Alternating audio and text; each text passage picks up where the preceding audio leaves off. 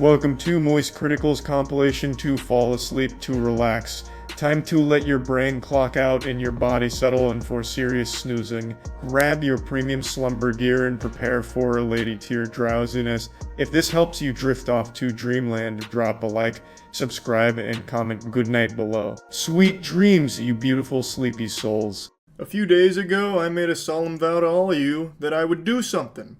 And by golly, I followed through. Lesser men wouldn't have. They would have tapped out and said, I can't handle that kind of torture. But not me. I watched Emilia Perez. Mostly. I turned it off towards the end. It sucks. It is turbo ass. It's just bad. Oscar nominations came out. Emilia Perez stuns the world, getting 13 nominations. That puts it on equal footing with Lord of the Rings: Return of the King. Let that sink in. Let that marinate. This movie, that I had not heard a single compliment from a living, breathing, sentient soul, outside, of course, the zombies, the fart-huffing homunculi in Hollywood, these pretentious weirdos that were singing its praises, constantly patting him on the back for a job well done with this artistic masterpiece, fucking pinky up type shit.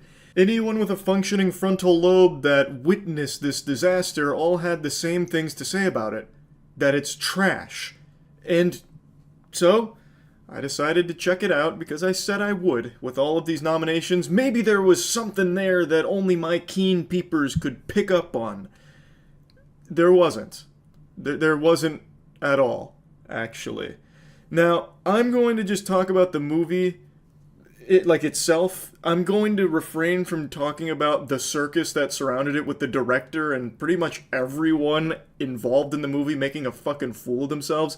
Like the director saying he didn't need to study Mexican culture, he knew all he needed to know. Also them saying that the reason they didn't hire any, Mexican leads for this movie is because they couldn't find people talented enough in Mexico, which is crazy statements across the board from the entire staff here. But go ahead and lock those in the toy chest. I'm not going to play with them today here. People have talked about that a lot. I'm just going to focus on the movie itself. If you can even call this a movie. It's more of like a social experiment on the human patience. Like, how much can you stomach before you just say enough is enough and turn it off? That is the one compliment I can give this movie, is that since it went to Netflix, you didn't have to pay for a ticket and go to a theater to see it. You just pay for the ever-increasing price for Netflix subscriptions, and you get nuggets like this delivered to you, little fucking turd nuggets on a plate. So at least you have the option of easily turning it off. That's good. As far as I'm concerned, the best ending to Emilia Perez is the one I got, where I stopped it early. That's optimal. So you may have heard it been said by others that Emilia Perez is a musical made by people who have never heard music. That's very true. Now, before seeing this film, I did see a couple of very cringe clips. One of them being the very well-known clip now of the Sex Change Operation song. I don't know if I can play a clip from it here. I don't know Netflix's rules on that. So I'll just acapella it for you. Hello, very nice to meet you. I'd like to know about Sex Change Operation. I see. From man to woman, woman to man, man to woman, penis to vagina. Is it for you? I mean, if that doesn't get your finger wiggling, I don't know what will. That musical number goes on for quite some time. It feels like a joke someone would make to insult musicals as a whole. That's how every musical sequence in this movie feels, honestly. Also, I did look it up. There are YouTubers that have put pieces of that musical number in there, so I'm going to do the same here so you can grade my performance a cappella versus the official. I'm going to say, I think I got him beat. Hello, very nice to meet you. I'd like to know about sex change operation. I see. Men to woman, or woman to men. Man to woman. From penis to vagina. Is it for you? This is just one of many stinkers. There isn't a single good tune in the entire film. There's not even the semblance of something decent. Like, the DNA of music is not even there. It really does feel like this is made by people who have never even heard a song. Maybe, Happy Birthday at some point in their life, but beyond that, nothing. Every single musical number comes out of nowhere, too. like a fucking groin shot, Johnny Cage style. You'll be watching the movie, not entertained, obviously, and then it's going to get even worse because in the middle of this conversation, out of nowhere, it breaks into like a pseudo musical where they introduce maybe like one light instrument in the back, and then the character starts whispering melodically. It's stupid. I just fucking either do like a whole musical number or just don't bother, because that's just weird and silly and annoying. But also, to the team that made this, just don't do musicals ever again because you're bad at it. A lot of these musicals, honestly, like, it doesn't even sound like you're listening to instruments sometimes. It really does feel like they just went in and winged it with whatever they found on set that day, like starting, banging on the catering table or slamming two plates together to get, like, the sound of shattering plates going. And then the characters don't really even sing most of the time. They're mainly just speaking weirdly. So, like, a conversation with Rita and another doctor. She's like, change the soul, change society, change the soul society. The soul society is at risk because Ichigo is no longer a Shinigami. It goes in all these weird directions where they're not singing and they're not talking. They exist in the dimension in between. They're tap dancing on the line of insanity, and it is miserable to listen to. It's like another conversation. We'll stick with the same one. In that same conversation with the doctor, which is like a musical the entire time. It really loosey-goosey nomenclature here, calling it a musical. But Goober sounds like he's, about to pass out from Xanax or something. Like, the way he's delivered, it's like they tried to reinvent singing, and they couldn't do it because you can't reinvent that. Like, there's notes you should be hitting, and there's ways that singing is that you just can't really change the foundations of, but they certainly challenged it. So Goober just starts breaking out into it. Lady, I only fix the body, I don't fix the soul. Your Mr. Mystery better change his mind, change his ID. And then she'll come in and, like, try and duet with it, but they don't mesh, and they also don't, like, conflict well, so, like, the battle doesn't work. So she comes in, you better change your mind, you better change your mind. Like, it sucks. Like, nothing about the musicals work. And that's the whole focal point of this film. And every statement it tries to make on, like, hot button issues just falls so fucking flat. It's very clear that this is a film that had one target demographic, and that's out-of-touch Hollywood weirdos that love to jerk each other off about how in touch they are and how refined their palate is. It is the textbook definition of Oscar bait, and I can really see why so many people hate this movie. It's also extremely shallow. It doesn't make any strong statements on anything at all, and I really do get why, in Mexico in particular, people hate this movie. Because it boils down their entire culture to just being drug cartel. That's it. It is laser focused on trying to tap into the degenerate evil brain of the Hollywood elite. And it successfully has done it, clearly. 13 Oscar nominations. It is truly just for that weirdo groups that love to shake each other's hands and put each other up on pedestals because they like irredeemable dog shit that they think is deep when it's not. And I have no doubt that they think that by enjoying this film, they're in touch and socially conscious of things. I can already just picture it now. Oh, yes, Emilia Perez, one of the finest films ever directed. A lot of Philistines couldn't appreciate the genius of Jacques Audiard. Not like I could. I found a new appreciation for Mexican culture thanks to Emilia Perez. I even had my private chef whip up tamales last night to celebrate. Even been learning the language. Spanish is beautiful. Donde está la biblioteca? Buenos noches. Impressive, I know. Gracias. Like, it's just the people that have nominated this pile of doo-doo, this fucking winky. I'm fucking malfunctioning trying to find other ways of insulting this movie. But the fact it's nominated for 13 Oscars blows my fucking mind.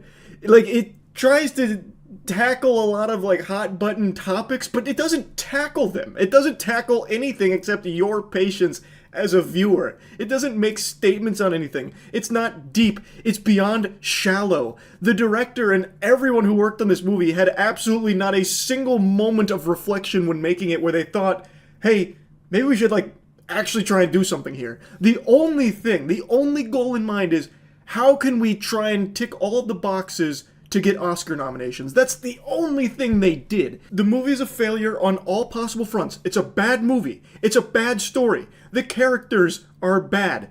The music is really bad, and there's a lot of music. Like, everything about the movie is a catastrophe. It is no surprise to me now why everybody who has seen this movie does not like it. Just point blank, they do not like it.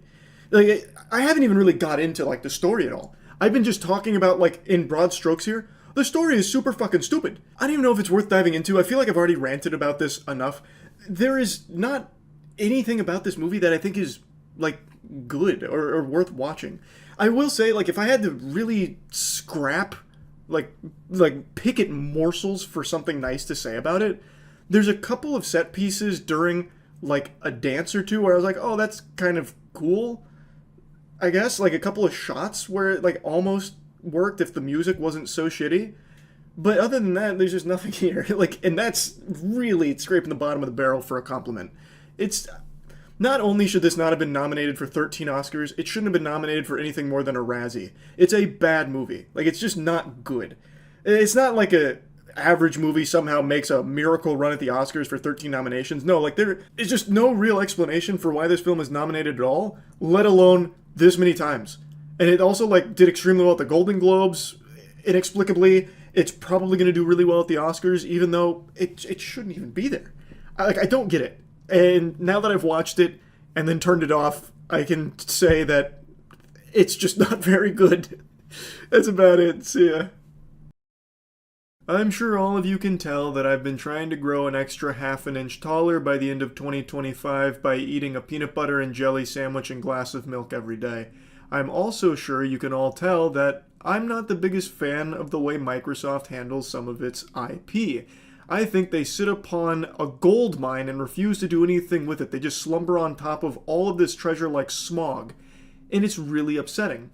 And that's only been further cemented by the recent story that came out about how Microsoft turned down a Halo and Doom crossover for the secret level show. To me, this is a huge missed opportunity and snatching defeat from the jaws of victory for absolutely no reason here. There is only positives for Microsoft in this scenario. Secret Level just dropped recently, and it was very successful. It's even getting another season. And it was a celebration of video games from the Love, Death, and Robots team. It's an anthology series where they take video games and make breathtaking animated shorts for them. My favorite was, of course, the Warhammer 40k episode because, as all of you can probably sniff out, I've taken a huge plunge into the 40k universe, and I thought that that short was fucking extraordinary. I only wish it was longer.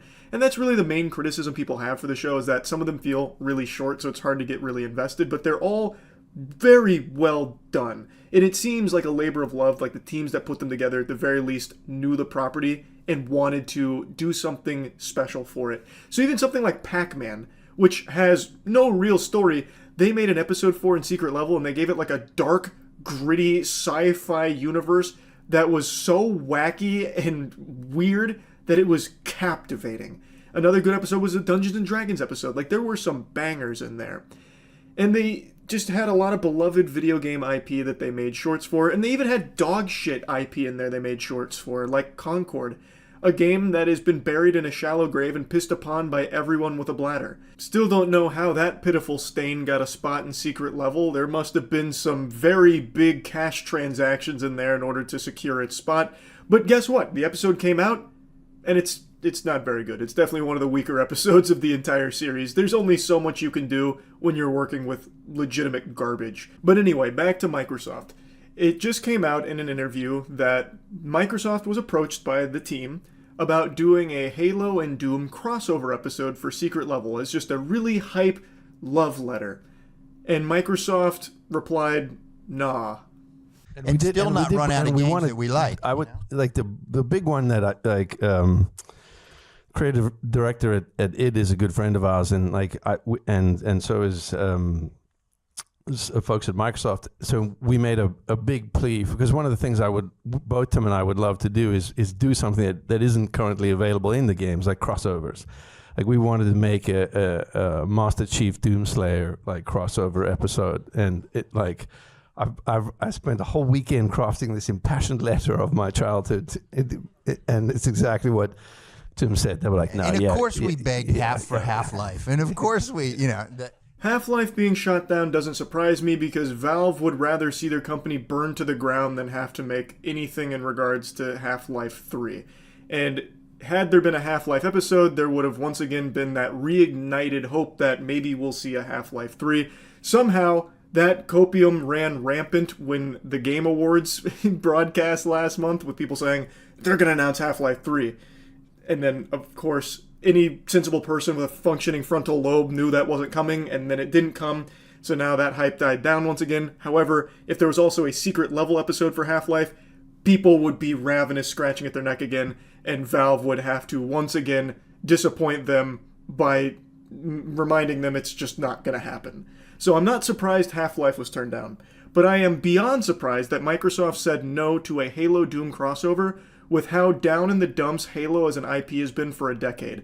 Halo used to be a juggernaut. I have bitched and moaned, whined out the wazoo about the tragic fall-off of Halo since being passed to 343, and it's no secret, it's not in like the mainstream consciousness anymore. People don't talk about Halo. It's not very popular anymore. It still has a community, of course it does, but it is a shell of its former self, and it is not a game that gets a lot of big attention outside of its own community.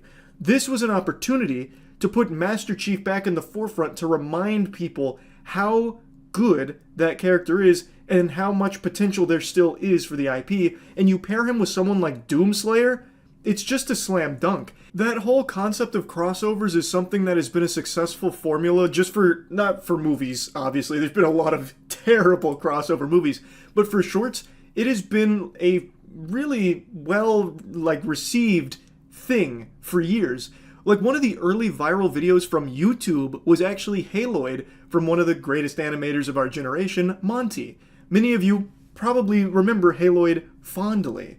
And that was a crossover of Master Chief and Samus. Like, that crossover of Doomslayer and Master Chief, with the quality that Secret Life was delivering, that would finally be something hype for the Halo IP. There hasn't been something to get excited about for Halo in a long time. There just hasn't. The most exciting thing they announced is that they're shutting down 343. Like, that's the best news Halo's gotten in a decade, that they're moving on from 343 and becoming Halo Studios, like a fresh start. Take a moment, let that sink in, marinate in it. That is pathetic. That is so sad that Halo's best announcement in years is that the company behind Halo in the last decade is being thrown into the shitter. Like, come on, this could have just been a freebie. It's just such a layup. It's unbelievable that they would pass on it. It makes no sense. There's no negatives, because it's not like it's, bad for the Halo brand image, because that's non-existent right now. And it's not like they have anything that competes with it. The Halo show's finished, thank God, because that was a tragedy. I guess it is possible that Microsoft is so delusional that they're very proud of that show and think that that's like the gold standard of quality they want for the Halo IP. Like, this is the best Master Chief can ever be, by constantly flexing his butt cheeks at us on screen. Master Cheeks, like, this is the best they can do. Why would we ever dabble with something like animated Master Chief and Doomslayer? Oh, that's below us. We've got this Paramount Plus Halo show that nobody likes. That's the good stuff. Oh, come on. It's so stupid. Again, there hasn't been anything like any good news from Halo in so long. The best news Halo gets is when leaks come out with the 90 gigabytes of information from older Halo titles. Like recently they had that 90 gigabyte leak that had the third person Halo from like way back in the day when it was still like in pre-beta or whatever it was. I can't even remember what all the leaks covered, but the best thing Halo gets is reminiscing about how good Halo used to be and old files being brought back to life so we can play the good Halos in a new way. Modern Halo is just, it's not hitting. It's just big time shitting. This could have been your way of saying, it's time Halo is cool again. So here's Master Chief with Doomslayer. Everyone loves Doom because Doom and Doom Eternal have been incredible. And there's a new Doom right around the corner, which, by the way, Microsoft owns both Doom and Halo. I think maybe people don't remember that. They own both of these. This was just so free for them to get some great PR here and have a lot of hype going into Doom Dark Ages, which comes out this year. That could have got people really excited. And yet they still just said no. There is nothing negative that could come from them agreeing to let Secret Level do a Master Chief Doom crossover. The only argument I've seen, and it was from one person in chat when I was going over this the other night that's sticking with me because I found it to be just so outrageous, was that they think it's a bad idea because it should just be full episodes for Halo and Doom. Yeah, I mean, sure, that'd be great, but instead of that, we got nothing. We could have had Master Chief and Doom, and then in Season 2, maybe they each get their own standalone episode. You can have your cake and fuck it too. Like, it wasn't mutually exclusive. It's not like by turning down the crossover, now all of a sudden they're going to get their own full episodes for Master Chief and Doomslayer. I don't know what fantasy that's coming from. You could have just said yes to this, and then also, maybe it performs so well for Secret Level that they absolutely guarantee more Halo and Doom for Secret Level in Season 2. Whereas now, Microsoft just shut that shit down with an iron fist. Probably won't see them in Season 2 would be my guess. Microsoft just does not seem interested in playing ball here. They really think they know best, and the best thing Microsoft knows how to do is nothing. They own everything and do nothing with it. It's craziness to me. It's absolute insanity. But this goes a step beyond that. This isn't doing nothing. This is actively going out of their way to self-sabotage their property, actively being a hindrance to their property being more popular and having more hype behind it. Like, they are actively shutting down opportunities that are good for it. It's just sad. It's not like this required some huge lift from Microsoft where they need to put tens of millions of dollars into the production of this. All they had to do was say, yes. That's it. As far as I know, it's not like Microsoft is going to have to pay them for it or anything like that. This was them wanting to work with these two properties because they're such big fans of it. They wrote this giant letter pleading with them to let them use this and make a really cool crossover episode. It's not like this was something that had a huge ask from Microsoft, and yet they still just said no. They are just so allergic to fun. They are anti-fun. It's like Plankton needing to be taught what fun is by SpongeBob, but Microsoft refuses to learn. It's just so pathetic. So yeah, I just wanted to rant about that a little bit. Was thinking about it again today. That's it. See ya. Alright. Let's see how it goes. I'll play as... We'll do Liam. He seems like a bad boy. Furrowing his brows a little bit. Displayed nudity on patients. I'll probably get in trouble if I said yes, so that's gonna stay off. To a nearby hospital. Can do. Remember, it's not just about speed. It's about making the right decisions under pressure. Lives depend on it. Oh The man, faster you learn, ketamine hit so the sooner you hard his hit the fucking critical wig cases. flew off. Stay sharp and always be ready. Move! Ugh, we're running out of time. Out of the way! Out of the way! Ah, Jesus. I got lives to save.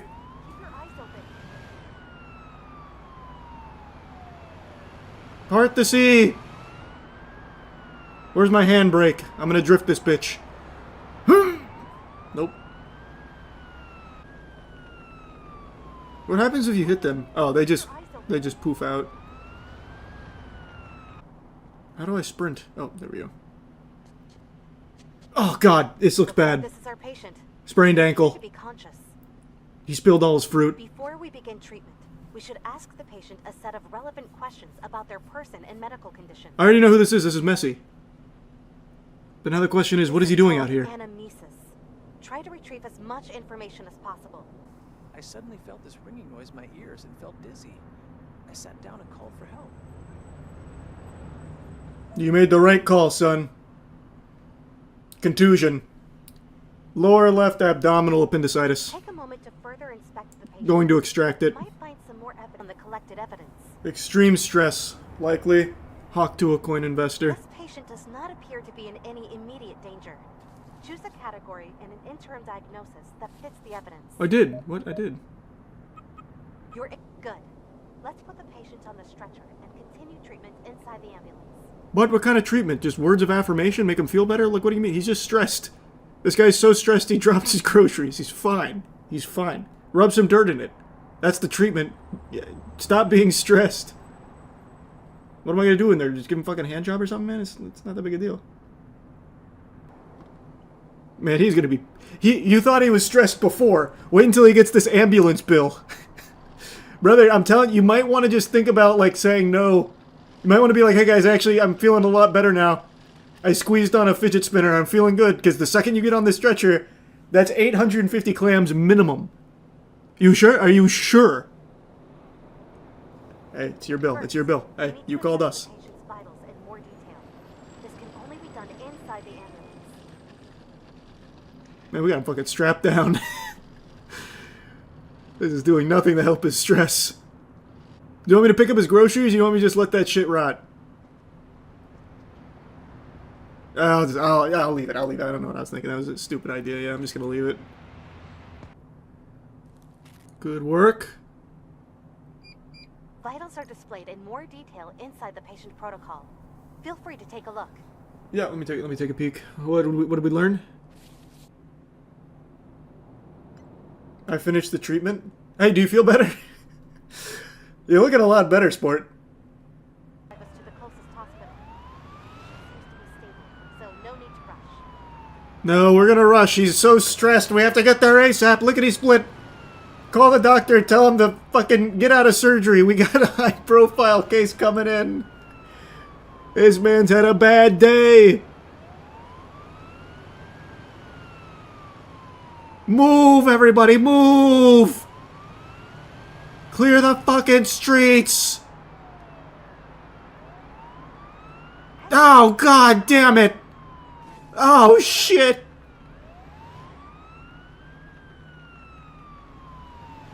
Lord have mercy, there's trash on the road, too.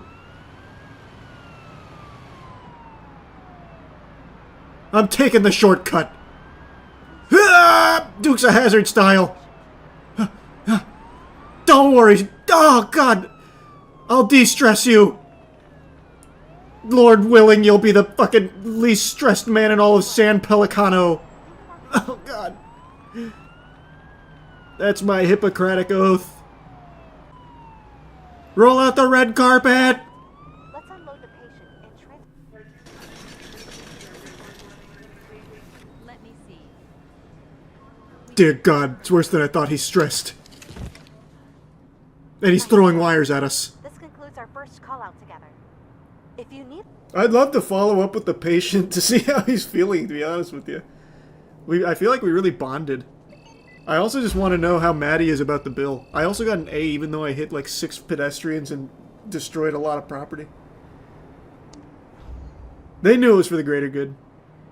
No, I don't want to quit. I don't need panic attack training. I know how to solve that. That's when you do this. Peekaboo! Helps them out a lot. That's what the Red Cross teaches you. I'll do a 15-minute shift. Good to see you again. You feeling stressed? Hey, let me see. Hey, let me see you. You're trying to hide your stress from me. I'm getting the stretcher. Oh, you got lucky. You got lucky. This is ambulance 152 checking in. The person is described as having anxiety attack. Oh boy. Location said move quickly. Over. Well, I'm on it. An anxiety attack? I'm coming. Wait. Oh, there it is. Everyone get the fuck out of the way! Move!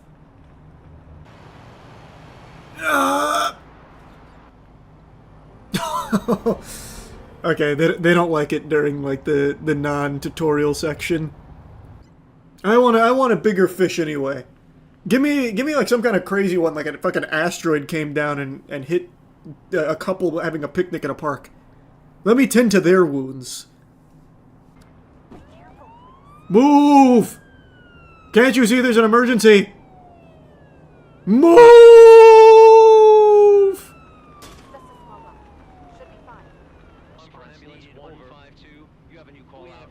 Oh god, dispatch is overloading us. Who is located near some offices. The individual is reported to experience severe It's the same guy having another anxiety attack. anxiety attacks. Oh, out of the way! Out of the way! Oh, hold on, I see you're making a hole for me. Thank you. Shoot in the gap.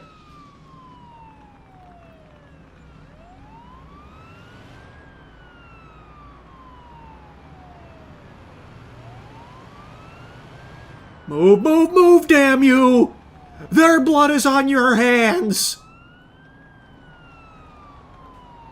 Every single one of you heathens! Oh, God! No, what have we done? Oh, no! In the pursuit of glory, we brought only chaos. Fuck. I'll be back for you, I promise. Stay strong, citizens of San Pelicano. Out of my way, officer! Clear the streets! I can't jump! My legs are too sore. Hold on, I'm taking the long way. Hurry!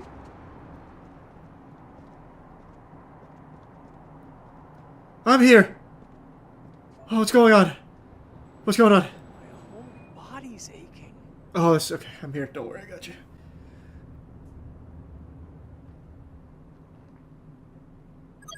I'm gonna calm him down. I feel better. Okay. Good. Just deep breaths. Alright. Okay. What do we got? Yep. Just as I thought. Mm-hmm. Yep. Yep. Confirms my suspicion. Yep. Mm-hmm. I knew it. He's suffering from a chronic case of stick-it-to-the-man-neosis. Mark it in the sailor's log. Can I give him a tourniquet? Here, I'm gonna put a neck brace on him. This is gonna make you feel a lot better, trust me. Okay, we've got him braced.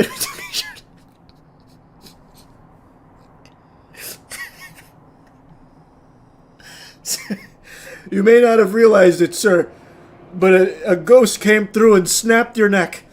You're lucky we got here when we did. Trust me, this could have been a lot worse. All right. Stretcher! ASAP! We need the stretcher!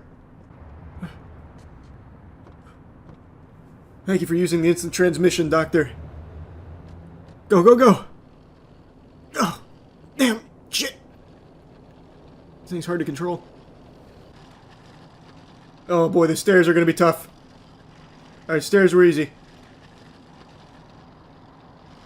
Alright, hop in. Also, that'll be $2,000 for the neck brace. Idiot. Fucking hosed him. Oh my god. What a superstar.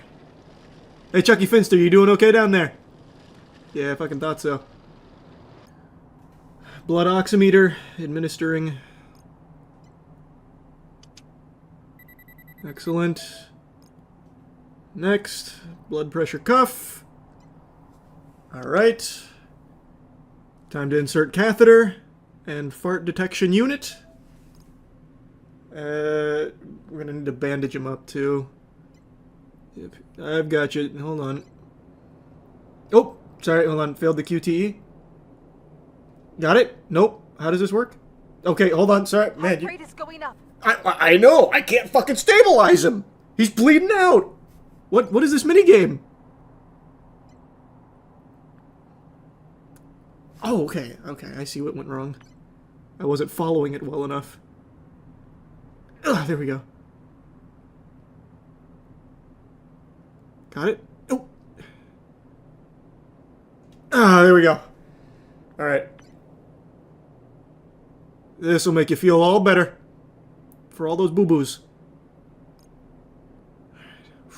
Okay. Let's slap the O2 mask on him. Stay with me. Stay with me. Stay with me. Oh, God. You're being so brave about it. You're being so brave about it. Alright. Time. We gotta go in. You're gonna feel a pinch. I'm not gonna lie to you. You're not gonna like this, but it's necessary. Okay. Very carefully. Oh, got it. We're in.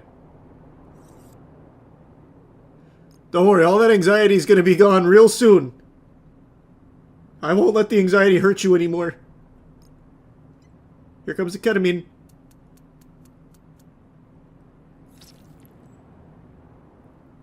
There we go. There we go.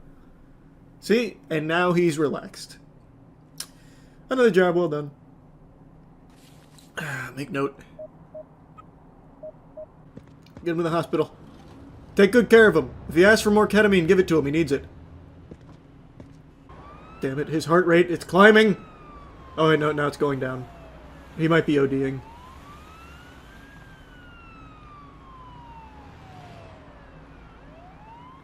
Alright, we're here. Everyone get out of the way. I saw this guy injecting ketamine in the middle of the fucking park. Help him.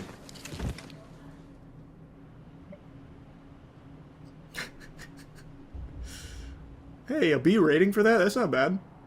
That's textbook. Shift is still not over, too. What else is in store for us? Holy, what a day. Feels right to do something good. You know what I mean?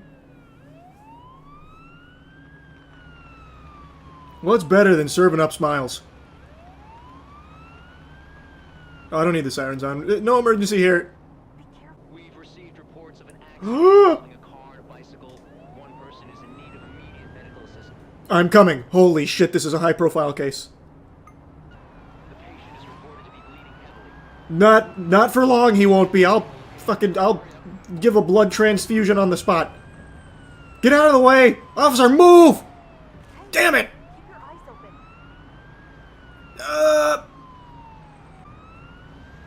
Oh god, I got a runny nose. I took care of it. Oh, shit! Almost lost control. God, my nose won't stop running. I need ketamine stat! Alright, I'm here. Don't have anyone contaminate the crime scene. Don't even look at it. You'll quantumly adjust particles. And you'll ruin my workspace. I'm here! Ah, I can't stop in time! Keep your eyes open. Alright, good cone. Good cone placement. Oh god, what happened? Oh! Oh god! Oh! I can't look at this. My right upper arm got injured. I see that. Why did you do this? What the fuck did you do this for? You know you're at fault, right? I'm starting to feel better. You're looking better. The bleeding's already stopped. Just my presence. You might always start sucking blood out of your arm like a fucking vampire. Let's see, what went wrong? How'd this happen? Smile. Time to interview you. Nope, sorry, I didn't mean to make you move. Well, actually, can I push him into traffic? Over there, further. Further! Brother, if you don't fucking... get away from her! You've done enough! I think they hit their head pretty bad when they landed. No, they didn't. It was their arm. What are you, a doctor? Arrest him! Don't worry. I'll take care of this. You need a neck brace. Let's slapping that on now. Gotcha. Next. Another neck brace. We're gonna layer these up. You've suffered a major right arm injury. You're gonna need 2 neck braces. Alright, now let's get the stretcher. I've done all I can. Give me my sutures. I'll stitch her up on the pavement here. Between you and me, doctor, I think she's faking it. I'll still put her in the stretcher. I'll put her in the back here, but I don't think this is a legitimate call. I think it's a prank. Maybe insurance fraud. Oh wait, my shift just ended. Alright, I'm going home. I'm off the clock now. Overtime pay. Alright. Alright. All this hubbub, huh? All this hubbub over a little boo-boo. You happy with yourself? You happy with yourself? Oh shit! I forgot to clean the cuff. Oh boy, that's gonna be a nasty infection. We have a gangrene antidote, don't we? Yeah, she'll be fine. She'll make it. Yeah, she doesn't need band-aid. She's fine. Just a bruise. I'm gonna get the paddles out. All right. This may be a little uncomfortable, but it'll heal your wounds. I'm gonna cauterize them with the paddles.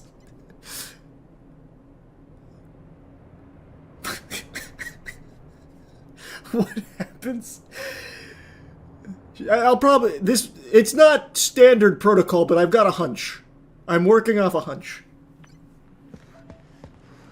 Alright. You're gonna be fine. God, we gotta get there quick, though.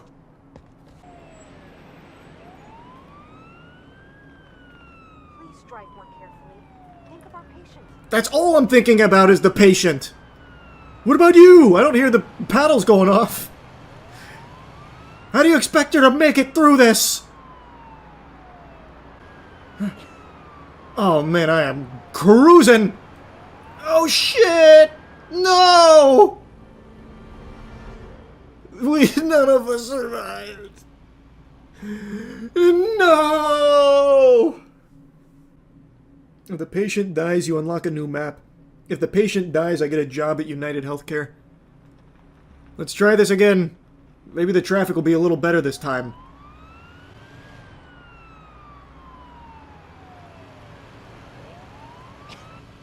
What just happened? That totaled my car?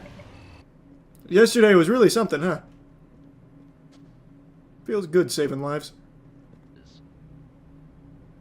The individual is reported to experience severe anxiety. Man, it's like a plague in this city. Anxiety, it's everywhere.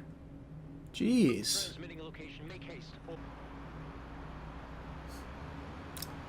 Unbelievable. Oh, whoa, whoa, whoa, hey now. I like jump scared that car.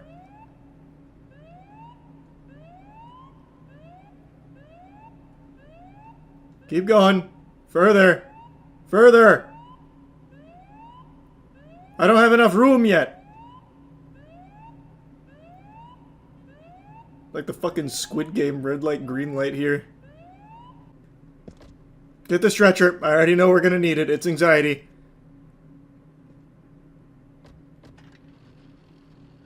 I don't even need your name or information. Just get on the fucking stretcher, ma'am.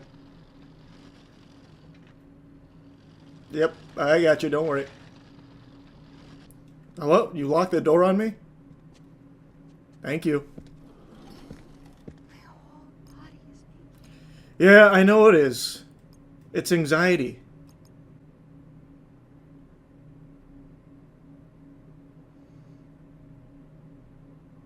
I can't set it any higher. In order to beat anxiety, you have to raise your body temperature to over 100 Fahrenheit. What? Everybody knows that. We should keep an eye on it. No, I know. I am keeping an eye on it. I'm pretty upset that we can't go higher. You have to burn it out. That's the best we can do. This doesn't seem like a ketamine case to me. I think we'll just let the sauna take effect. Yeah, just sweat it out. Sweat it out back there. You'll be good. I saw that car jump pretty high in the air. I saw that. You thought I didn't see you do that? That was cute. That was very cute. Oh, you too? Oh my god, everyone's jumping for joy. They said, hey, it's Paramedic Charles coming through. Woohoo! I know. Hey, guys. Hey. It's not that big a deal. It's not that big a deal. I'm just saving lives. I'm just doing my job. I wonder if I can just put somebody in a stretcher. Like, can I hit someone with, like, a fucking, like, a pile driver and then... Oh, no, it won't let me. Can I kick you off the stretcher? I just want to start picking up patients and putting them in the passenger seat. Like a cash cab. Alright, don't worry, I already cured the anxiety. This is just a formality at this point. You're welcome. Let me see. 5-2, get ready for a new call. The accident occurred near a public parking lot. A car collided with a bicycle, resulting in... Oh boy, we've been there, done that. ...in need of immediate Alright. Bicycle injury again. Oh boy, these are hairpin turns. Whoever designed this city did not have anxiety attacks in mind. What are you doing? Are you crazy? You could see I was cutting across the grass.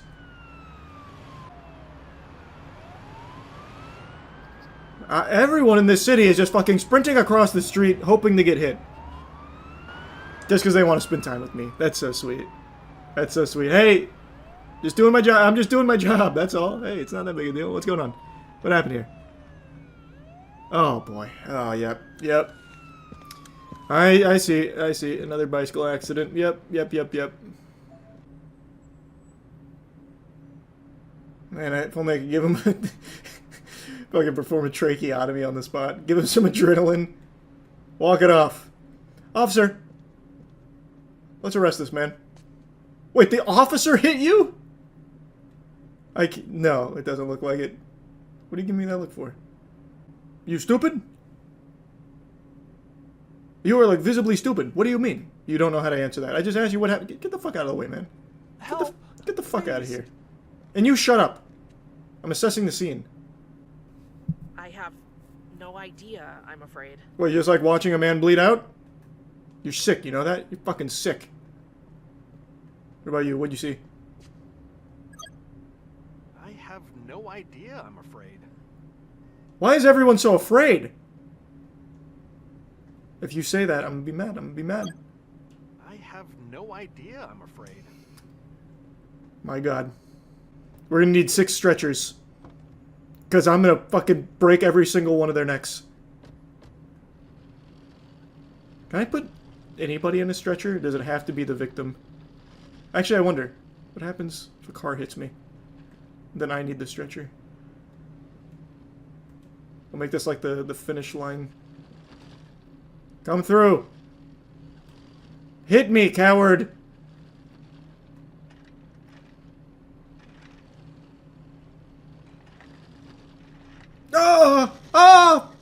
Oh God, help! Help! Officer, arrest this man! He's got my little legs going so fast! Help! I can't move! Ow! Ketamine! Now! Jesus Christ! Now what? Now what, tough guy? Let's leave him to his own devices. Got him with the boot. He's not going anywhere. Not until I've had some words with him. Oh, what? Where'd he go? Oh.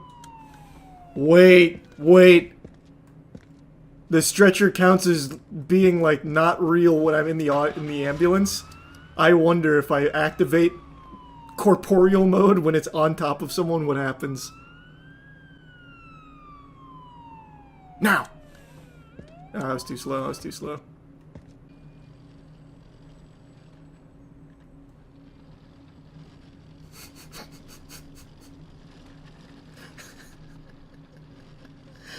Don't worry, sir. You're gonna feel so much better.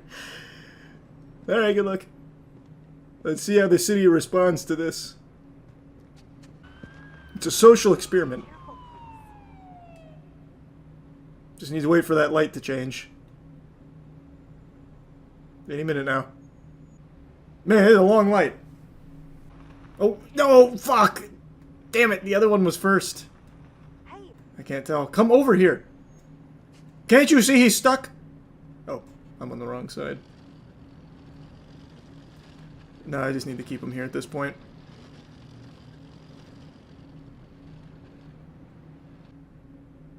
Now we just wait and see as nature takes its course.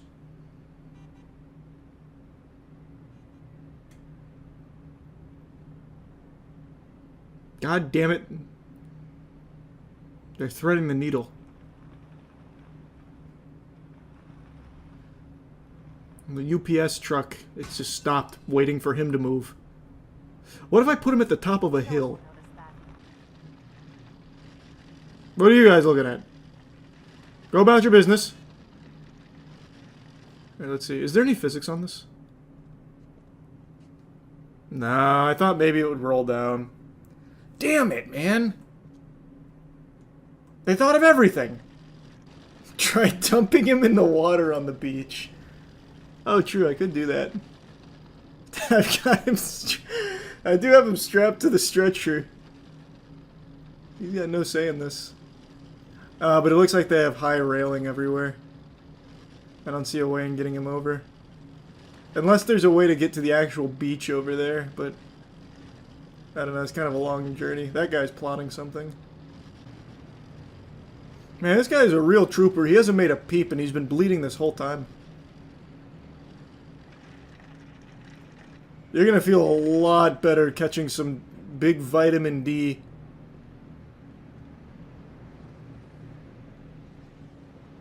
Alright. Returning you to the ocean.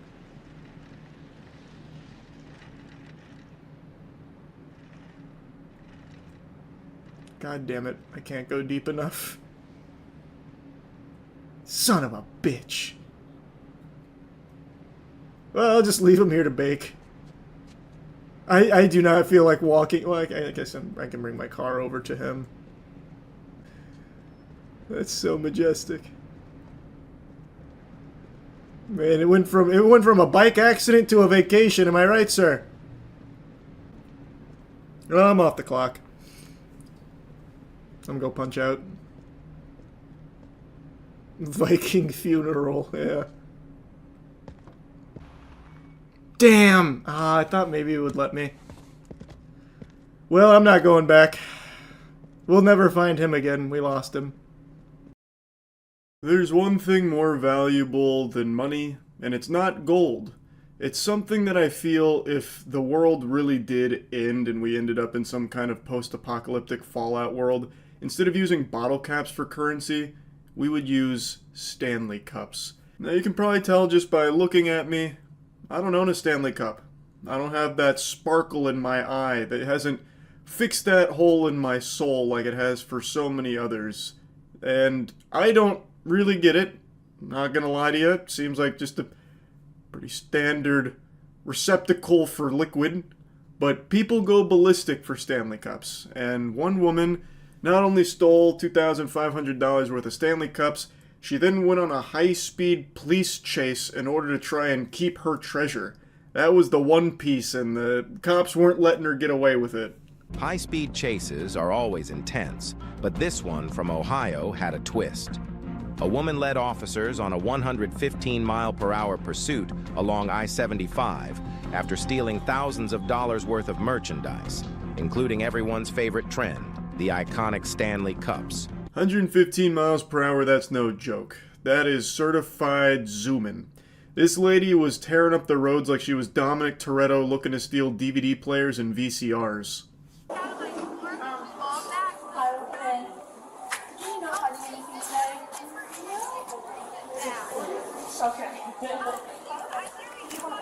No, I'm not sure what the product she had in the bags, but I know that it was the 2 bog bags and then product was stuffed in there. What is your first name? Melissa. I'm going to send you a link. Can you send me that video? Absolutely. We just did this on Monday. Melissa here mentions that she doesn't know exactly what was stolen, but knows that there was a lot of product in 2 bog bags. I once again showing how out of touch I am. I don't even know what the fuck a bog bag is. To me that sounds like something from Star Wars that you'd leave the cantina with. But Melissa went out and filmed this lady who had shoplifted from them and then gave that video to the police when they arrived. And she just looks exhausted. The police get there and ask if she can send the video and she goes, "Yep, we did this on Monday." Like it's just part of the routine here. Like, the way she's acting about this is the same way I act when someone insta-locks Black Widow in my Marvel Rivals lobby. I just let out a huge sigh. After receiving a statement from the manager, officers had a full description of the suspect. It was time to search for the thief. Moments later, officers spotted the vehicle, and a high-speed chase ensued as they attempted to apprehend the suspect.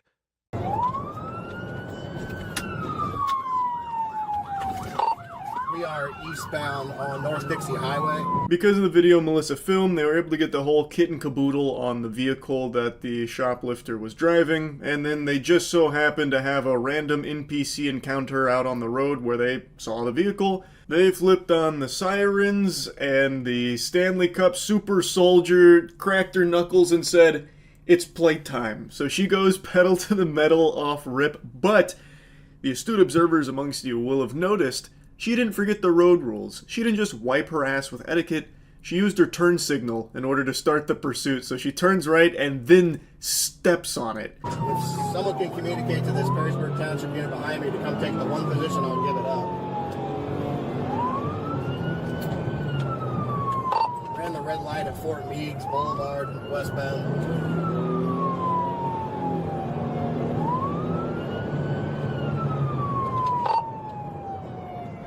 At the traffic light at Levis Commons and Jefferson Street through.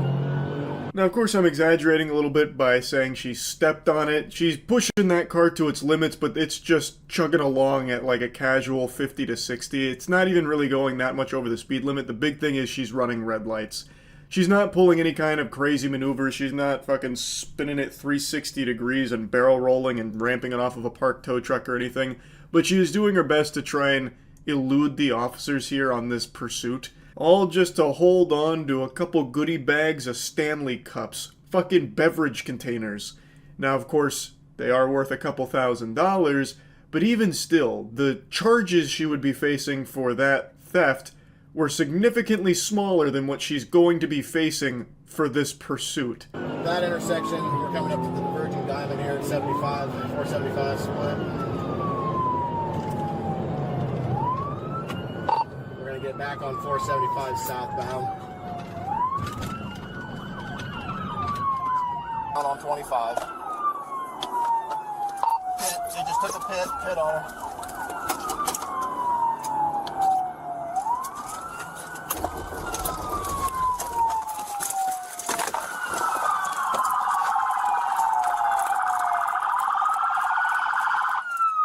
Now, it doesn't feel like this pursuit went on that long, and it doesn't ever seem like it reached 115 miles per hour unless it was briefly where it cuts away from the dash cam footage to the officer's body cam, which is possible. But then, like, 4 other cop cars spawn in and one of them pit maneuvers her. How did they even get there so quick? Were there just like 4 other officers lurking like sharks in the water waiting for a pursuit to pop off? They heard the call and they're like, poof, like just go hog wild towards it? Or maybe the perception of time is a little skewed here because maybe we don't see the entire chase, which I think is the more likely explanation. Because there's just no way that many officers would have been able to reach this point that quickly. Because it feels like the chase only went on for like a minute and a half at most.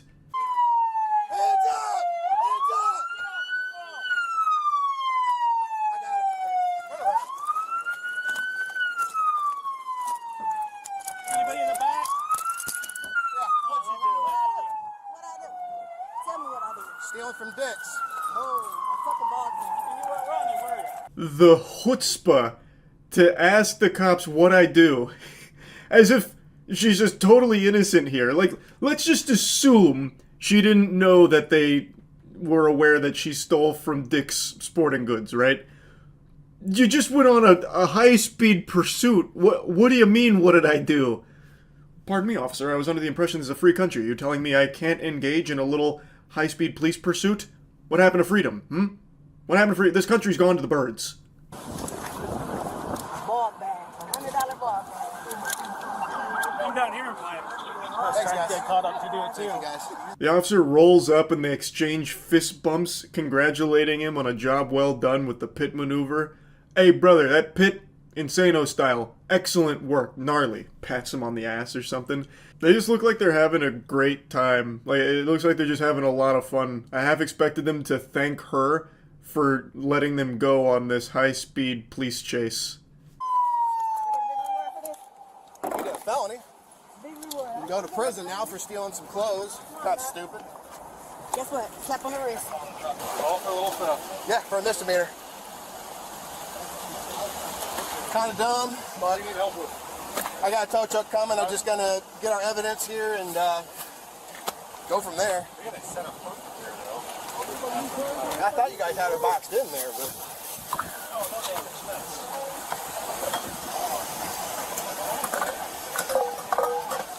Look at all that loot in the trunk there. Those Stanley cups popping out like uniques in Path of Exile here. Holy. Like one of the officers mentioned, it was a misdemeanor and then all this hoopla has turned it into a felony. I mean, it is a lot of money worth of Stanley cups. The merchandise apparently came out to like $2,500. Like, that's a lot. But it's probably not worth throwing your whole life away on this police chase for. I mean, I just want to call and make sure my baby daddy and my daughter. That's it. If you would have stopped in Finley, and we would have wrote you a court date and you would have left. And then you could have called your dad, or your baby dad, and your daughter. I didn't know how Finley works, so I wanted to get to Toledo. Toledo, and now what's happening? You got a felony. Perrysburg, and then I'm like, fuck Perrysburg, so I was like, let me get to Toledo. It's terrible excuses, all right? But no, you're not going to use your phone anytime soon, so sit tight.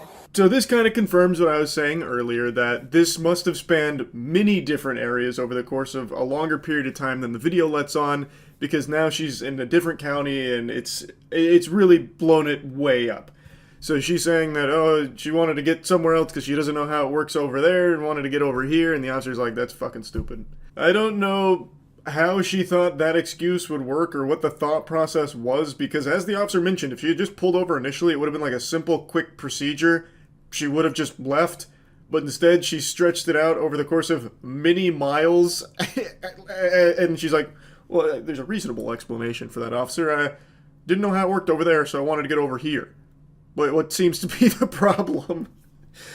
And the officer actually gets really upset by her. Like, he goes in. He starts mocking her and insulting her. He was just kind of, like, fed up with her shit. Enjoy the well, I got a newborn baby. I just need... Can you call him? Let me tell you something right now. I am being a dick. I don't give a shit. Okay, you know how many lives you just put in danger out there? Myself, all these officers, all the citizens out there. And then you're worried about your little baby. You could have stayed home and taken care of him like a good mom. I am. That shit sounded like an Xbox Live lobby right there. He just starts going in. So, he's not wrong. She did put everyone on the road's life at risk with the way she was driving. We didn't get to see all of it, but she was running red lights and weaving between cars. And it apparently did reach over 115 miles per hour. That's not Weenie Hut Jr. That's not nothing. And she tries to use the excuse that she has like a newborn baby at home. Don't really see what that has to do with anything here. I have a newborn, and he refuses to drink out of any chalice that's not a Stanley cup. What was I supposed to do, officer? I had to steal all $2,500 worth of Stanley cups. I had no choice. And then I had to go on a long police pursuit to try and maintain it, or else my baby would have died without Stanley cups. You don't get it. Dude wasn't having any of that. Puts on, like, his mocking voice and then calls her a bad mom, which she is. She is objectively a terrible mother. Good work. Good work, officer. Good work. Fucking dumbasses. For a fucking purse. Y'all slow as fuck. Did all that shit for a purse, and they just fucked my car up. Nah, I really ain't gotta pay for my car. You fucked your whole life up for some Stanley cups. I would argue that's far stupider. Now, you could make the argument that it wasn't worth the pursuit since they already had, like, her license plate or everything. And I've definitely seen that pop up when, like, looking at police chases in LA. Because sometimes the officers will just be like, alright, enough is enough, it's getting too dangerous, we'll just go ahead and arrest them later since we have all their info.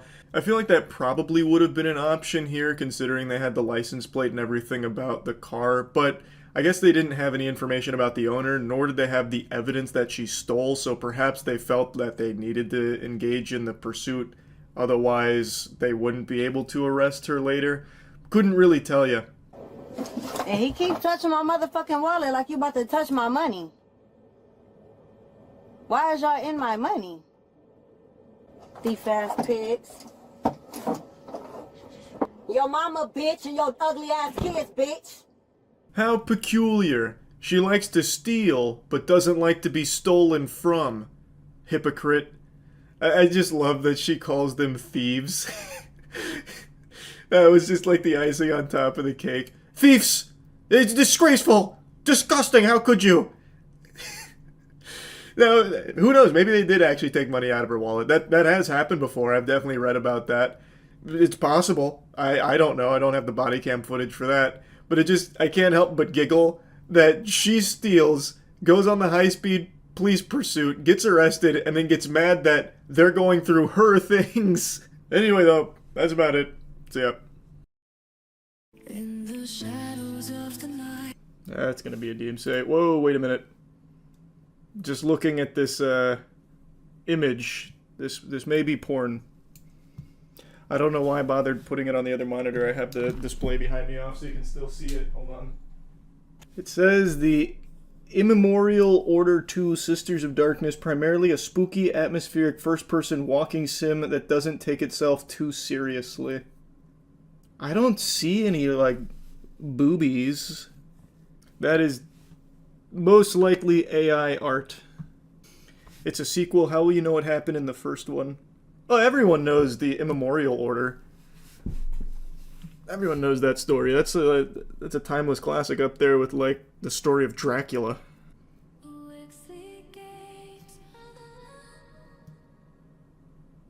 That was adorable. The auto-tune singing of the game developer name is amazing. I'm already getting emotional. Alright. The Sisters of Darkness of the Immemorial Order. Here I come.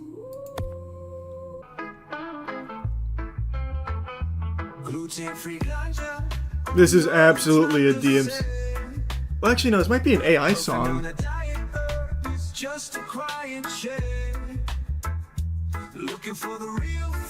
This is 100%. This is a Suno-generated song. I can tell.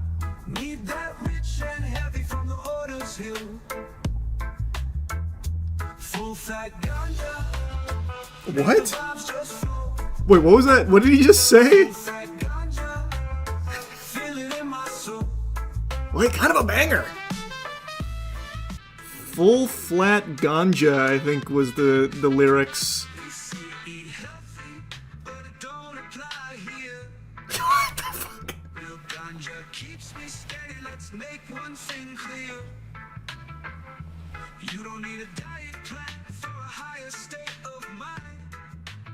I kind of want to just listen to the song. Leave gluten behind, baby. Mm-hmm. No, wait, keep playing the song. Oh, is it full fat ganja? I thought it was full flat ganja. Full fat makes sense because it's not diet. Oh, and that's why you'd leave gluten behind. You're getting the real thing, the whole enchilada. None of that 2% shit. Exactly. Damn, I kind of don't want to leave the flat. Man, I don't know what's gone wrong here. Maybe the game's AI generated, but there's lag on the mouse. I don't know if you can see it, but when I move my mouse, it takes like half a second for the character to move. It's really disorienting. Holy shit. Beautiful, beautiful town. Doggy Styles, it's a luxury dog spa. Wonderful. That's probably my car over there with like the ghost orb floating around. Oh, I already know another heater's coming on the radio.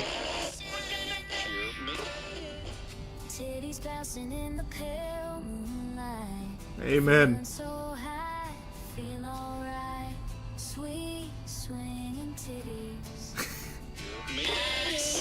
Lovely. Avril Lavigne's best work, I'd say. I've always said that. Skater Boy and Swingin' Titties. She peaked.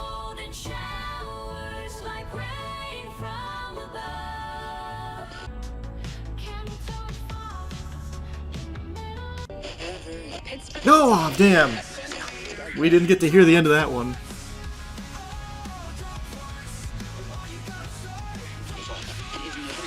That's the same lead singer I had for my What Happened to My Schlong song.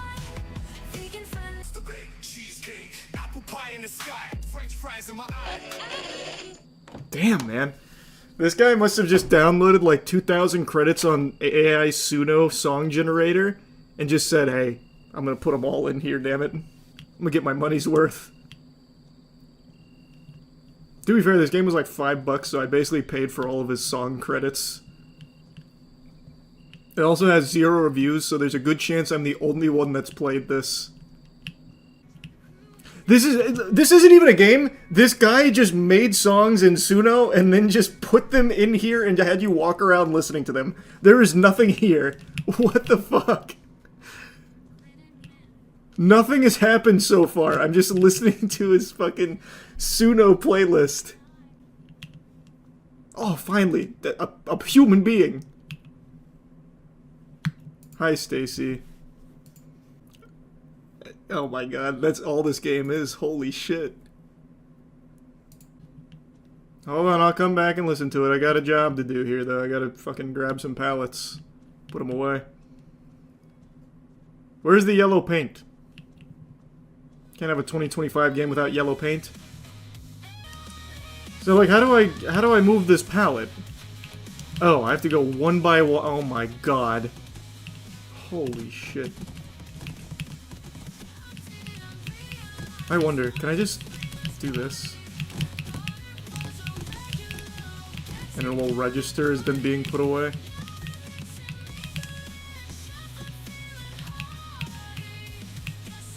Nope, that didn't work. There's no way I have to go through each one of these and put it in the right spot, right? That'd be ridiculous. Okay, it's literally just to kill time. I see. Okay, I don't actually have to do anything. I was gonna say, there's no fucking way it would make you do that. Alright, I'm taking my break. Hello! You one of the Sisters of Darkness? Hi, Victoria. Was the gym busy this morning? Yeah, I just got back. I'm having a quick rest before I go back to the office. Okay. Enjoy your rest. Oh, the Sisters of Darkness. I'm not reading all of that. You've got me fucked up. Have the AI make a song about it.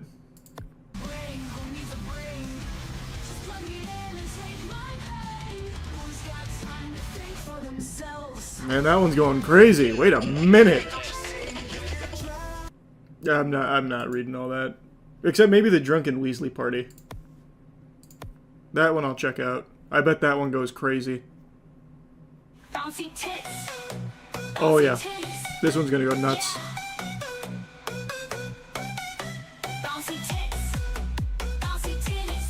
Mm-hmm. Yep. Jeff Goldblum busting it wide open, I see over here. Yep. Oh yep.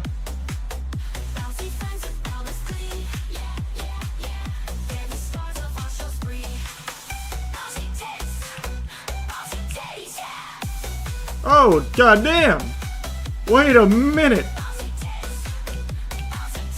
What am I supposed to be doing in here? Thought I was researching the cult.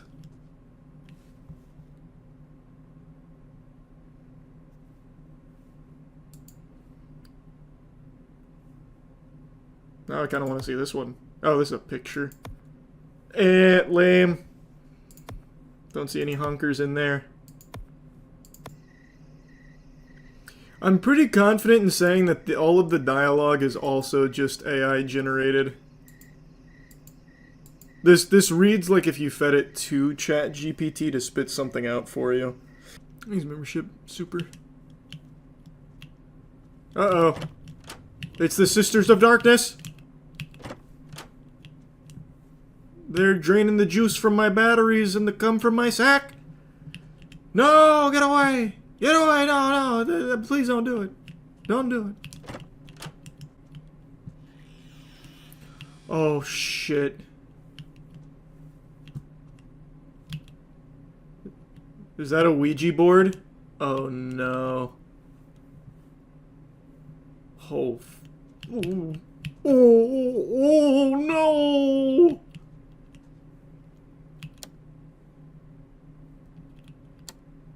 What are you pointing the finger gun at?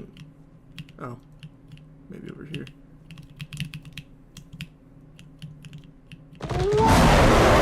Holy shit! The Sisters of Darkness, the Immemorium! Why?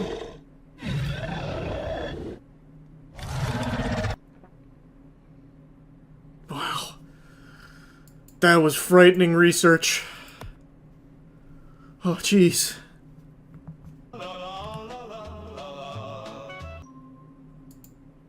Oh, I'm late for work. No.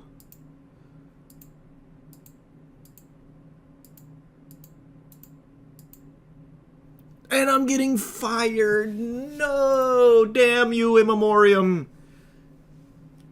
Fucking Sisters of Darkness.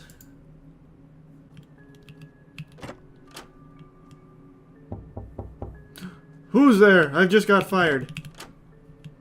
You offering me a job?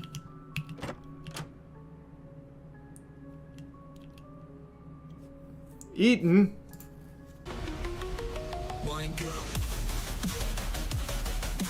Bye, Eaton.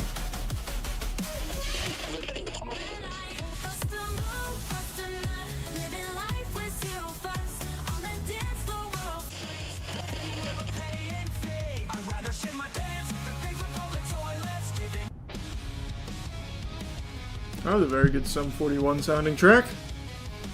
Lovely work again, Suno. Man, oh, I'm starting to get bored now. It's just the same thing over and over and over. Holy fuck.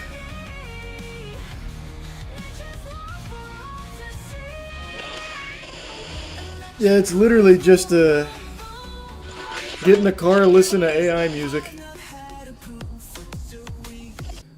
I'm gonna give it one more chance to win me over here in the bar. Or whatever this is. Oh, it is a bar. The pub. I better see some crazy shit in here. I already know there's gonna be a jukebox with more music.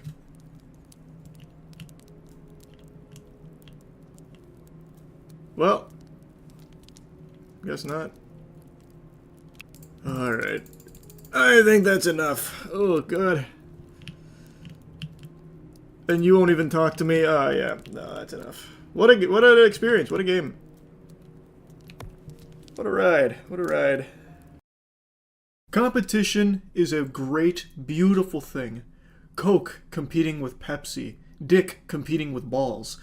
Competition is the best possible thing for consumers because then it leads to companies competing with each other to offer the best product, so you'll choose them over the competitors. When there is not a competitor, there's no incentive for the company to do anything different or be any better. It can just be complacent and stay the same. That is the story of Overwatch for the longest time. A game that's existed in this pitiful, stagnant lull. This holding pattern, this autopilot mode, staying idle where it doesn't do anything because it doesn't need to do anything because anyone that wants a hero shooter is going to play it because all of the competitors wither and die pretty quickly, like Concord, for example.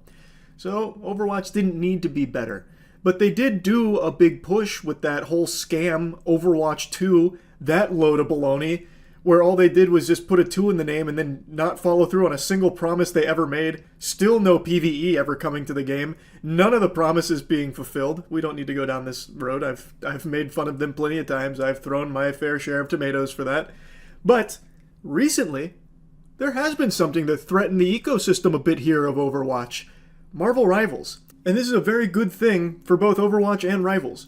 If you are the biggest fan of Marvel Rivals, you want Overwatch to get better because Overwatch getting better means it's going to force Rivals to get better in order to stay competitive in the market.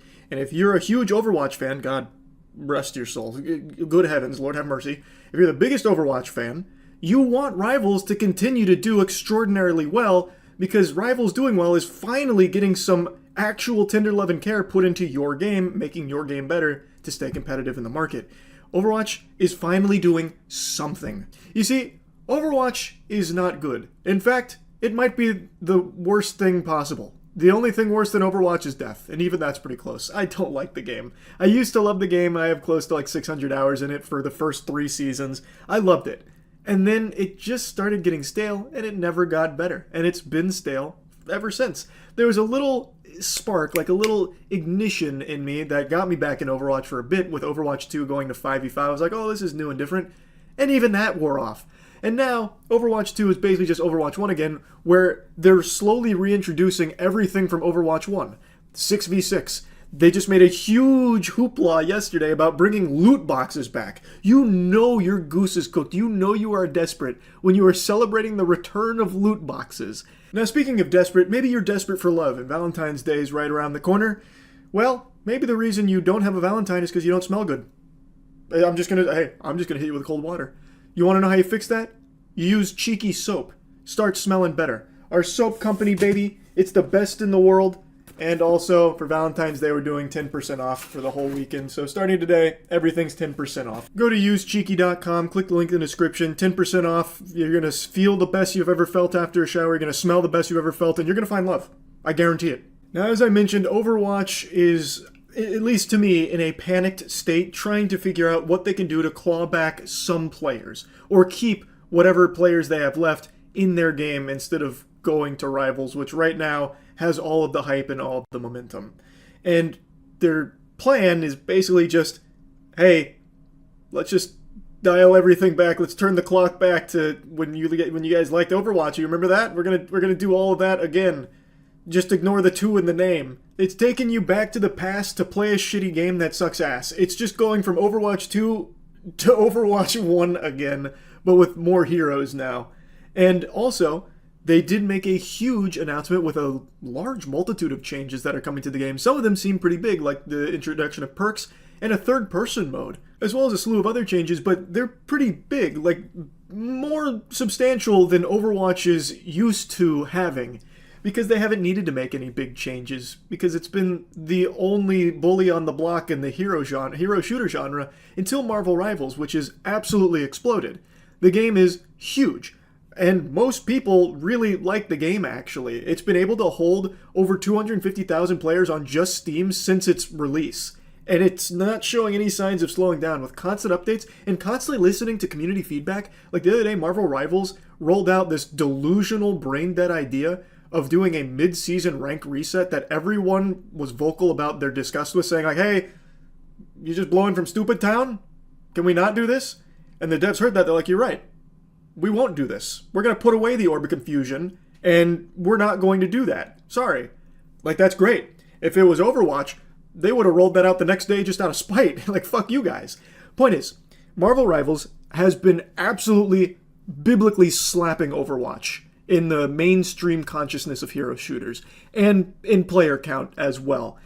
Overwatch player numbers on Steam are brutal in comparison to Rivals, but there are a large chunk of players for Overwatch that are on console, and that same is true for Rivals, where it is likely more people on Rivals than Overwatch. Point is, Rivals has been shoving Overwatch into the lockers. It has been putting its head in the toilet and swirling the game, and now, because of this competition, Overwatch is finally doing something to try and breathe life back into the game and make a better product. So, we went over some of the changes on stream last night, and I think this is a great thing, both for Rivals and Overwatch. A new era of innovation and excitement. Loot boxes are back! It's so innovative, they've never tried that before. Not just the loot boxes, they're adding perks to the game similar to how Apex does it, and they're adding a Valorant-style game mode. Oh, wait, they're putting effort into it? No, why would they do that? Heroes are about to get a whole lot more heroic with perks. Perks are here to completely redefine your strategy and how you play your favorite heroes. Think of them as hero-specific bonuses that level up your gameplay and not just your hero. Oh This means shit! you can That is customize exactly how like you play Apex in a Legends, match yeah. like never before. Oh, it's back! Yeah! Yes! Yeah! Major perks are gameplay shifting additions to your hero's kit, changing your core loop and redefining Tomorrow, Marvel what a Rivals hero is announced capable perks. of. Let's look at an example now with Orisa. Stadium is packed with Here we go. transformative powers and strategic encounters Third that enhance person. the hero fantasy well beyond anything we've released. This also includes the option to choose how you play in either a first-person or an entirely new third-person perspective from which to see more of the Third-person battlefield and hero shooters modifications could never in work. What are they smoking? Where would they even get that idea To go into from? detail and really showcase what Stadium is all about. Well, it looks like they're at least trying to do something with Overwatch now instead of just riding this complacency wave for the last fucking 5 years. That's competition, baby. That'll do it to you. I'm gonna be honest, not enough to get me back into Overwatch, but at least it's trying now. Took them this long to know they got competition. Well, they legitimately did not have competition until Rivals. They were able to just do whatever they wanted, and hero shooters would pop up and die within months. Till Rivals. Now they gotta try. You passed the free loot boxes part. Free loot boxes? Wait a minute. I may have spoke too soon. Free loot boxes? This will be good for both games. Hopefully this will be the start of Blizzard waking up and getting... Yeah. I mean, it is good for both games. 100%. Make no mistake, these are big changes. Beyond the comical reintroduction of loot boxes, there are real meat and potatoes here. You know, like the Stadium mode. Like, looking at the list here, the things that they're introducing, like, these are big. Stadium mode sounds like something that's got a lot of thought put behind it. Seems like it wants to be some kind of pseudo MOBA in Overwatch, so you're going to be earning currency and upgrading your heroes for the match. Seems like they want to put quite a focus on it too. They have like the third person option now as well.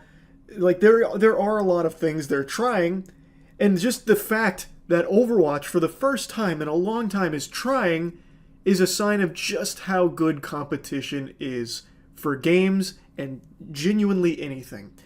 When there is a monopoly, when there is something that has a stranglehold on an industry and nothing really threatens it, why would it ever have any incentive to do anything better? It can only ever get worse.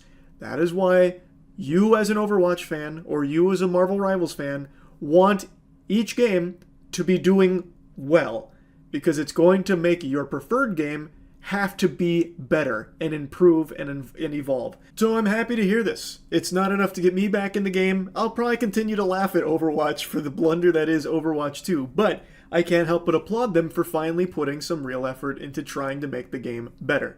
And I hope that these changes are good changes for the game. So yeah, Overwatch is desperate, and they should be. And from this desperation, hopefully a diamond will be forged, and Overwatch can somehow return to its former glory and be really good again. We'll see. That's really about it. So yeah. Alright. Let's ride. Did you play the beta? Nope. I don't play betas, it's beneath me. I only dabble in the alpha.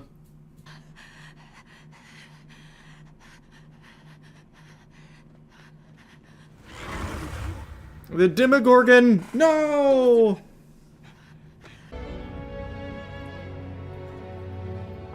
A lot of cool sand. Tatooine, pretty hype. Is there any way to make it bright? Oh, that's good. That's what I'm looking for. I think this is too intense, but maybe somewhere in here. Looks like he always just has a good idea. Nah, we'll do it like that. We'll just make him a mystery. His textures haven't loaded yet. Walter Bright is adorable. I'm trying to think of like some kind of godly being. Because there's definitely shit that glows like that, like fucking Dr. Manhattan, but it doesn't glow white. I don't feel like thinking too hard. I like that guy's name, Walter Bright.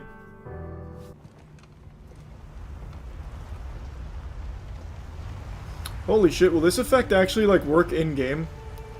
Like if I go into a really dark cave, will my face work as a light source? Yeah. Let's go now. His face was removed from history. Yeah. He's been redacted. It's like when someone gets really mad after a divorce and they cut the partner's face out of the old photos.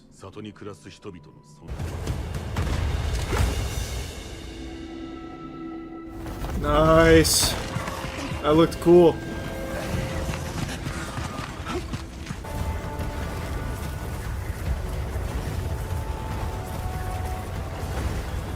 Slow down!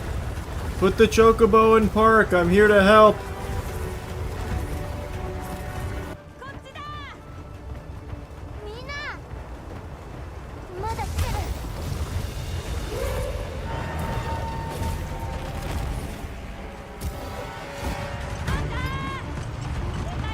My name's not Hunter, it's Walter Bright.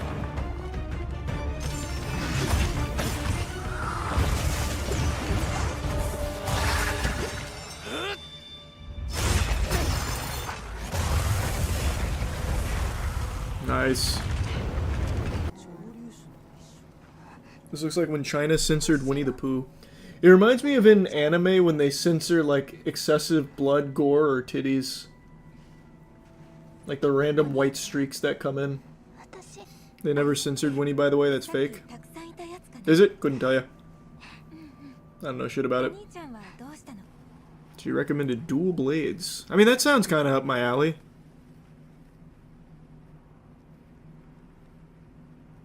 Demon mode. That sounds cool. I'll take it. Don't even need to see the others. I'm good. What a beautiful quality of life. Auto move. Hey, I respect it.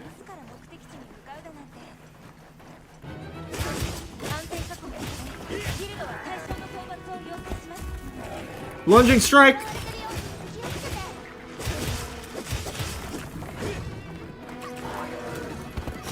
Oh, I'm good. What a move. I blew it. There we go. Now it's demon mode.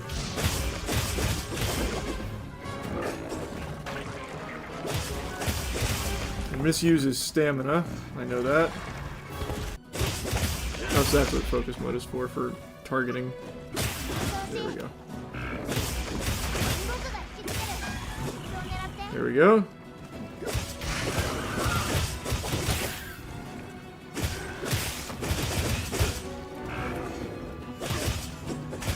So when my sword... Oh my god, it has an asshole.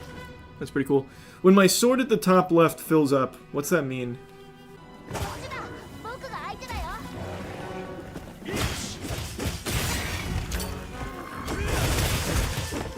That was pretty fucking hype.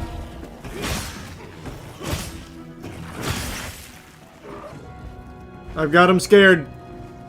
Jesse! Stand back. That's an awfully hot coffee pot. Poop in my butt, you bet it's a lot.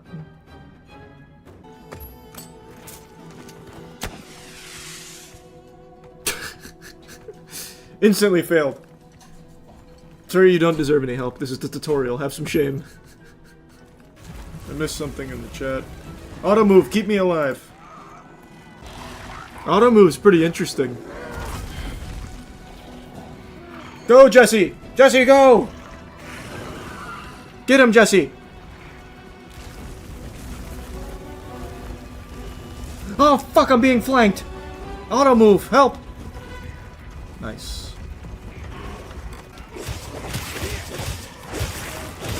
I'm not trying to kill you, get out of the way.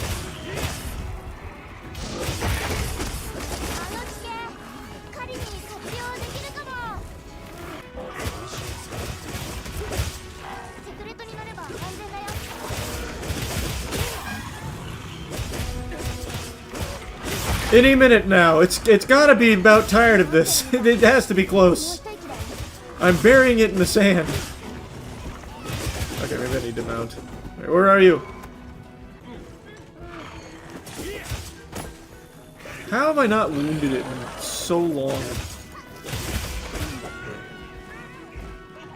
Wait, I see a wound. Fuck, I see it. He's hiding it. Oh, come on, man. There we go.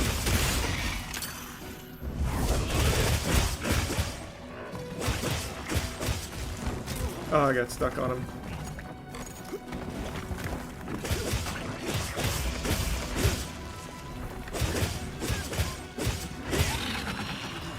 There we go. Holy.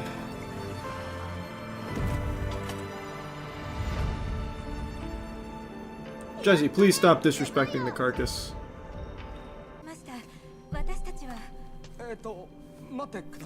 His membership begin.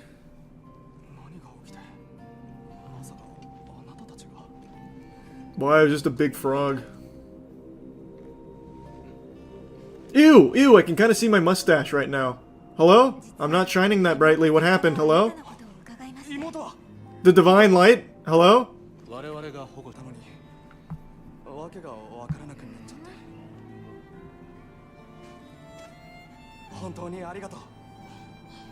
Hey, it's no problem at all. That thank you doesn't mean much, though. I need 2000 Z for the trouble, if you don't mind.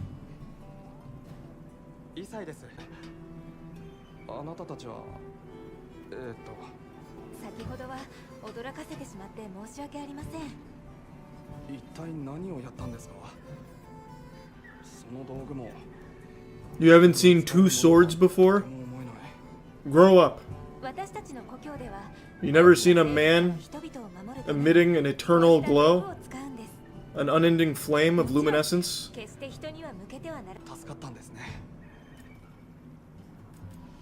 This conversation's done. You can't handle the aura. It's clear. I think it's almost time for our meeting. Not yet, it's not. Look, this person still needs me to chat with them. Oh. Hello. Good chat. I said hi. Okay. Good enough. Wow, that counted. I walked for several days. I'm not sure which way. After a while, it all started to look the same. Boo-hoo! Then we'll need to split up. You want to order some French fries with that? Good deal. Walk for several days. I killed the fucking toad, kid. Until the support team arrives. How's that wound looking? Hey, over here. K-Dot? Holy shit! Oh, damn, he just left. He's going to work on the next diss track for Drake. Are you ready to go? Well, not for Drake. On Drake. Yeah, let's get out there.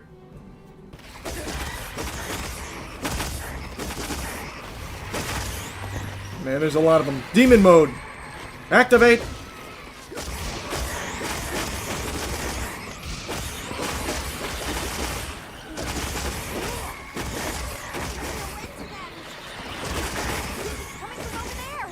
I'm chopping them up! Oh my god, it's a giant hole! It's that thing from Nutty Professor 2.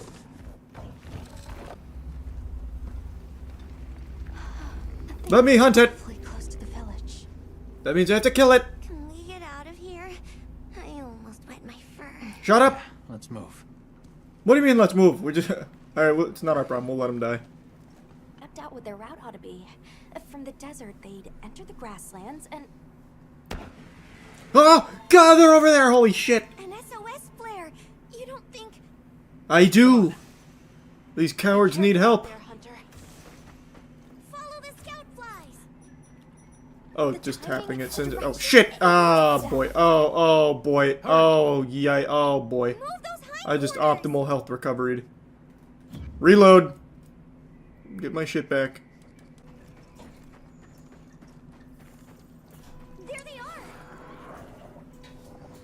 These cowards don't even smoke crack! Punish them! Jesse, why are you charging? You are the weakest amongst us. Oh god!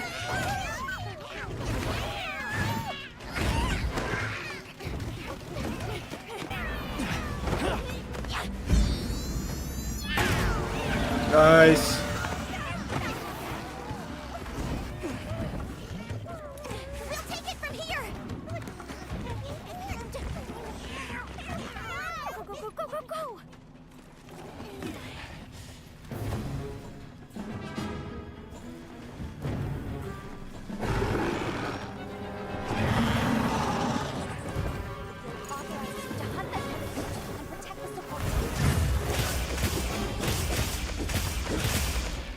I think he noticed me. I don't know why it's giving us a stealth tutorial.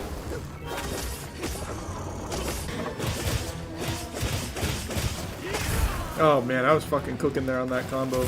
Oh, now he's comboing me. Jesus! Oh. I missed it.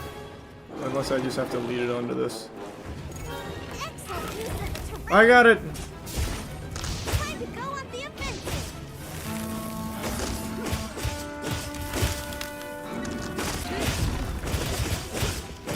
Another monster's horning in. Let him come!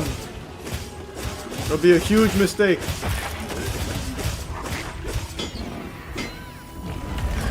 Oh, it's the big guy! The monsters are fighting each other. It has to be close. It has to be close. I don't know how I haven't made any more wounds on it yet.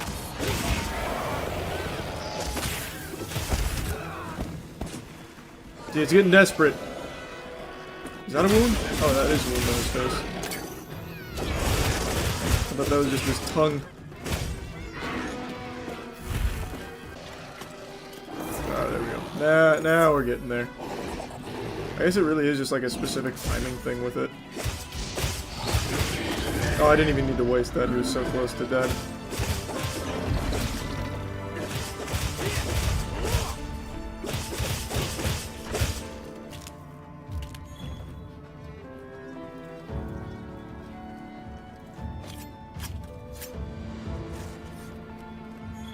Cutting off its tail is probably huge.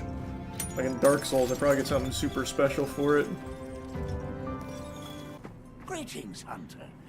I'm happy to inform you that we've laid the groundwork for our monster studies in this. My god, that face is something special. Always use the assistance of a It's very human, but with huge dobby ears. Very flaccid. Take this field guide. This looks like that dog from the Humane Society when we filmed that video for the other channel.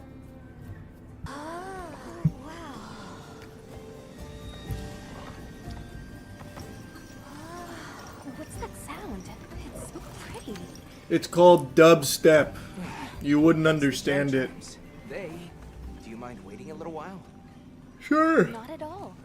Actually, this might be a good chance to talk to the villagers. Nah, I don't want to talk to those dweebs. I want to ask them about Nata. How about we ask them why they're such pussies they don't have weapons here, huh? Hey, look. What's that stranger carrying? It's called a fucking sword, idiot. Right down the old gullet.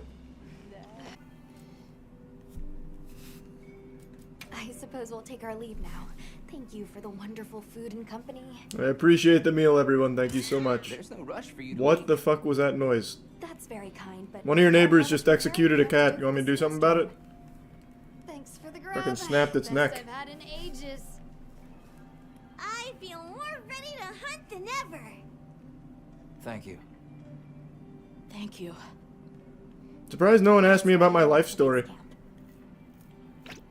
I didn't even get to fully explain everything, the lore. Stood too close to a 5G tower. Things were never the same. Alright, bye everybody. Don't get attacked by a monster. Or do. What's next? Not my village. Alright, let's get the old man some action. You see there's a city-killing asteroid that has a 2.3% chance to hit Earth in 2032. That's an extremely high percent that I have to imagine you've mistranslated. Like 2.3 in general isn't high, but for a city-killing asteroid, that's an extremely high chance. Yeah, we'll look it up in a minute. Right now I gotta get Grandpa some pussy. Are you still up to it? Do you think I am a little bitch like you? I like that voice. That's very calming. That's like a Disney Pixar voice right there. That feels good. Yeah, we'll play that. Alright, let's get it. Chapter 1.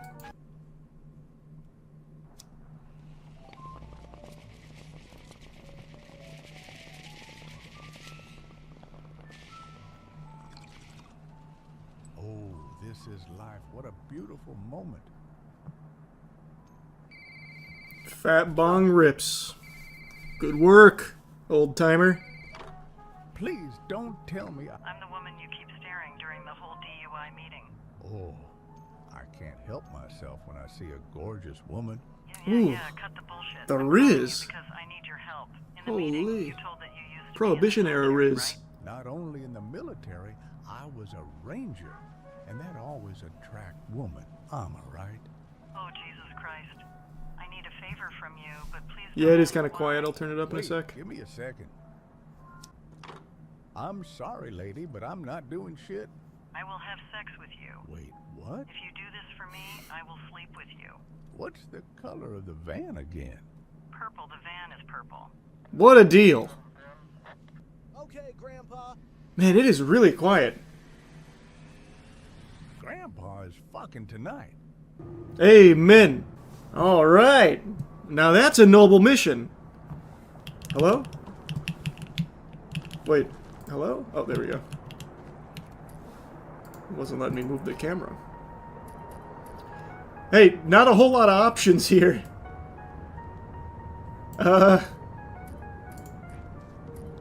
You got one for sound? Like the volume?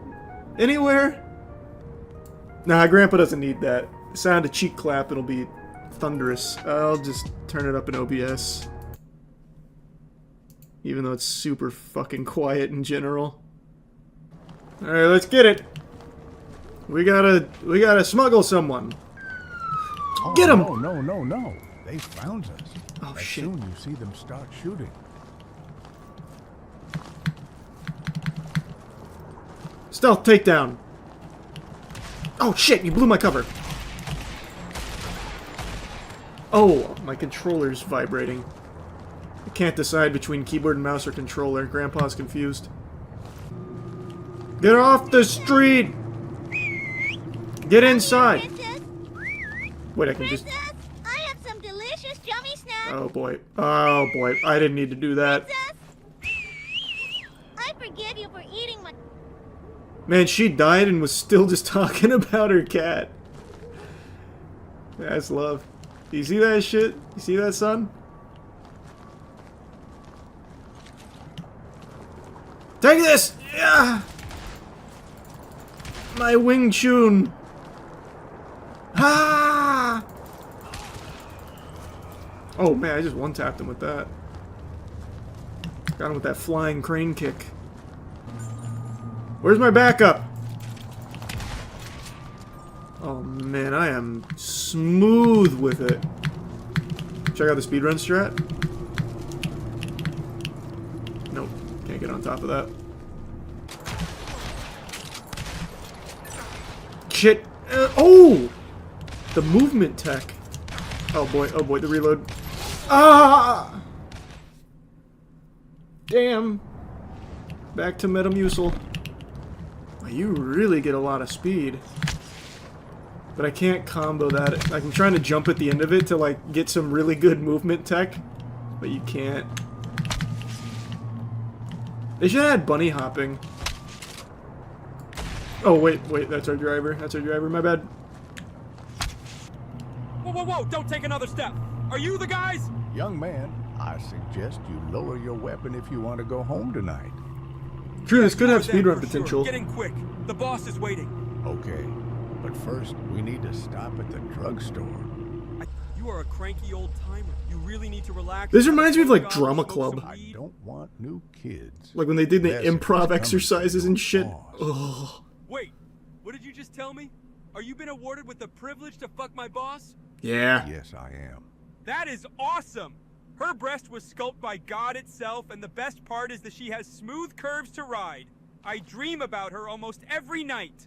And you are going to still keep dreaming. I just lost the ability to jump. Grandpa's arthritis kicked in. What the fuck? I can't jump now.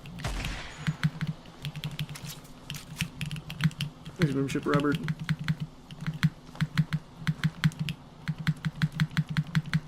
Okay, I'm gonna have to restart. Okay, big restart.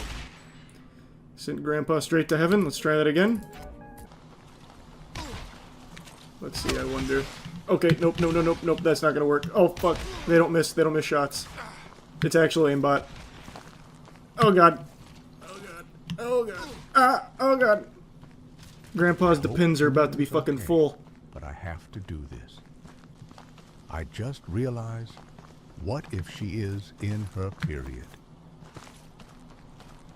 Alright. Okay. That's a good question. What if?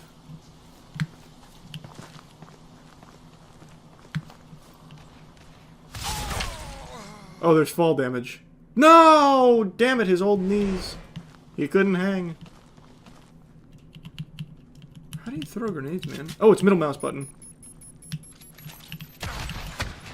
What a grenade. Wow, that was clean.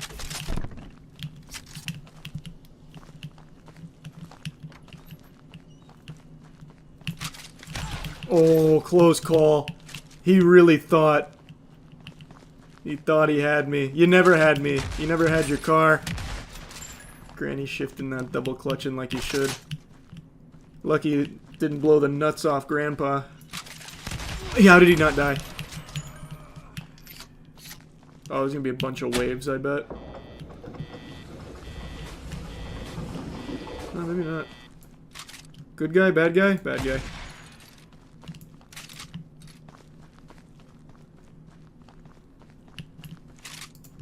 Oh man, look at me go. Holy shit. Oh, yikes. Oh my god. My accuracy is unbelievable. It's inhuman. Hello? I'm soft locked again. That door should open. I really don't know what my thought process was there. It is not that kind of game. I haven't missed a headshot in like fucking 15 kills. I'll probably never miss a headshot again, even outside of this game.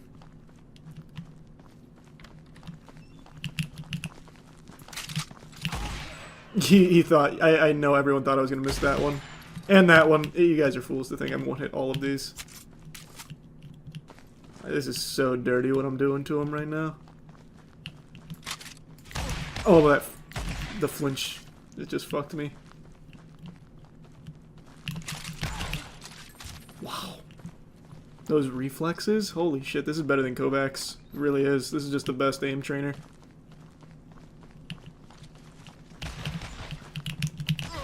Whoa, whoa, whoa, whoa, whoa. Oh, the way he's carrying this strap? Oh, yeah. Yeah, he's been around the block a few times.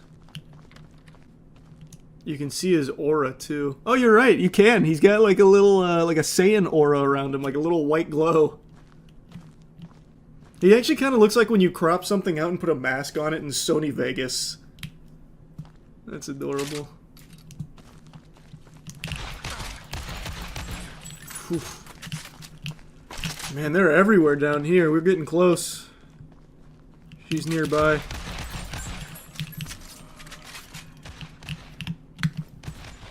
Where's that coming from? Where's that coming from? What the fuck? I'm pretty sure our bullets collided in midair. I saw the sparks. Help!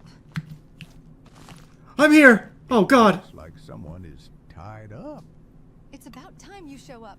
Your dumbass assistant drives really slow. Either way, thank you for doing this. I was starting to worry. You got scared of the feds and lied to me about your military experience. And why I would do that? I don't know. That's much better. Come on, let's get you out of this place. Wait! What are you doing? We have to go. Your military experience was true. Let's see if your other legends are true. I'm giving you what you came here for. Whoa! But we were in such a rush to get out of here. Bless America. Wow! That's the end of the game? What an experience, what an experience, wow. What a game, what a game. Oh, wowee. I moved a few more things around in my room, but now I'm positioned directly under this light, and the shadows on my face make me seem like I'm sitting in an interrogation chamber from L.A. Noire. Looks like that scene from The Dark Knight when Batman keeps hitting the Joker's head on the table. I don't know what I'm going to do about that, but for now it's going to have to do. I'm just going to be looking a little odd here.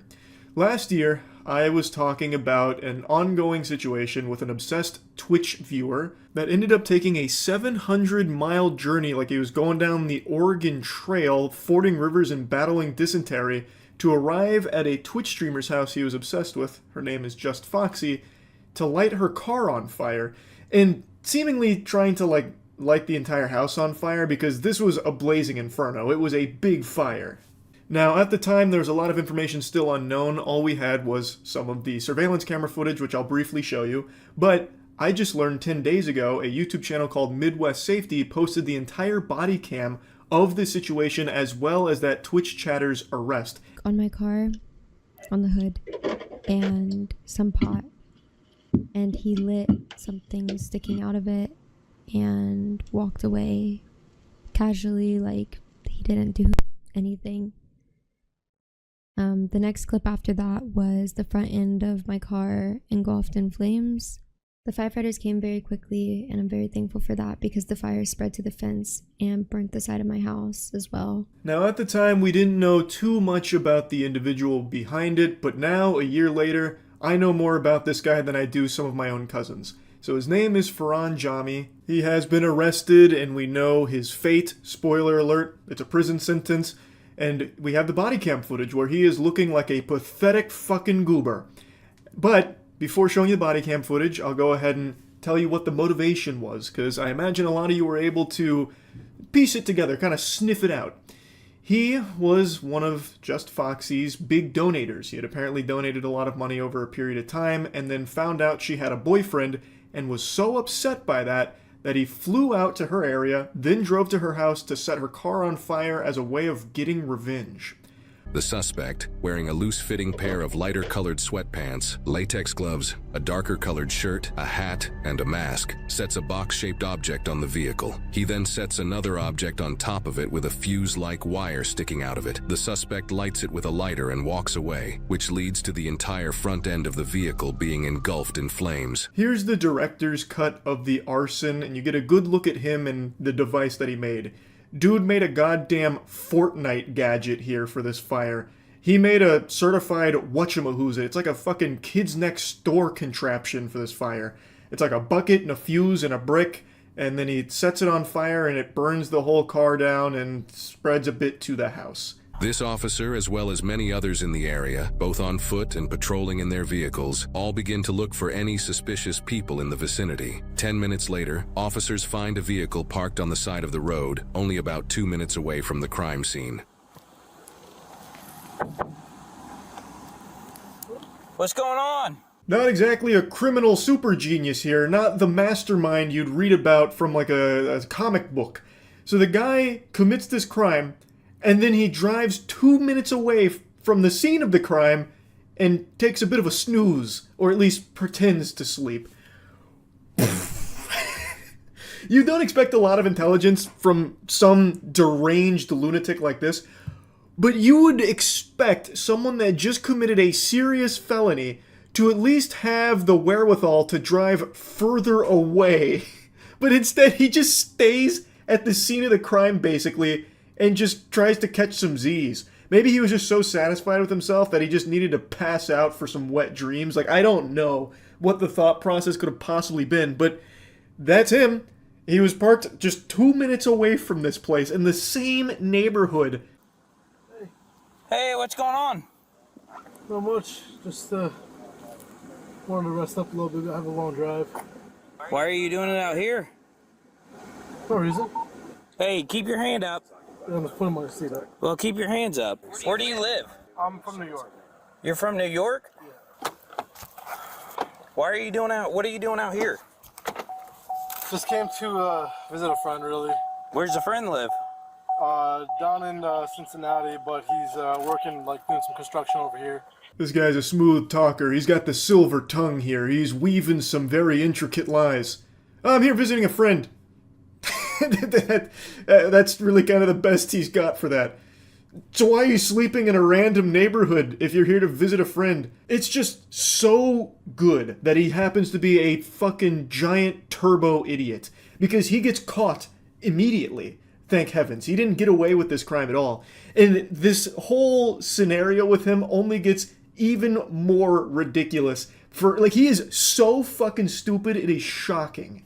So why did you decide to just pull off in a neighborhood to sleep? I'm so confused. Because I drove 40 miles here, and I literally came like an hour ago, and I was like shot, and so I just needed to knock out. So you just pull off into a random neighborhood? Yeah, I mean, it was right off of the street, whatever it is.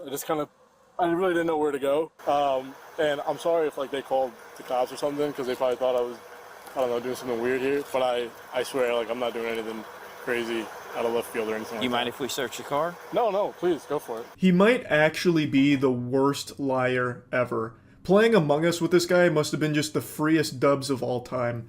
He cannot spin a coherent story even slightly, and everything he says gets proven wrong within 10 minutes. It's the quickest speed run I've seen for someone's lies getting debunked in a body cam. The reason why I ask is because there was somebody who set a car on fire. Who set a car on fire? Yes. Like, what do you mean? Like, how do you set a car on fire? They set the car on fire. Like they lit the gas tank? That's crazy. Oh, jeez. Wow. Jiminy Christmas. What do you mean they set a car on fire?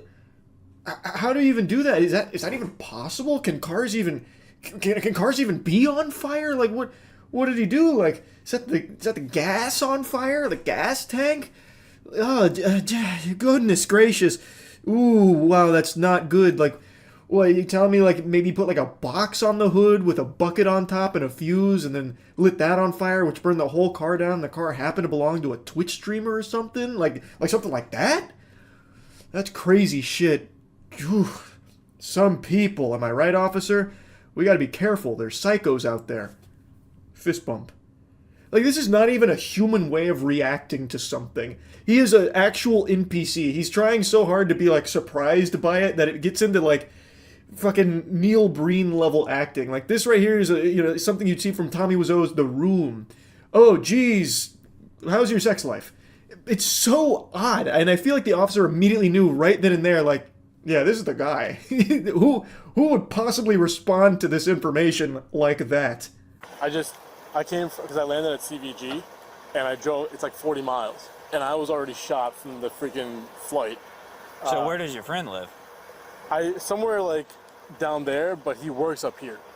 But no, like something like that. I honestly just made the first right off that road, made the first right because I was like, yo, I need a place to just knock out for 30 minutes, and it ended up being a few hours. But yeah, I wasn't trying to hurt anybody here. This officer has now sent a picture from the surveillance footage that shows the suspect, so he can compare it to this man they're investigating. Yeah.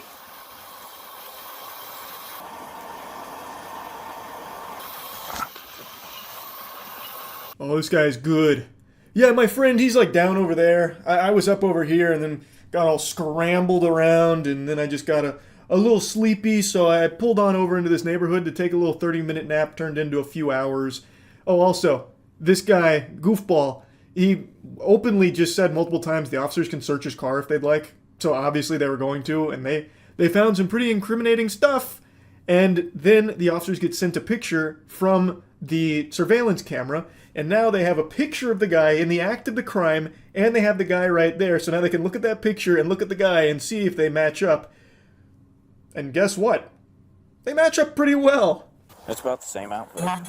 I want to see if there's a mask in here. Here's your COVID mask. You got it? Yeah. Okay. He's got a lighter in here. He's got a torch lighter. Yeah, there's a torch lighter and a blue COVID mask in the center console. There's no luggage. There's no backpack. Yeah, there's no hat.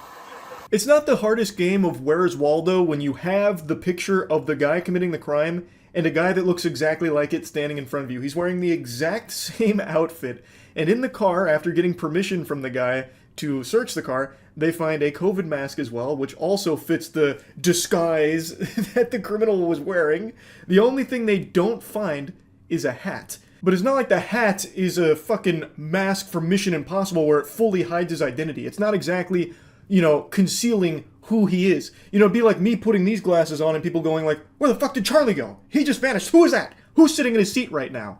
You know, like the hat isn't enough for officers to be like, yeah, it can't be the same guy. He's not wearing a hat. Must be someone else. He must have gone the other way. We got the wrong guy here. But they do still do their due diligence in finding the hat in order to 100% put this in the books that they know they have the right guy. He's got a beard, he's got the same clothing, he's got the reflective shoes, everything. Situation down the street where you lit something that caught on fire. I'm going to point blank ask you. No. No? No.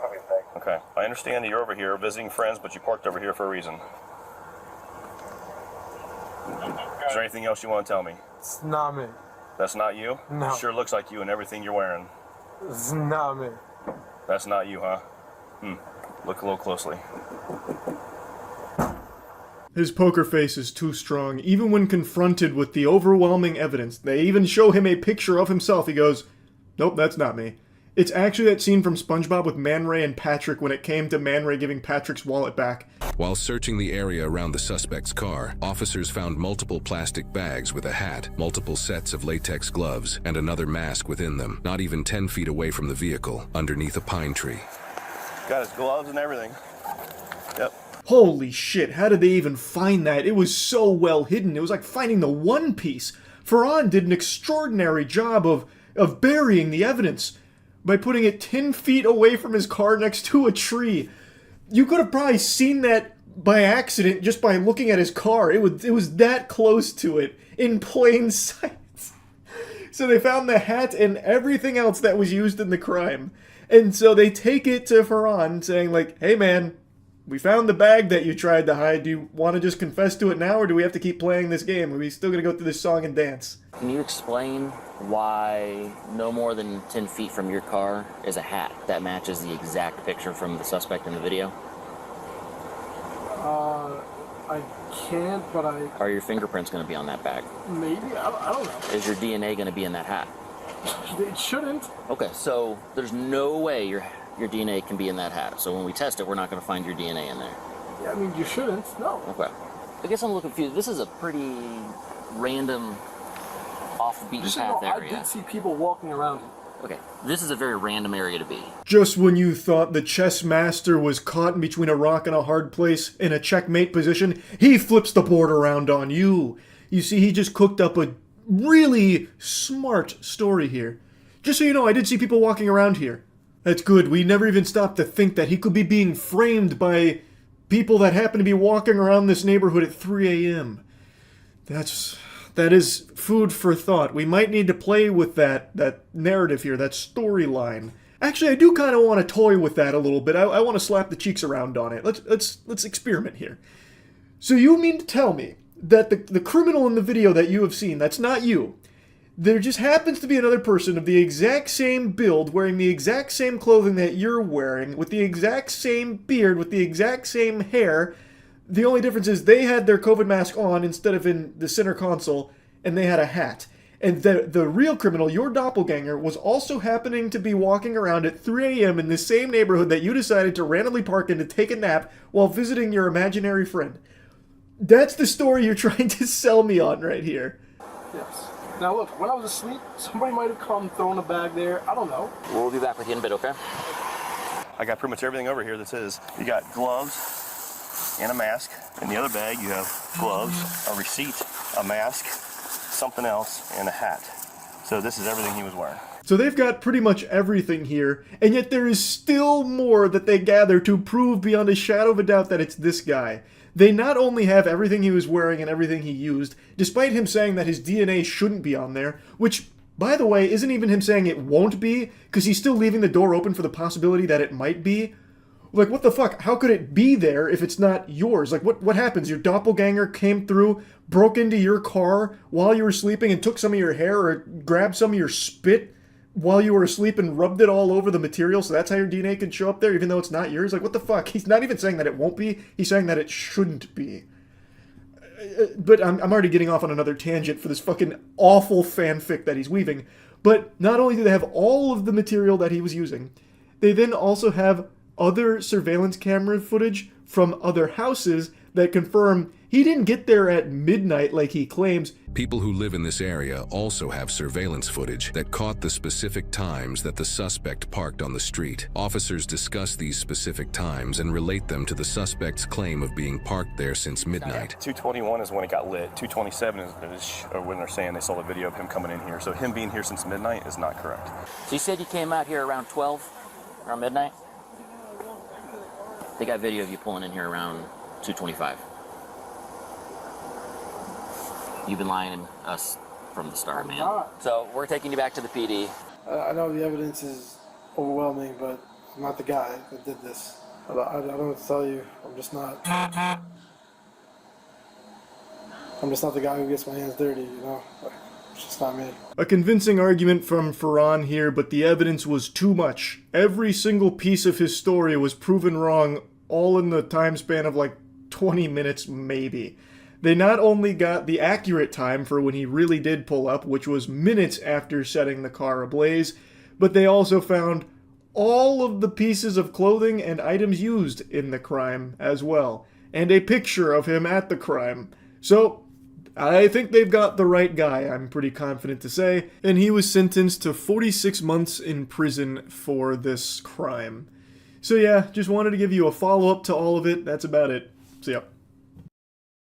Katsumatsu is by far the worst. Katsumatsu. Katsumatsu is a traditional Sardinian sheep milk cheese that contains live insect larvae. Oh, son of a bitch. This cheese is not for the faint-hearted. Why? Katsumatsu is laced with maggots. Why? It's banned in the US, I believe, so you're good. Do you know how revolting a food has to be banned in the US? We eat fucking poison. Just directly eat poison. And it's approved. You have to be on another level of deplorable to get your food banned in the US. That's crazy. Is it really? I'm looking that up right now, because I just don't believe you. Fucking surstrumming isn't banned in the US.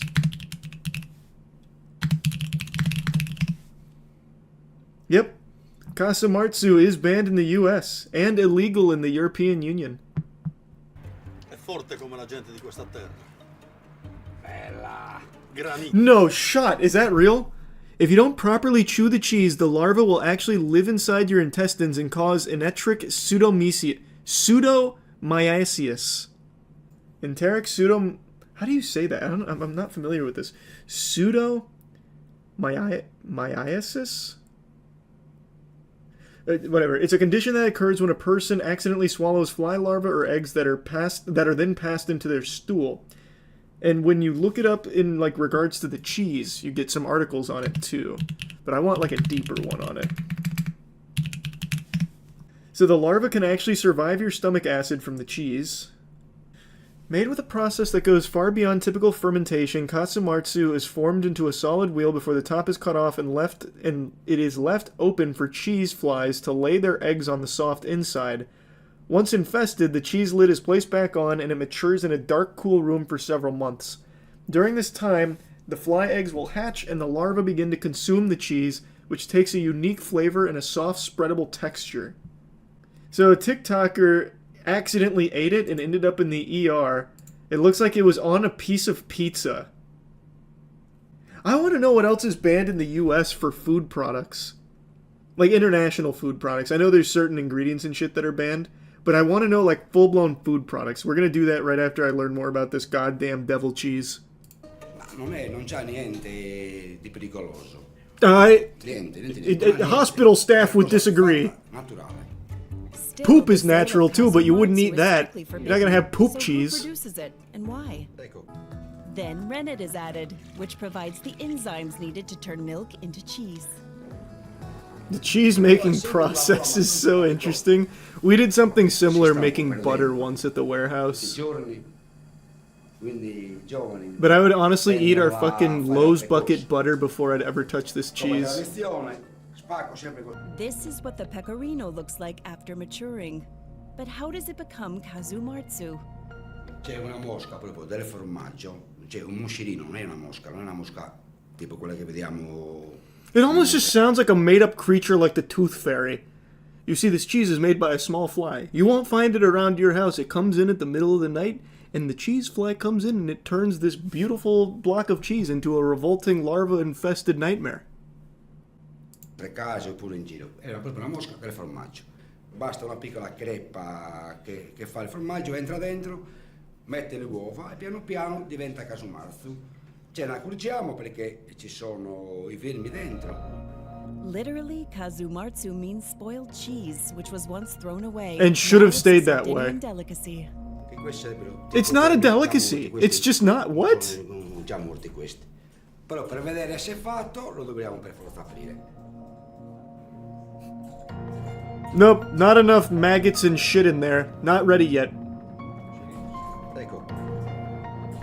Questo non è proprio completo, ma già vediamo, notiamo che questo è già formaggio magico, non è? Oh The God. maggot's hard work digesting has made the cheese Jesus. creamier and changed its consistency. Allora, si mangia così, col pane carasau, si prende un po' di casu Don't do it. e va spalmato così. Don't do it. E poi si mangia. Good Lord, it's a maggot genocide now in his mouth. Oh boy. Buonissimo. Ah. Questo Yummy. un gusto forte e Scrumptious. piccante. Spicy. But what's it like if you're not from Sardinia? Our reporter dared to find out. Brother, this woman needs a raise. She just risked her whole intestines for this. She just instantly fucking dies. She collapses. Tranquilla. Assaggia. Don't do it, ma'am.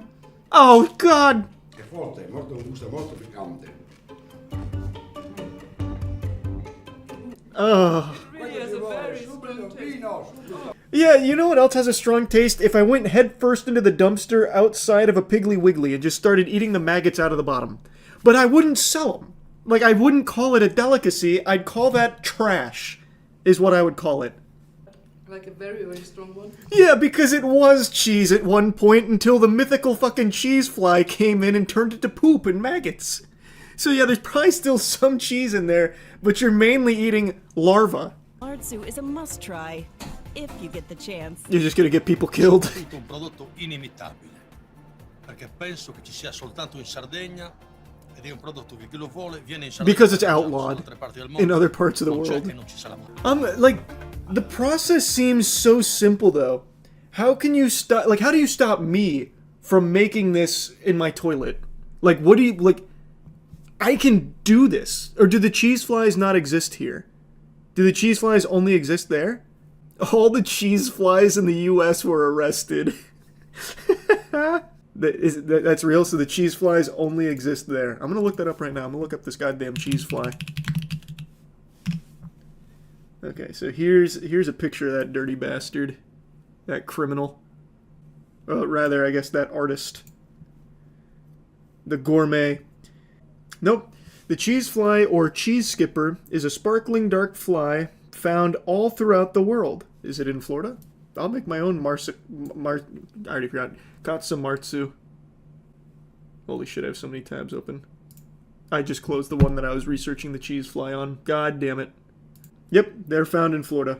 Are they found in Tampa? Can I summon one? Just like, I don't know how I'd summon one. I guess maybe with the cheese it'd float in like a cartoon character going after some apple pie. So, like, again, how do you stop Kasumartsu? Are you actually going to try to make this be for real? No, I'm just wondering, like, since it's banned here and they're saying you can only have it in Sardinia, or Sardinia, I already forgot. Is it it's probably not Sardinia, right? Sardina? Pretty sure it's Sardinia. No, it's Sardinia. He's saying, like, you can only have it there? I just don't believe that. Because it seems so easy to make. It's literal trash. Why would anyone make it, though? Same fucking reason we make Jinkum. I don't know, man. Because we can. Someone's got to. Might as well be me. My favorite lolcow, the goober of Gadoosh, Wes Watson, has been arrested. It happened last night while I was streaming, so it was a beautiful little present that we got to engage with and go down the rabbit hole on. And today, the rare super specimen alpha male was negotiating a bail with his lawyer to the judge. John Bravo covered it, and I want to show you a little bit of that bond hearing before showing you about the arrest. This is all tying back to that brutal assault he had on the 7-foot monster who accepted Wes Watson's challenge to fight him. The 7-foot monster went there expecting a 1v1. It was not a 1v1. Wes Watson was surrounded by the goof troop, who beat him mercilessly with weight belts, dumbbells, and striking him in the head numerous times, upwards of 40 times, while he was down on the ground. And when the 7-foot monster was crawling away after everything was said and done, even though this had already been done and dusted, Wes Watson came back with a soccer kick that absolutely could have killed him, and it led to a facial fracture and concussion. Now, he has been arrested for felony battery. Wes Watson, the piece of shit. He was in court this morning. They fuck up everywhere. They don't even see the guy has a prior, okay? But again, this is not a trial. This is just him begging and pleading with his bitch lawyer to try to get a bail for it. I believe Mr. Watson has numerous defenses, including stand your ground, self-defense, and consent to this charge. I understand the state's theory. However, this individual came to Mr. Watson for the specific purpose of challenging him in a street fight. Objection! I'm gonna hit you with that Phoenix right, because that's just not the whole truth, nothing but the truth. That's a fucking fib.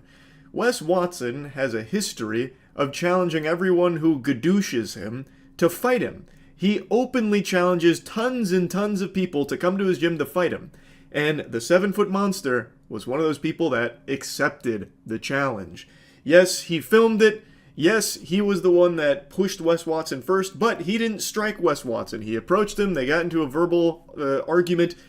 He shoved Wes, and then that was the end of him attacking Wes. Then it was Wes and his 3 friends hitting him with dumbbells, weight belts, getting him to the floor and striking him in the head as many times as possible in like 2 minutes, and then Wes coming back after it was all over to soccer kick him in the head again. I truly don't believe that you can make a sound argument for self-defense when you watch the entirety of that footage.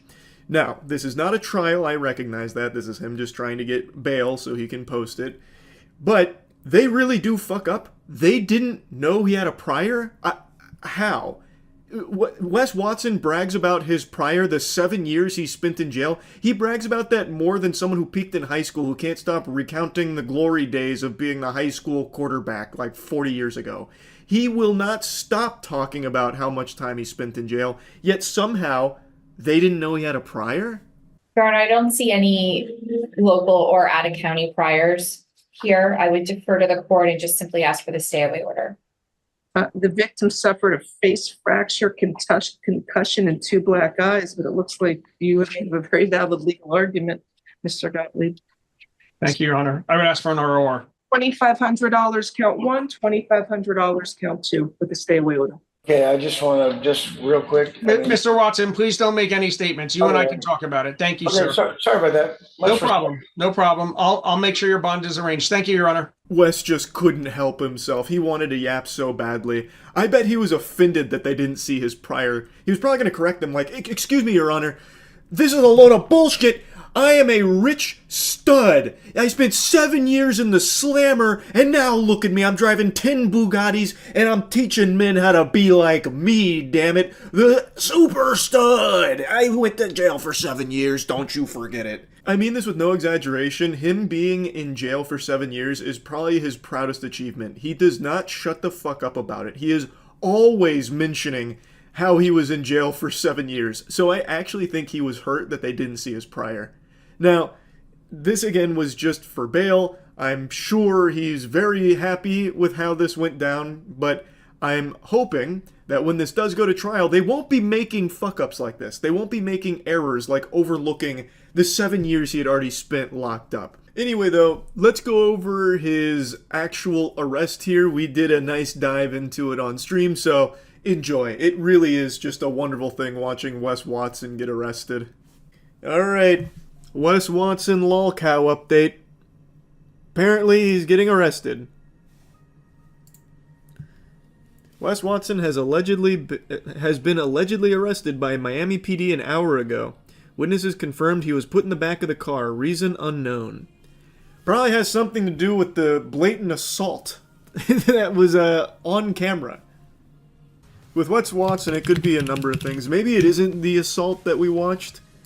Maybe he was, I don't know, hooping paperwork in the bathroom of the gym and someone reported him for it. It really could be anything. The police gadooshing him. Yeah, he just can't stop. He's a gadoosh magnet. And what's really sad and almost poetically beautiful, Wes Watson isn't really a known name, so there's not a single article written about his arrest. It just comes from Ballbusters with 20 likes. You gotta check the county, you have to check the county mugshot to see his charges. Okay. Oh, here we go. Yep, they got it here already. They did all the hard work. Alright. So they got him on battery and aggravated assault, which is what we saw in that footage where he beat that man with weight belts and then his friends were also beating him and he was soccer kicking his head when he was on the ground. What an alpha male, Wes. What an alpha male. But he's back at home. He spent, what, 10 years in jail, and he talked about how much he loved it. Talked about how he'd always, like, show his butthole around or whatever. Whatever he liked to brag about. How good he was at hooping his paperwork. I'm sure he's happy. I bet he is going to be more comfortable in that cell than in his $90,000 or $900,000 a month rented mansion or whatever it is. I already forgot. Numbers always change. 5'8", lol. I mean, everyone knew he was short. Did he pretend he wasn't? That's not surprising. You can literally see him next to people and recognize he's not tall. He's taller than you. Yeah, barely. And I'm short. He used to say he was 6 foot. Oh, Wes. That's so sad. You want to know something even more sad? He's probably not actually 5'8". He's probably closer to my height at 5'6". They probably had him in his fucking clown shoes, giving him an extra 2 inches.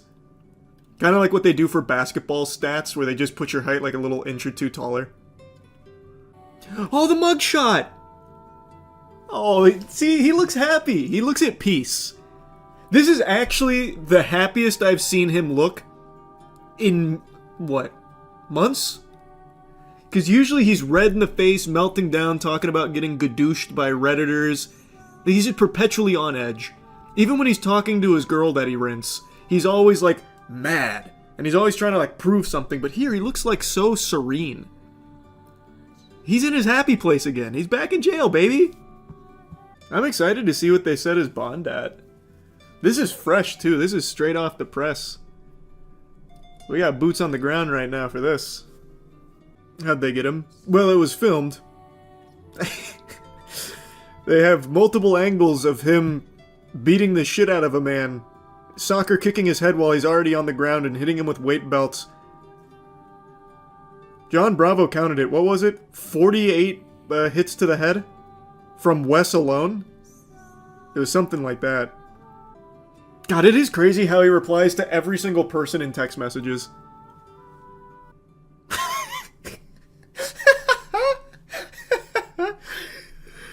I want to be able to identify men by their assholes easier. Nice. That is something Wes said. In Wes's own words, he said people used to identify him not by his face, but his asshole when he was locked up. He would brag about that. He really is a lolcow. He is. He responds to every single DM, every single text message, everything. And then when someone finally takes him up on his infamous "come fight me, bro," he has his friends jump him and they hit him with weapons, dumbbells and weight belts, and then kicking his head while he's on the ground for like 45 seconds, delivering well north of 40 plus blows to the head and 4 soccer kicks. Also, he literally did say that verbatim. I even played the clip. Okay, here. I got him again from my same phone number I pranked him on a month ago. I'm interested in coaching. Let me know and you can go over more details. What's up, bro? What's your main focal point? I'm 5'5", 240. I eat cupcakes, chips all day. I beat my stick 8 times a day. Sometimes I even drink it because it tastes good and I'm a freak, but I want to break that habit. Are you messing with me or do you really do that last part you texted me? Don't waste my time. I really do it. Oh my god, I'm not reading all this. Jesus. $5,999 a month. Or, great deal, $15K for 3 months. Whoa. Wait, I gotta stop the music for that. That's a steal. That's an incredible deal. He's just giving his juice away. He's getting this Krabby Patty secret formula into the hands of desperate men for such a low cost, only $6,000 a month? Holy. Okay, I'll do the 12 months for $40K. Great! You need it! Okay. Oh, is this where the leaf blower meme comes from? Is this the genesis? Do I need a leaf blower to start? Do I need to rent escorts? Do I need to rent supercars? Do I need to rent a mansion? Do I need to beef with Reddit users daily? Do I need to scream at people on Instagram? Do I need to drive around my rental in circles? Does every body part need to be tatted? Do I need to use Metal Gear Solid exclamation points, basically, after every sentence? Do I need to turn gay? Do I need to link up with Lados and Nick and circle jerk with him at Elevation? Also, will Diddy be there? I knew you were a troll. You're nothing but a beta bitch. Fuck off and keep being a pussy. You'll never be anything in life. And then a picture of a leaf blower. This is not real. Nope, it is. Wes Watson. If he wasn't in jail right now, you could test it yourself. If you DM'd him saying like, hey, I'm looking for coaching, he would respond being like, yes, for only $6,000 a month. What do you want? And if you just like hit him with anything like you're a bitch, you'd be like, all right, well then, and then he'll go on like Instagram and post a story. So I had this bitch come at a stud like me. Can you believe this? Oh my god. Daily. Actually, I'm gonna check his Instagram right now. I'm gonna wager a guess he has nothing shy of 30 stories just today. 1, 2, 3, 4, 5, 6, 7, 8, 9, 10, 11, 12, 13, 14, 15, 16, 17, 18, 19, 20, 21, 22, 23, 24, 25, 26. Just shy. We just missed it.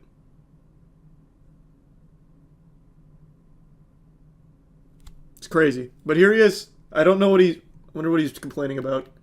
You'll understand there's a fucking point there. And I know the answer to all of this shit, but you guys don't seem to. You guys keep falling. It's just because you're a galaxy brain, Wes. No one goes to jail more effectively than you, brother. Yeah, he does that like 30 times a day, at least. Unfortunately, his arrest is going to make it so he's going to fall short of his quota of stories on Instagram, unfortunately. But, you know, it is what it is. When you're a stud like Wes, sometimes you gotta go into the slammer every now and then. It would be over 30 if he wasn't in jail for the past 2 hours. Yeah. Yeah. He got felony charges, lol. Yep. I know. It's so beautiful. It's so beautiful. Wonder how many people send him the 6K. I don't know how many people send him the 6K, but there's a lot of dudes that try and suck on his meat and try and do exactly what he does. So there's like an old guy that this subreddit was clowning on for a while. I forgot his name. I'm sure if I scrolled down far enough, I could just come across him. But there's a couple dudes that do literally what Wes Watson does one-to-one, even mimicking the way he speaks. Like his voice intonation, everything. One-to-one to try and carbon copy his success. I've recently been having trouble sleeping. I know. Play a sad song on the world's smallest violin. But today I got tired at 10 o'clock, and I hit the bed by 10:30, and I actually caught some Z's. I haven't gone to sleep at 10:30 since high school. And I snoozed for about 3 hours. Then I couldn't go back to sleep. That's why I don't try to go to bed early. I literally can't, my body gets me up. Now I know you didn't come here to hear me yap about my sleeping trouble, but I gave you a little piece of it regardless. You came here to hear me complain about a movie. And you're not getting that either. I actually didn't hate this film. What film am I talking about? Just realized I didn't even tell you what movie. Hard Eyes. I only saw this because people said it was surprisingly good, and I couldn't believe them, because all the trailers just made it seem like a really generic, shitty slasher film that maybe had a chance at being fun bad, but I thought it was a movie that maybe I'd watch when it hit streaming, and that would be that. But people started to glaze it, and I got curious. I said, let's see what all the fuss is about. What's this hubbub? And hey, walked out of that theater pretty happy. I don't think it's an amazing movie. Far from it. But it's a very self-aware movie. It knows what it is. It's a rom-com slasher, and somehow it works pretty well. It works well as a slasher, and it works well as just like a date movie. A tough balancing act, but it somehow pulls it off really well, and I think it's because the movie's very self-aware. It knows that this isn't unique. You know, a Valentine's Day killing movie, that's not an original concept. It's nothing that someone's going to be like, whoa, what an interesting blend of genres here. It's been done a million times, you know. What's next? A movie with boobies in it? Who could ever do that? And it's fine. It's unapologetically okay with that fact. So, the slasher part of this film, because the film's kind of two separate things. It's a slasher, and it's also just like a rom-com, which usually would get my eyes rolling, but it does it very well here. So let's talk about the slasher part of the film first. It's good. A lot of gory, over-the-top, silly kills. It's also a really dumb concept. This killer has heart eyes on his mask, and he's hunting couples on Valentine's Day. Whoa! Holy shit! And that's exactly what happens. Somehow, Hard Eyes is just normal human being that's stabbing people using throwing knives like a Call of Duty Modern Warfare 2 kill cams and like a little crossbow type thing. Kind of like what Guts has from Berserk. He has the same shit and he just shoots people with the arrows. It's cool. And it leads to some really fun sequences that are very explosively gory to a comical degree. Like I said, this movie is very self-aware, so it'll have some kills in here that it knows are stupid. For example, there's a beheading in here that is just like straight out of a cartoon. They get like a blade through their neck, but they're a little off the ground, so then gravity starts yanking on them, and then their head is ripping apart slowly, and it's like spaghetti noodles holding it together as the flesh is ripping. And it's, you know, then the head falls off and lands in their lap. Like, it's very, like, to me, it seems like they were just having fun when coming up with creative kills, and it's, like, again, there's nothing new here. There's no kills you haven't seen before in other films. It's just executed strongly. Now, what really surprised me is that all of the romance dating side of this film actually works. The chemistry between the two main characters is really good, and I really think it's because the dude here, he is like the actual Riz sorcerer. This guy's like the Warlock of Wu. Like, this guy was such a smooth talker, he almost had me sucking farts out his butt. So he is, like, at all times just this Casanova with this girl who's like she's a tough nut to crack. You know, she doesn't like love.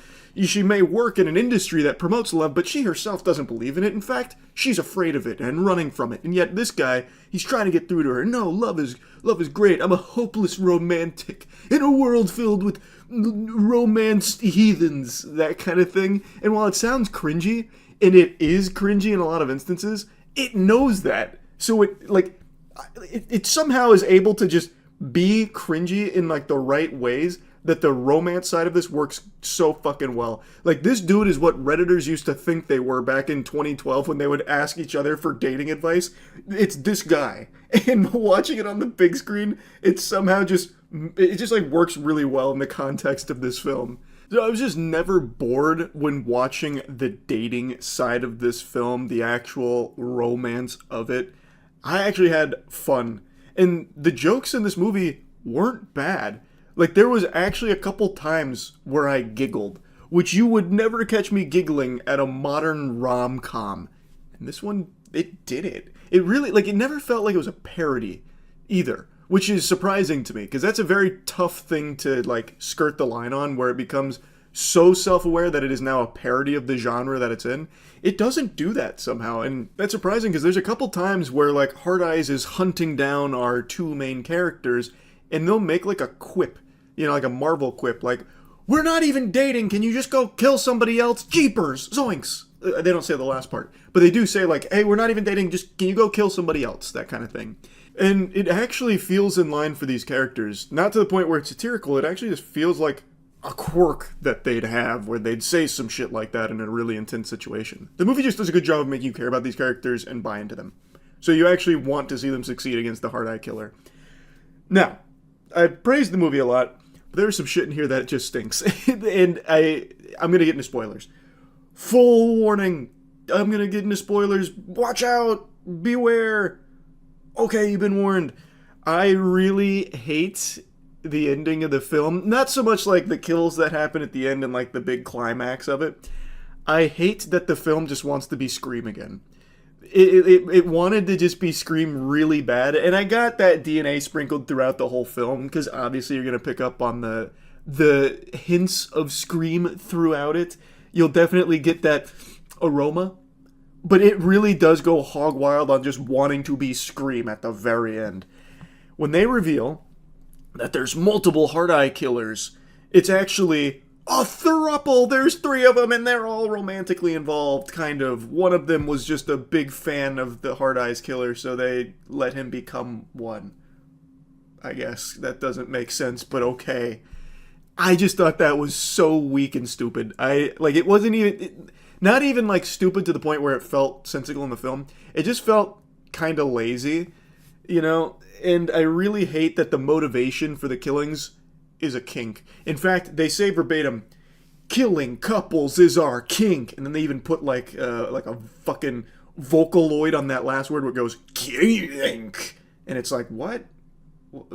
Like what? Come on, it can't be that dumb. And it is. It is that dumb. It did subvert my expectations. I thought it was going to be something like, had my heart broken, so now I'm breaking hearts. Literally. That kind of thing. So I guess, you know, kudos to them for not doing that. But I also don't really like this where it's just a fetish. And it's really weird where, like, one of the Hard Eyes killers is saying to the other Hard Eyes killer, you know, like, "Yeah, it makes us so hot seeing these couples so in love, and then we take their life." And then they're like kissing each other, and then she's licking his face going, while they're talking about killing the couples. Like, it's very over the top, which fits in line with the movie, but it just feels like so, like, dumb to the point where, like, it stops being fun, it just starts being dumb. And then he even says some, like, real embarrassing stuff like, "Yes, mommy, I will kill them, mommy. Oh." And he'll, like, even moan sometimes. It's, I don't know. I just thought the ending was really fucking weak. I did not like that. I do like the final showdown with the Hard Eyes couple, throuple, whatever. Like, I think that worked well, but man, it was just, it's so stupid. But it didn't make me, like, hate the film. I don't think it ruined the film by any means, but I feel like you could have done something a little different. Maybe. I don't know. Maybe I'm an outlier in that fact. Maybe people will see that and they'll be like, "Oh, wow, that was crazy. That was amazing. I love that it turned out to just be a weird kink. Yay, yippee." But for me, I just thought, damn, that shit kind of sucks. Another thing I thought that the movie didn't do very well is making the Hard Eyes killer scary. Hard Eyes, throughout this entire film, you could tell was just like a normal person. Not only were they extremely inefficient at their kills, for the most part, like, a lot of it was for the sport of hunting them down, but they were, like, easily overpowered multiple times throughout the movie. Like, from the very beginning, they kind of established that Hard Eyes is kind of like a bumbling buffoon. So, like, when chasing one of the victims, you know, he'd get his hand hit in the door and be like, "Ouch! Ooh!" And he even goes like, "Ah! Ee!" You know, like, actually just getting beaten sometimes. Now, he did ultimately end up killing that person, but still, they never established Hard Eyes as, like, this super strong force, like a very terrifying presence. It was always just a guy with some blades, who's also just not even, like, a good shot with that little crossbow. He misses more times than he hits. He does kill people with it, for sure, but the majority of the time he's not hitting them. And it's also just kind of underwhelming how often Hard Eyes gets beaten in, like, a 1v1. So, like, the girl, when she's getting hunted by Hard Eyes, the main girl, Hard Eyes is about to get her, and she hits him with, like, I forgot, like a trash can or something. He's like, "Ah!" And then he's going again, and then she kicks him, and he's like, "Ooh!" And then, like, starts falling, and then it's on, like, a merry-go-round, and then she kicks him again, and he's like, "Ah!" And then, like, flies away, like, literally ragdolls Hard Eyes. And you're watching Hard Eyes just get, like, tossed around like fucking dirty laundry, and it's like, this is the killer? How has he even been successful at killing people for so many years? He is getting manhandled right now. So, like, I don't think they did a great job of making Hard Eyes like this really, you know, scary, super adept killing machine. It was just kind of like a dude who sometimes successfully kills people. which is fine. Again, that's not the biggest deal in the world, but I did want to at least mention that. Overall, the movie was so much better than I expected. Like, I understand why people are praising it. I get it. This is a fun movie. I enjoyed it. I wouldn't say it's a great film by any means, but it is like, it's an I wouldn't even call it a bad movie. It's like an enjoyably, like, fun film to sit through if you're willing to just not worry about it being like something new or anything. So yeah, I liked it. I'm surprised I liked it. That's about it. Yeah. I have been glued to the coverage of the California fires. It is hard to imagine what that must be like. My heart goes out to anyone affected by it. I'm wishing you the absolute best. It looks like footage of a doomsday. Here is a satellite picture of the Eaton fire just this morning. It shows nearly every building in western Altadena on fire. In the Palisades, the destruction, it's immeasurable. The fire there has destroyed at least 1,000 structures so far. I have been reading and watching so much about these fires over the last 4 hours now, just trying to get to the bottom of how did it start and how do you stop it, because it is just out of control and it seems like people are powerless against it to try and halt the spread of it. It's affecting so many thousands of families and animals. It's unbelievable. And unfortunately, the answer to both those questions, how did it start, how do you stop it, is a resounding don't know. It's almost impossible to track exactly where all this began because it could have been absolutely anything. It's so dry and so windy in California. Like, windy doesn't even begin to cover just how strong the winds are. I read a couple articles saying that wind speeds were getting up to 80 miles per hour. I don't know how accurate that is, but that's like an apocalyptic amount of wind. That's like something you'd read in Homer's The Odyssey when one of the gods gets angry. So that combination of dry and windy, anything could have started this. It could have been Harold and his family in their backyard on Tuesday were making s'mores, and one of the embers just got, picked up and brought on an adventure by the wind, leading to a small fire starting, and that small fire immediately just blossoms into something like this. Now, it's multiple fires that have been happening throughout California. It's not just one, which is what makes it even worse. Fires keep breaking out and keep spreading all over the fucking place. And there's so many factors at play for making this even more difficult to combat than it already is with these conditions. So I read a lot of reports about there just not being enough water for them to fight it, as well as the winds being too high for any kind of aerial attempts. Even though there have been aerial attempts, you can see some of the footage, like one of the planes that dropped water. It was getting fucking ragdolled by the wind. Luckily, the plane didn't crash or anything, but after it dropped the water, the wind was blowing it around like it was an NVIDIA physics demonstration. It was unbelievable. I was also reading reports of budget cuts that may have had an impact on the fire department's ability to control a fire like this. I was also reading there's just not enough firefighters in the area to fight against something of this scale. So there's just so many different things at play. And I am showing a lot of self-restraint right now, not ranting and raving about insurance companies as well. I'll briefly mention it though, I'm sure a lot of you saw this. State Farm and, some insurance providers, they decided, you know what? Don't really need fire insurance. So a lot of homeowners that are losing their homes right now, a lot of families that are losing their homes, no longer have any kind of fire coverage because the insurance just, they didn't think they needed it anymore. So I was reading a lot about how State Farm in particular canceled a lot of fire insurance. So there's a lot to say about that. I'll bite my tongue on it. I've ranted about insurance a lot over the last couple of years.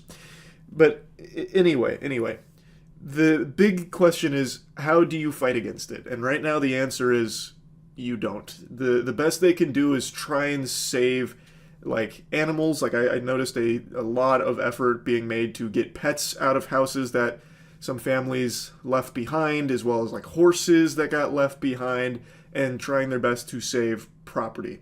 But it doesn't seem like there's any viable way for them to stop the spread of the fire at this moment because of just how absurd the wind conditions are, and also just not having enough tools at their disposal for it, like with water and everything.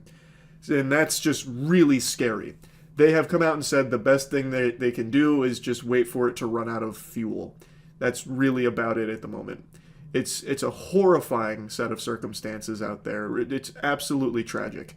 Now, of course, with anything of this scale, There's going to be some very brain-dead takes about the whole thing. There's no real point into diving into some of those, but I mean, I'm seeing some unhinged shit, like, why aren't the residents of Bikini Bottom coming up from the ocean to start spritzing salt water on the fires to help us out? And like, how can there be fire when there's ocean right next to it? The big thing I'll briefly talk on this one because I see this a lot. Why aren't they just using the salt water to put out the fire? There's an unlimited amount right next to them. Well, you don't really want to be salting the earth. That's not ideal, but at least salt water is better than no water. And I actually read from the California fire captain that the actual acquisition of that water, getting it, transporting it, making some kind of holding pool for it, and then making some kind of way for it to use in their pumps so it can draw from the holding pool to their pumps is just very difficult. And also the weather conditions make it extremely difficult to get a fixed wing aircraft out there to super scoop the water because the wind is blowing so hard. That could also just be deadly if they tried to get any kind of aircraft out there to super scoop the water. So the big thing for not using the salt water right now is that it's just really hard for them to even get to use against the fire if they wanted to, which is why they're using, water from lakes and reservoirs and all of that. But I have seen that a lot. It's actually like a SpongeBob solution. Why don't we take the ocean and move it over there on top of the fire a little bit? And it's not that easy. It doesn't work that way. Yeah, no, I've been seeing the videos of the fires out in California. It is horrifying.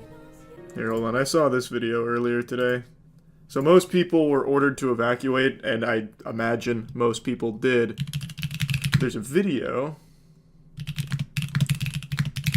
of some people that didn't. This was going viral to all over the place. Look at this video. This actually looks like something out of Doom.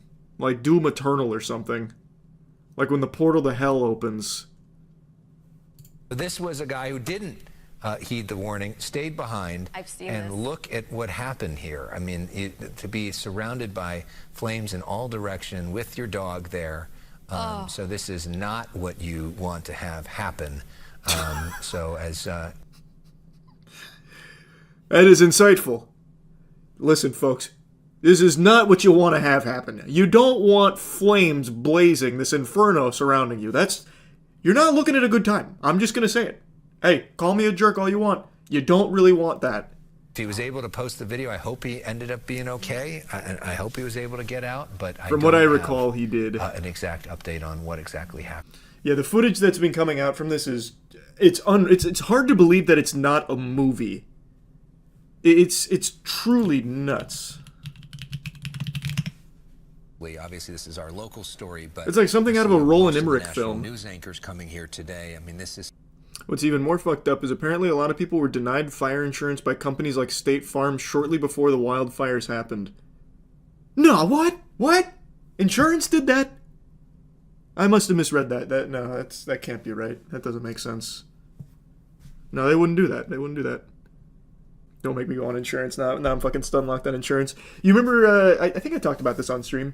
So, I don't remember which hurricane, but one of the hurricanes that blew through Florida a few months ago, it caused some flood damage to our warehouse. Nothing like too expensive to fix or anything. But we, of course, had flood insurance. Well, let me tell you. The insurance being the saints they are, they found a way to weasel out of any coverage for the flood damage, so it came all out of pocket. And that's the way it goes. That you pay for the insurance for the sole purpose of helping when a natural disaster happens, and their whole goal is to make sure they don't actually pay you for what you've been paying them for the entire time. It's incredible. It works that same way in health insurance. It's amazing. It's really amazing stuff. What was their reason for denying it? What was their reason for denying it? Oh, fuck, I can't remember. I think one of the big things was they didn't think the flood damage was as bad as we made it sound. And also, even if it was, it didn't do enough damage to warrant them covering any of it. It was some combination of those two excuses. Didn't only damage one part of the warehouse. No. One part of the warehouse got it worse than the other. The back building where we play for skill check videos. That one, the entire floor and everything had like 2 or 3 inches of standing water. That one definitely got it the worst and destroyed most of the things that were still on ground level there. But the main warehouse building had water damage in the walls. But not too bad, all things considered. But it still would have been nice if flood insurance was like, hey, yeah, we'll cover that. We'll help cover that. You literally pay us to cover it, so we'll do that. But they didn't do that. Because this really is just, it's unbelievable. So this is an entirely. This whole street gone.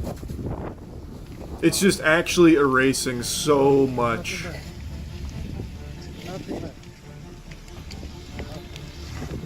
And I didn't know this, but apparently the reason this is so out of control is because of how windy it's been in California. Because there's been a lot of wildfires in California. There was the big ones a few years back that took out a lot. But this seems to be like a totally different beast because the wind is unreal. How does this start? Is it just dry and wind? Literally that. There's no telling exactly what started this. It could be a fucking cigarette being flipped out by a substitute teacher that just got off of work. And then it just starts a small little fire and it's so windy that it just blows it up. It just explodes it. It could be absolutely anything. Alien drone lasers from Jersey. I am actually surprised I haven't seen more conspiracy theory takes on it. Now, granted, I haven't really been looking or anything, but I feel like that would have been one of the first things. The first fire started in someone's backyard. Imagine having a small fire end up costing thousands of houses. Where did you see that? I didn't see that. It's very possible, with how bad the wind is, that is actually what started all of this, but where did you see that info? Let me look it up. 5 football fields a minute, how a perfect storm of extreme weather set off Los Angeles wildfires. Man, holy shit. They're picking up burning debris and embers and depositing them downwind, and that's the recipe for what we've got now. There's nothing the fire crews can physically do to stop this fire. All they can do is try to get ahead of it and hope there are enough natural fire breaks in the form of rivers, open areas with little vegetation that maybe can slow it down a little bit. It's virtually uncontrollable, and they go out, typically, only when they run out of fuel. Okay, so it broke out around 10:20 a.m. Tuesday. Its exact cause remains under investigation. So I don't know where you saw that it started in someone's backyard. Didn't a fire start one time because of a gender reveal? Yes. That was 4 years ago, I want to say. A gender reveal party caused a massive raging wildfire. Yep. Like, all the footage coming out, you can just see it from anywhere in California, it seems. Well, okay, not anywhere in California. You can see it from many, many, many, many miles away, and the whole sky is just like this orange, smoky hellscape. California, which is also on fire. This is the Eaton fire in the Altadena area, and for the first time, our colleague Gina Silva is giving us a look from the ground. Those are horses, Gina? Those are horses, yes. There's a woman that just came down the road here, and she's trying God, to just look at that. But as you can see, we what are the on New York fuck? Drive in Altadena, and this entire hillside is on fire. It has already crossed the street, and there's a building here that is in danger of also. You can see how dangerous the situation is. These are the streets: Kinalea Canyon Road, Outpost Lane, Glen Springs, Coolidge, Miranda, Roosevelt, Vernada. Yeah, I don't know how she's even able to report. Like, the smoke inhalation alone must be just impossible. And these winds are absolutely dangerous. Were there any attempts of using helicopters to collect water from the ocean to put out these fires? So I only started reading about this like an hour or so before stream. Chat can correct me if I'm wrong, but it's actually kind of dangerous to fly during this because the wind is so strong. Like, so strong, so there's not a ton of, like, aerial watering attempts. But I don't think you'd be using ocean water, by the way. I think you just mean general water. I'll give you the benefit of the doubt. I don't think you'd be wanting to use salt water. But if I remember correctly, from what I was reading, they're not doing a lot of aerial stuff because of how risky it is with the wind speed. Because the wind speed is getting, like, to 80 miles per hour. Is it mainly in the hills of California right now? So there's 4. I think it's 4. And I don't think they're all just in the hills of California, but I think the majority of it is there. CNN says there's 6. Well, it looks like there was at one point, but I think this icon means that it's like under control. I would guess, because I mean usually green is green good. This is one of those situations like with hurricanes, you'd hope we had some weapons or technology to stop it. Oh, you know, this isn't what you were trying to say, but you know what it just reminded me of? You remember how all the people were saying, like, the government's got, like, the Democrats have the hurricane machines, the weather machines that they're sending hurricanes at Florida with? Where the fuck is that technology now? Why does the weather machine only happen sometimes if we have that technology? Yeah, if the weather machines are real, now would be a really good time to start a torrential downpour or something in California. It's first to 50 points, then a win, right? Yep. Match point finals, baby. 50 points and then a win. Wins the championship. We clutched up big time last night. Did we make top 10? We did. So we're here in the finals. We need 50 points and then a win, and we're champions. How close have we gotten to first place before? Our best finish is 4th. We've gotten 4th, 6th, 9th, and 7th? I think it was 4th, 6th, 7th, and 9th. I might be missing one. But 4th is our best. Really want to just win it this time. Really would love to just win it this time. Didn't we win a match? We've won plenty of matches. He's talking about like the actual final standings. We haven't won a major. Those were our best major placements.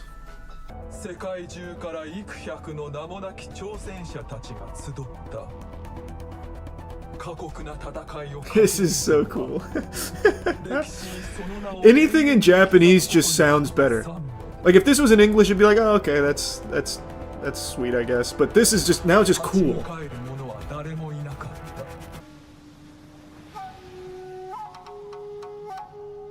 Man, they really went all out for this year's fucking world championship here.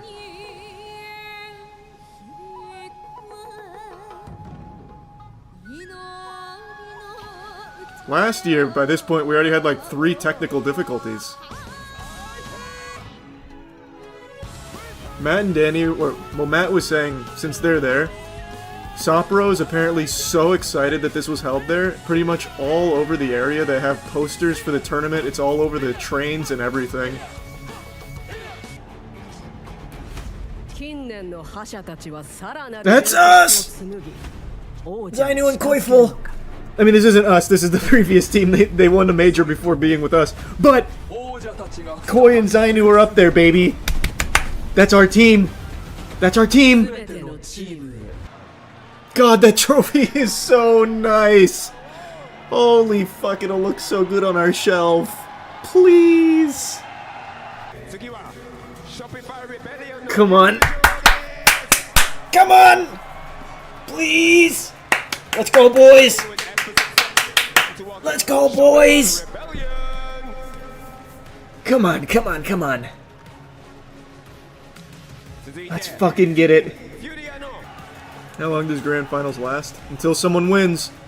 You need to get 50 points, and then you need to win a game. So there's no set time, there's no set amount of matches. Until somebody does that. Another team that we're going to focus on is Shopify. This is kind of, we have the old and the new. You have Zainu and yes. who are the new young guns that have clearly shown how dominant they are. They've now won with one IGL. They swapped IGLs. We're going to see if it pays off here in the grand finals with MT. And, you know, these two players, Koiful was a killer at one point. Everyone's talked about him being one of the best controller players. It's so cool to see these teams and for us to almost get Boardwalk! Boardwalk POI, it's not the best POI as I understand it, but that's a sentimental word! The universe saying something! Produce some results from heights. Please tell me the audio is synced. It's synced. It's synced. I heard it. Audio fixed. Oh my god!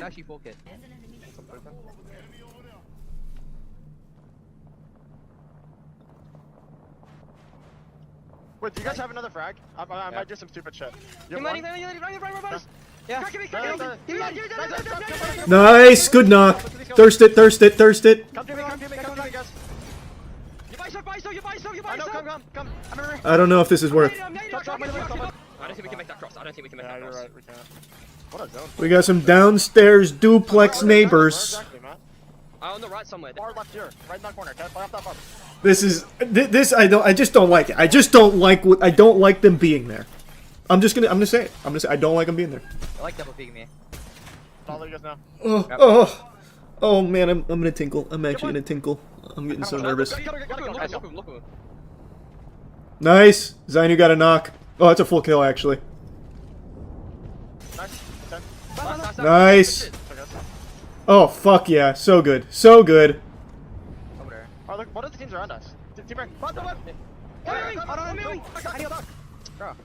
I'm stuck. Oh my god. I'm stuck, bro. I'm stuck. Like, Pick it up. I'm run. Batting. Pull me. No. Just shot match. Oh my god. This is so frustrating. That's so many different teams. That's so many different teams that just collapsed on us. That's so fucking frustrating. Furia as well have found themselves on that northwest side. Yeah, we still got like 3 points, I guess. That's so infuriating though. What the fuck? Alright. Rough game 1. We had a really good position, just got so unlucky. Zainu getting bugged is very tragic. I really think we do our best work when we're not in God spot too early. I think we just do our best work when we just pile up corpses on the way.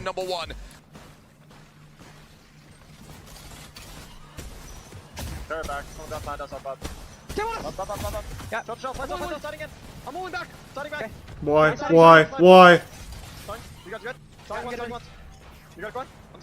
Oh, fuck. Run quick. Run. There's one on you. I'm gonna shoot him. He chases you. This is so fucking cringe. This is so fucking cringe. Good knock, but there's just nothing there now. You run up right. And you're gonna go back Elrod, alright? Go leave by now. That's so fucking cringe. That's fine. It's fine. We reset. They didn't pick the fight. You're going to lightning rod. Falcons just wrapped us for no fucking reason. Okay, we gotta make sure not to. That's just so cringe. That's unbelievably cringe. What are your heals? Alright. Wow. Yikes. Yikes. On that trident, well, that's gonna make it really fucking hard. It's Newcastle that was up though.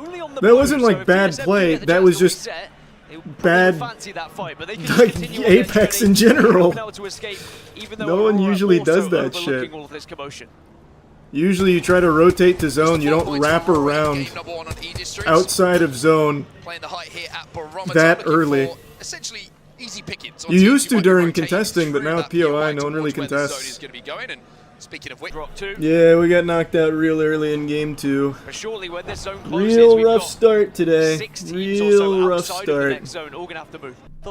Back-to-back World's Edge first place coming right up. Thanks, Time Traveler, you spoiled it. Now I know what happens. Along the way. It's a it's a nosebleed. That's the pause. Very long pause. God damn. Wig said he thinks it's someone who had one at a previous LAN. They're with the medics. It seems to be a pretty big one. Is that what you mean? You just said pretty one. I'm guessing pretty big one. We're back. Yeah, no, that thing's out. That thing's stuck. Here we go. Game number 3. Alright. Baby. That's a tight rope. Let's have a game. Let's have a game. Please. God. Yep. It's crazy, man. It is crazy. The other nostril bled. Imagine. Yeah, this literally nothing is going our way today. I'm starting to falter a bit here. Yeah, I don't think I can either. They didn't restart years ago when someone got booted, but they'll wait this long. Yeah. They also didn't tech pause when we were victim of the Valkyrie glitch, which insta-killed us. There was no tech pause there to maybe assess that. On my account. Oh god. Okay, I'm gonna go get something to drink. Not alcohol. I just mean I'm literally just gonna go get a beverage. So, sorry. Gil, Timmy, and Waltzing for Moist. They're the winners. Yeah, they also. I'm back. Oh my god, there's no way we still haven't started. There's no way we still haven't started, right? I must be back in time. What the fuck, man? What the fuck? We're moving! That's so big. How long was that? Was that? I think that was close to 15, 20 minutes. I'm trying to see because Matt texted me. It was. It was 20 minutes, and it's still going, and we're still going. What is going on? Did Destroyer hack in again? Well, like I don't get it. It is exactly 20 minutes. As an avid ass eater, I did not say you gotta lick the fart. Okay. He's making a good point. See the zone in this one. 37 minutes since Game 2 ended. If my text messages are accurate. 37 minutes. Hey, Furia's got 2 players. This is gonna reset. No way, they ripping it with 2 players? What happened? Was that who had the nosebleed? Their third? And Furia's not in the lobby. No shot. This is very serious. No shot. Furia's booth. It has to be a restart. Has to be. I called it. I called it. I called it. I told you. I told you. People are getting iced. Momentum is being killed. We're coming up on... No, we have gone to 45 since Game 2 ended. Can we hit an hour? I'm texting him right now. I think we can do it. You going to get him? It's not us. Yeah, there's always technical difficulties during Apex tournaments, but this is the most egregious I've seen. This is inexcusable. It's not madness, it's fact, and they get us out here for another time. Sapporo's been such an incredible venue and a great audience. The fucking mayor came out here to talk about Apex and how excited he was for it, just for this dog shit. That's crazy, man. That's crazy. There's a new guy up. They are deciding to change PCs. There we go. So they are indeed changing the whole PC out. Why did we wait an hour to do that? If you can't fix the fucking computer, just switch it. You would know if you fixed it, I would think. Where are they going to get this computer? The nearest fucking Best Buy? How would you not just have like computers on standby just in case? What the fuck is going on? It's been an hour. It has been an hour. We did it. We made it. He's in the lobby. He's in the lobby. Haven't even done it yet, dude. Is this the one? Yeah. Is this the one? Does it start? I want it now. Game. Is this the worst esports experience you've had? It's got to be close. It's got to be really close. All right, all right. Perfectly on time. An hour later. Let's go. Alright, that was a full mental reset. Now let's start playing our game. We were legit the best team throughout the entire split. Tied second throughout all of group. Let's just make this easy and win. Let's just go back to that.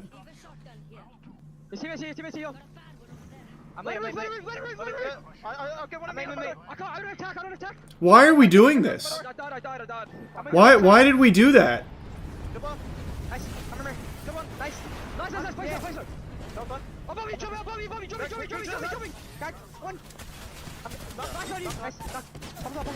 on, Zanny, please, please, please, God, please.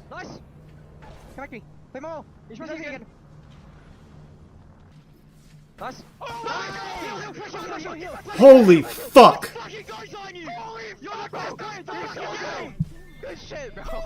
That is exactly what we needed right there. He just 1v2'd that team. That was Aurora too. Wow. That is perfect for mental. Shit, guys. Alright, we're chilling. Holy shit. I'm gonna go hit beacon. Hey. He's not a 2-time major winner for nothing. Alright, 10 surrender. That is so big for the brain. Okay, now let's turn that into such a good game. Come on, boys. Alright, time to get in. That's fine. Yeah, that's fine. Okay. I'll pop if anyone's Okay. Alright. Yeah, I'm gonna tuck first. Let me tuck first. Got the tuck. Look, it's all over the rock.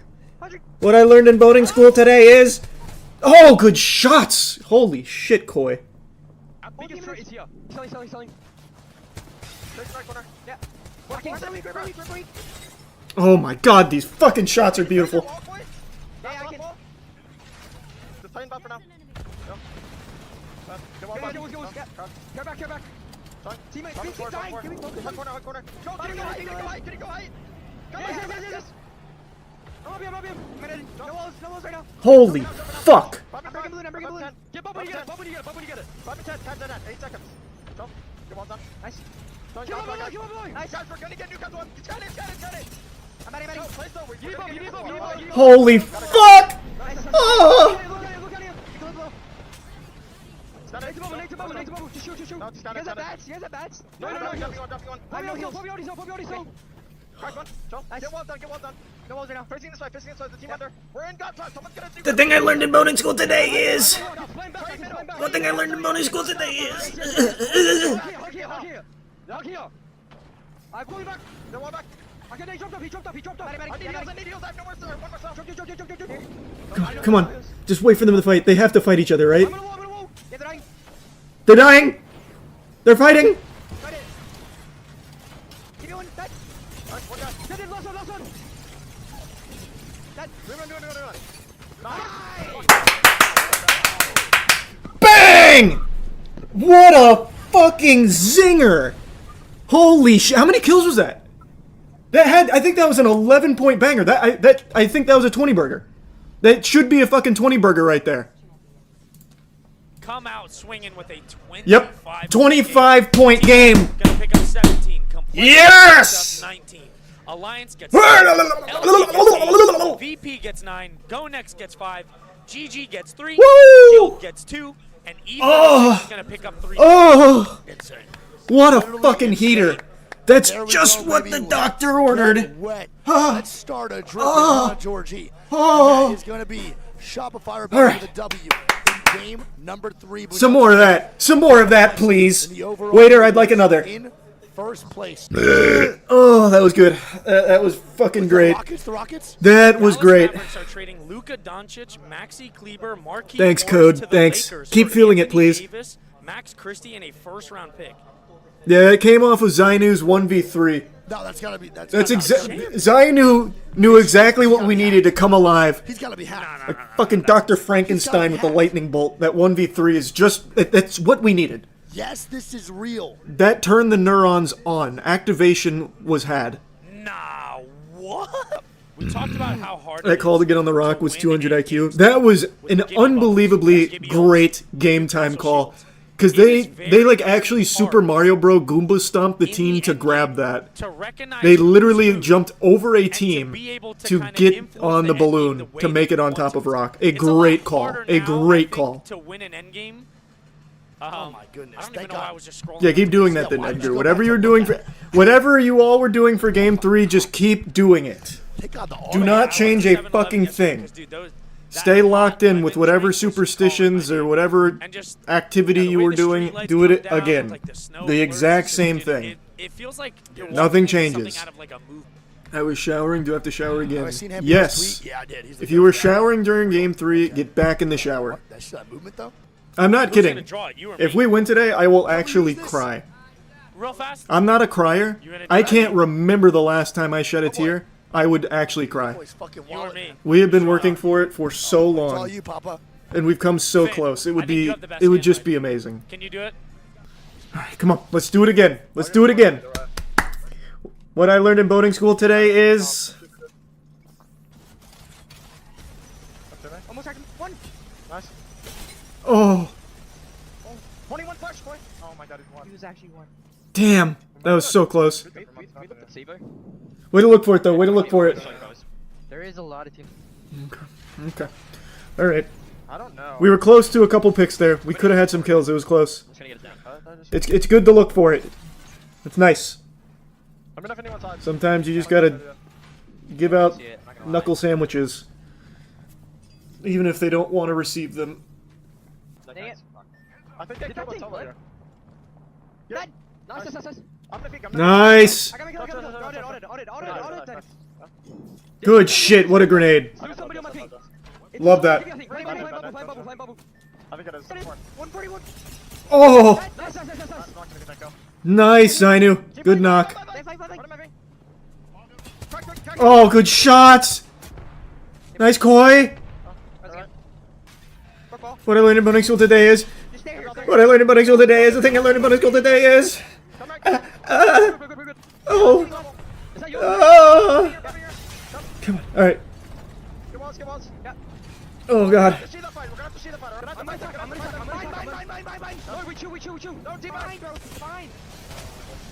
Oh.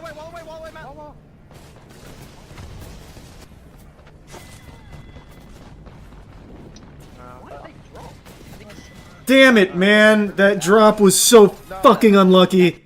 Oh, that drop was so unlucky. Fuck, that was so tragic. Wait, Aurora just got bounced off. Oh my god. They land on Envy. Fuck that oh my god, that was just so sad. Aurora did no damage though. Man, if that wasn't a drop there, if they didn't drop there, why did they even do that? That was such a dumb play. They just fucking inted to get wiped immediately. That was so stupid. What the fuck? You want to catch fire. Who was that? What team did that? Can you get 50 points in a game and then win the game to win it all? Chat, nope. Also, make sure you can win a game with 51 points if you wanted to.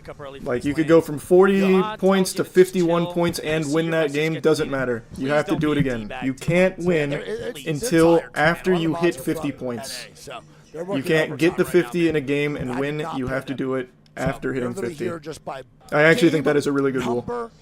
It eliminates, like, the one lucky game, right? And we've seen that happen before. Like, we've seen a team with, like, 30 points drop, like, a 23-point dub, and then they finish, like, 9th place. Like, it happens. And I think that rule of you need to hit 50 and then win is so much better to get rid of, like, that miracle factor. You gotta, like, really earn it. Oh, he's starting on SR here, baby. Love that. Today I woke up thinking about that scene from Holes. Well, that's too damn bad. Well, that was really sad. Grandpa. He just dropped a Holes reference. I use that reference all the fucking time. I don't know either. It's the first thing That's such a strong sign. What the fuck was I dreaming of? Oh, the team's here. Guy. Look. Come on, come on. Oh, so close. Nice. There's another team on them. Chase the Troy. Oh no, wait, I can make them. Oh, good shots. Good shots. Just pick me up. I'm gonna walk up on him. You're gonna have to drive. That. Alright, We're 4th place right now. We have 33 points. We need 17 more to get to match point, and then we need to win. And then we're world champions. And then I will actually tear up. I'll be balling like a fucking baby. If we win world championship here, I will actually lose my fucking mind like an 8-year-old that saw Spider-Man at Universal Studios. We get out here. Yeah. So we take nut and then we just bubble like right down. Oh, I heard take nut. We play that so well. We've won so many games from nut. Alright. Fun. Just get up this mountain and boost us straight to the corner. Okay. Holy fuck. I think we get a tunnel. Get inside. Yep. Get inside, come. I'm standing under the car. Holy shit. Holy shit. What a wacky little spot. Oh god. Get it I'm gonna form like a little triangle. That boost X Games maneuver. I'm taking it all out, bro. That had me scared. Had me so scared. Make a triangle. What I learned in boating school today is I need to put that outside. this is some Fortnite shit here. Yeah, I think you do both. I just want to get a peek out here. We just jump over. Can you make this like a ramp? Alright, we're chilling, guys. He died. Nice. Damn, we didn't get that knock. Someone else got it. Zone authority, guys. Get ready to do something, maybe. Can we get bottom forward this building? Yes, I think we take it. There's one holding Sheila. Okay, good zone pull. Yeah. Popping out, above, okay? Getting against the wall. Nice, perfect. Nice. This isn't our wall, This isn't our wall, right? Yeah. Oh fuck yeah. Oh yeah. Yep. Oh, that's a good spot. Yeah, I like that. I like that better. Oh fuck. Wait, no. We have some nosy neighbors. No. They might try to force. One. Come back. Okay. Go. Good shit. Good shit. Good wipe. Inside. Chill. Oh fuck. Oh yeah.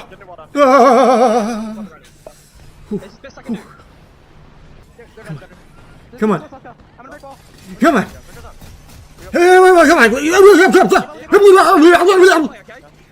This is too funny. Come on. Nice. I'm gonna get a wall in this door. Big thermite. A fatty thermite.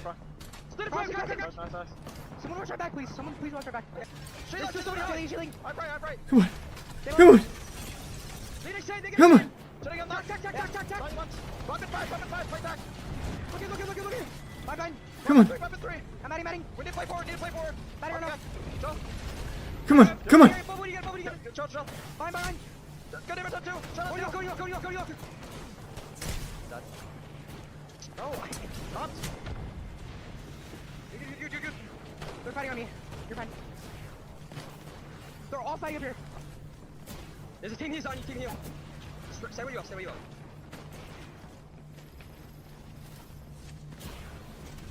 I'm bringing you knock.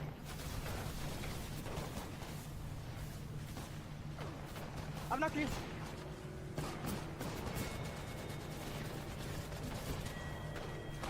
Oh my god! Nice. Holy fuck! Let's fucking... That might have been enough to hit match point. That might have just been enough to hit match point off the second place fucking clutch from Zainu. He's been coming up, bro. Walter that might be enough. That might be enough to get us a match point. Walter Hader, you better shut those lips. Seriously, he's been playing. No, we missed it by 2. Oh my god, bro. We missed it by 2. Oh my god. Oh, we missed it by 3. Yeah. Fuck! Alliance gonna pick up 23. Oh, that was so close. Match point. Shop oh, pick up 14. Fuck! It was so close. 13. Go next, pick up 12. Furia pick up. Oh my god! Pick up 6. That would have been the clutchest fucking thing I've ever seen in my life. Pick up 2, and oh, it was so close. So oh my god, damn it. If we had just had 3 more kills there, which we could have, it was so close. Oh, it was so close. Alright, come on, 3 points.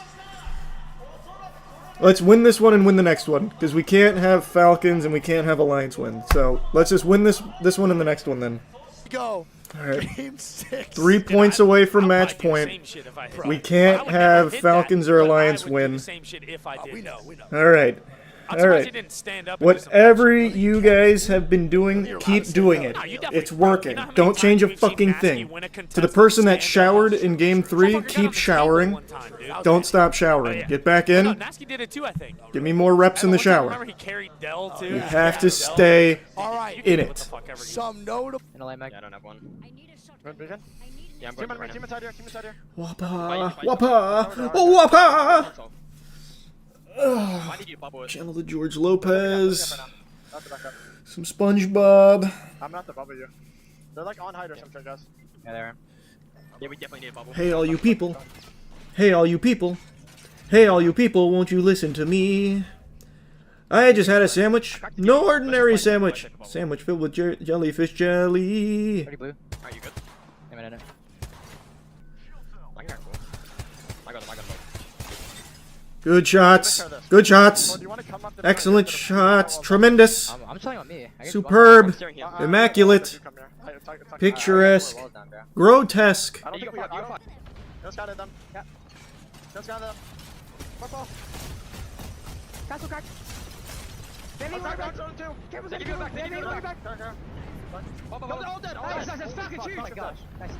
Holy fuck, beautiful. Beautiful. Beautiful!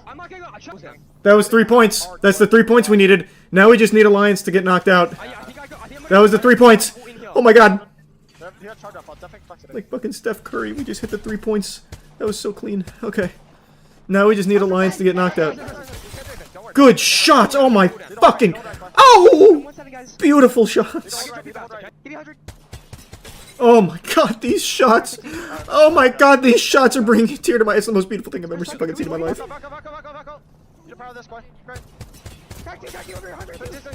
God, these shots are amazing!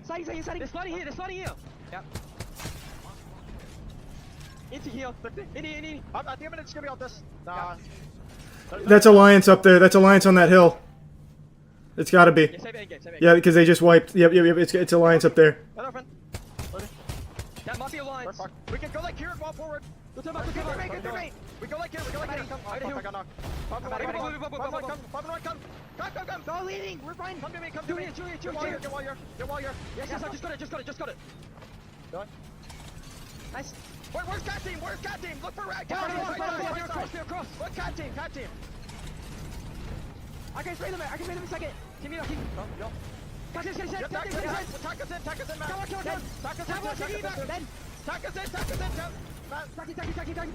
Punch in. Eyeball. Loud flying. Give me capture me. Yeah, 3 1 even. One guy.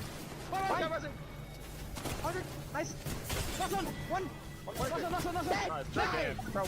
Holy fuck, we would have just won the world championship if we just had 2 more fucking points.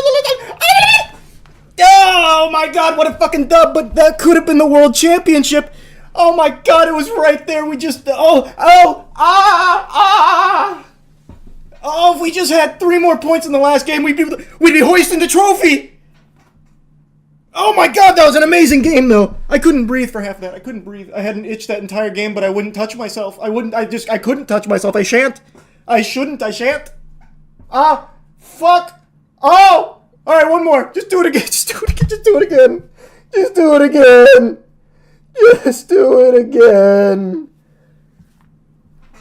Oh!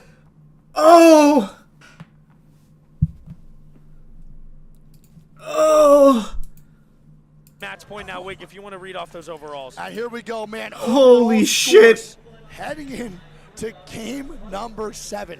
Dude, you could taste the... Oh my god. There. You felt it. I said earlier, I really like the rule where you can't win unless you hit 50 first. I changed my mind. That's the worst rule in esports. If you get over 50 and then win, you should just be crowned champion. I changed my mind entirely. I really changed. I'm singing a different song now. Really. Oh. So close, man. Shopify in second. 6. Falcons in 3rd, Complexity in 4th, then it goes Guild in 5th, only 6 points. Come on, one more. Do it again. Just do it again. LG, VK, and Go Next in the top 10, then the bottom 10 will just follow suit. You stare and look. Whatever you all were doing in the chat, do it again. Take another shower, take another shit, shave again, grow your facial hair back, shave it again. Just do everything exactly the same. They played that so well.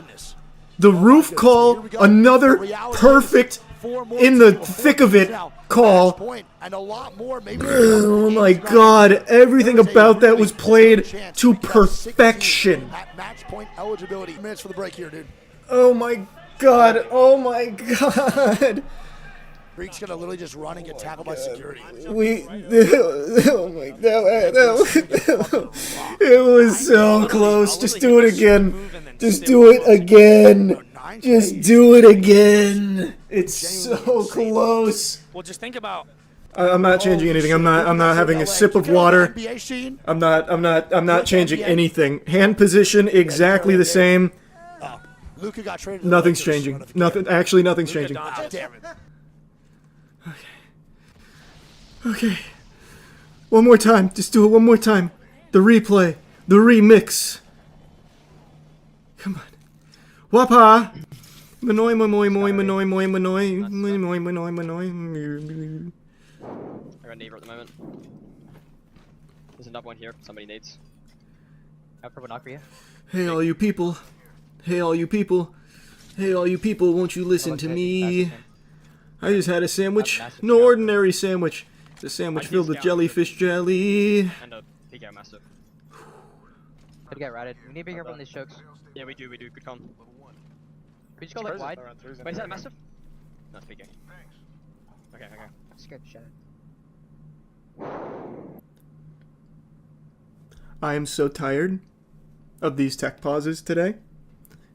We waited an hour in between games because of tech pauses, and now you're doing a tech pause at what is the most important moment of the whole tournament. That is so fucking frustrating. That is unbelievably infuriating. One team dead. People.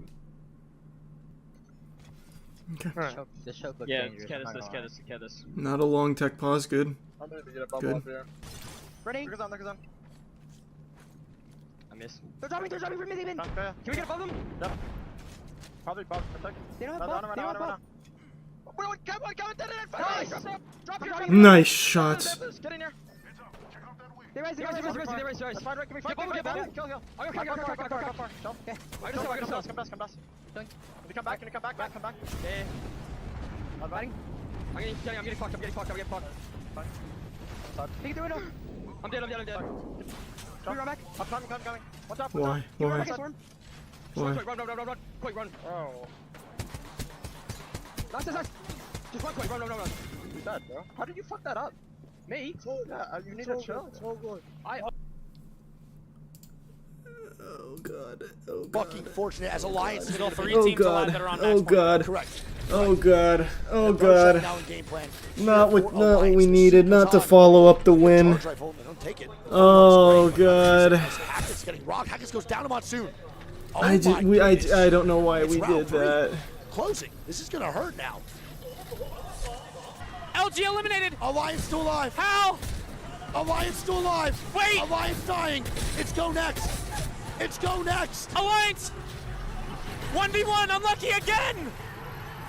No. Oh my god. With the W. Oh my god. People's champion. Wow. Alliance can't get it again. Go next. We have another chance. Oh my Holy shit. We have another chance. Oh my god. We have another chance. Holy shit. We've won 2 matches today. Come in second. We just need to win 1 more match. No second. I don't even know why I brought up the second. What I was trying to say is we just need to win our 3rd match. We just need to win our 3rd match. And we do it. We do it. Just one more win. We've already done it twice today. I'm gonna try new superstitious phrases and references. I'm tired of this, Grandpa. Well, that's too damn bad. What do I know about that? Guys, remember we did this in scrims or some shit. Yeah. It's easy to do. We just need to fight it. I'm gonna heal at the wall. We need to carry back, but we can start angling. I'm gonna try to start angling, okay? Yeah. I might stay up on top of the nut. I love it when we play nut. I really like when we play nut. I'm not saying that as like a meme or anything. Legitimately, I like when we play this position. I always have. I think it is just a really good spot to take control of. Good shots. Good shots. Good shots, Koi. Nice, I knew. Good knock. Oh, 2 knocks. Good shit. Nice. Yeah, nice. Nice, I knew. Yeah, I'm staring them soon. Good shit, Zainu. Good shit. Very good shit. We might want to go across the hill later. They broke my wall. They're shooting so far. Yeah. Fine. Get another wall here after. Yeah, give me a second. Then we probably wire back. I can't get that now because that team, right? Wall in 5. I think we crossed the hill later and I put my back against that. Like here, Matt, and we might want to just get in here. I think if we get car, I think we go here. We go there with car. We go rock here. No, I'm gonna get a car. Can you guys go? Yeah, I'm 60%. I'm 60%. I'm 60%. Wait, we wanna go now. I'm 60%.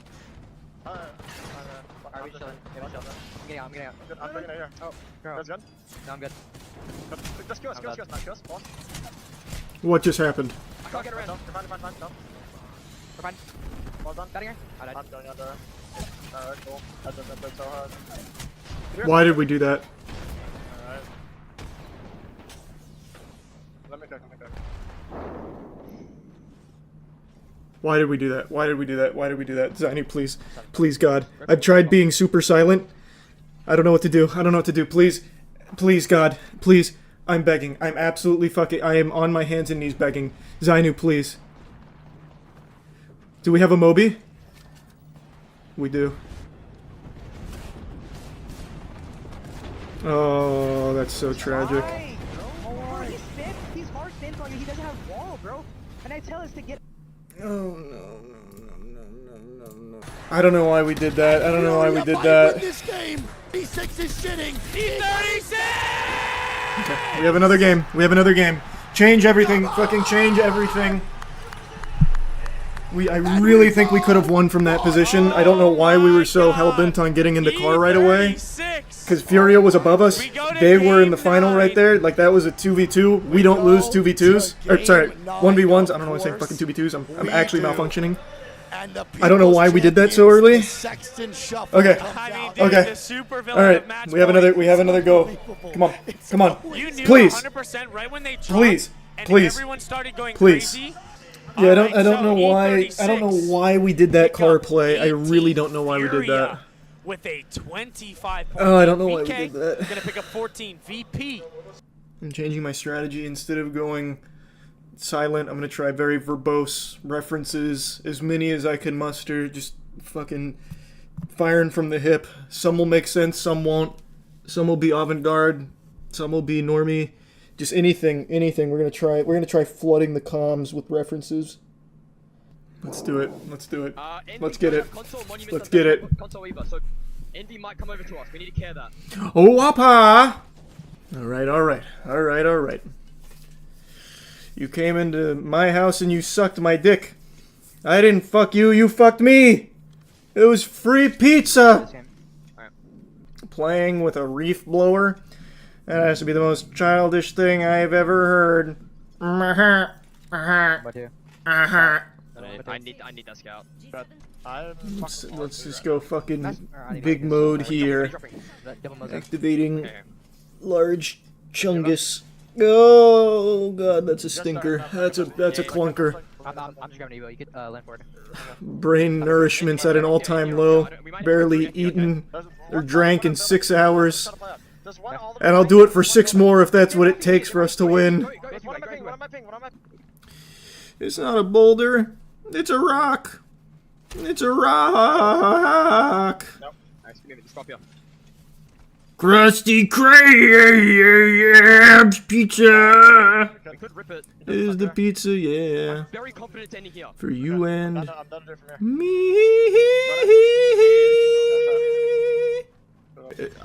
This is not like a smooth start. I don't know if slinging references is the play in this one. I'm not gonna lie. I don't like how this one's starting. Please.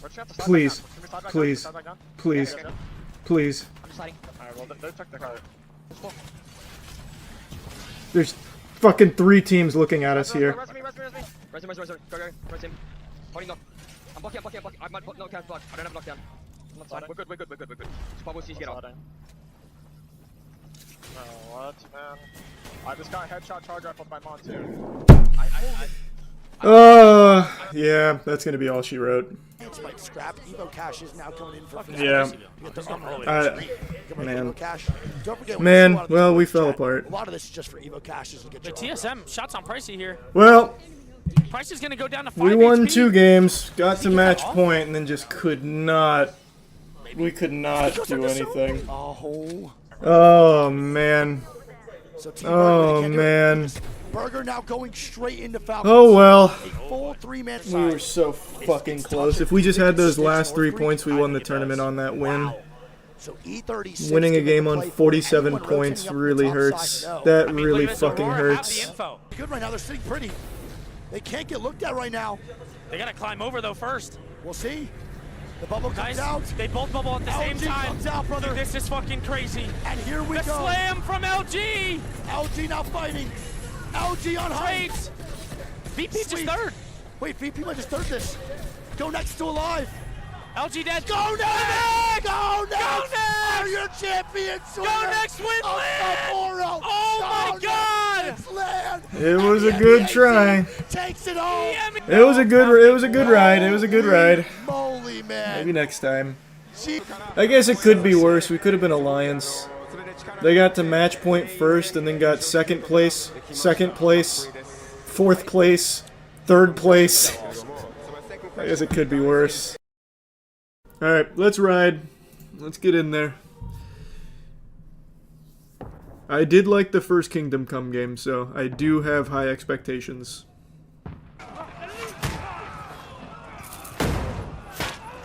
Excellent shot.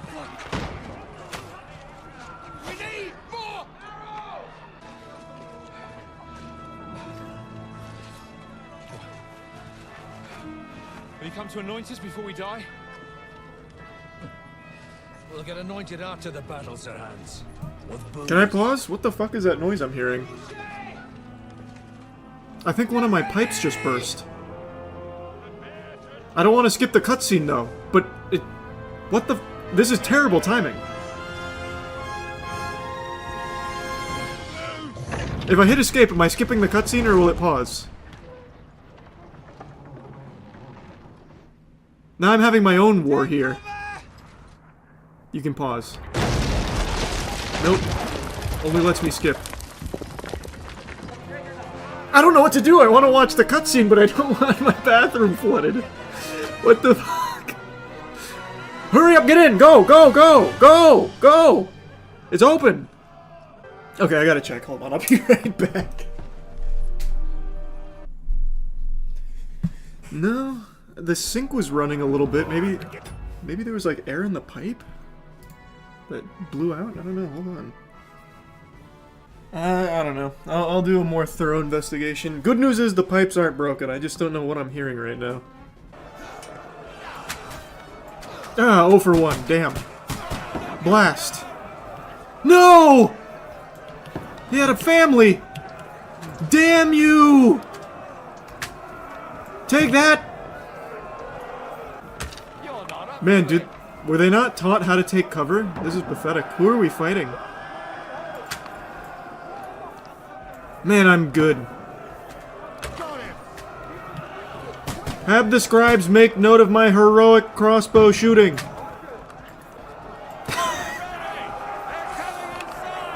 Hold on, Stan. Come in a single file line for me. Luckily, they're standing still. I got him now. Nope, he's wearing armor. He didn't feel it. Right, well, let me try getting closer. I'll barrel stuff it. Oh, I can't. Nice.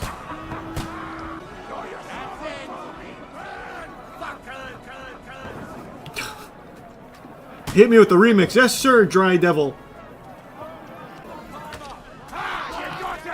Nice work, Dry Devil. Ha! Oh, wait, we're friends. Sorry. Hiya!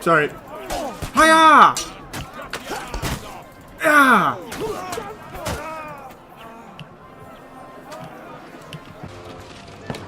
Don't let them in. They're trying to bring cum to the kingdom. Hold them back. To find time for studying Latin. We shall have to rectify that. I can't have an ignoramus for a personal bodyguard. Whatever, Redditor. An ignoramus. Oh my god. Can someone shoot this man with an arrow, please? Wow. Thank you, gentle sir. Fortune. Membership Forge. Sir. Oh, we got trouble. The greasers. Get ready to dance. Take it easy, Henry. What are you after here? Is this usually how you greet visitors, my good man? How we greet armed strangers and bandits pillaging everywhere. He talks like a redditor. Between a noble and a bandit. My good men, It's not always that. since when is it a crime to farm some karma? Who are you people?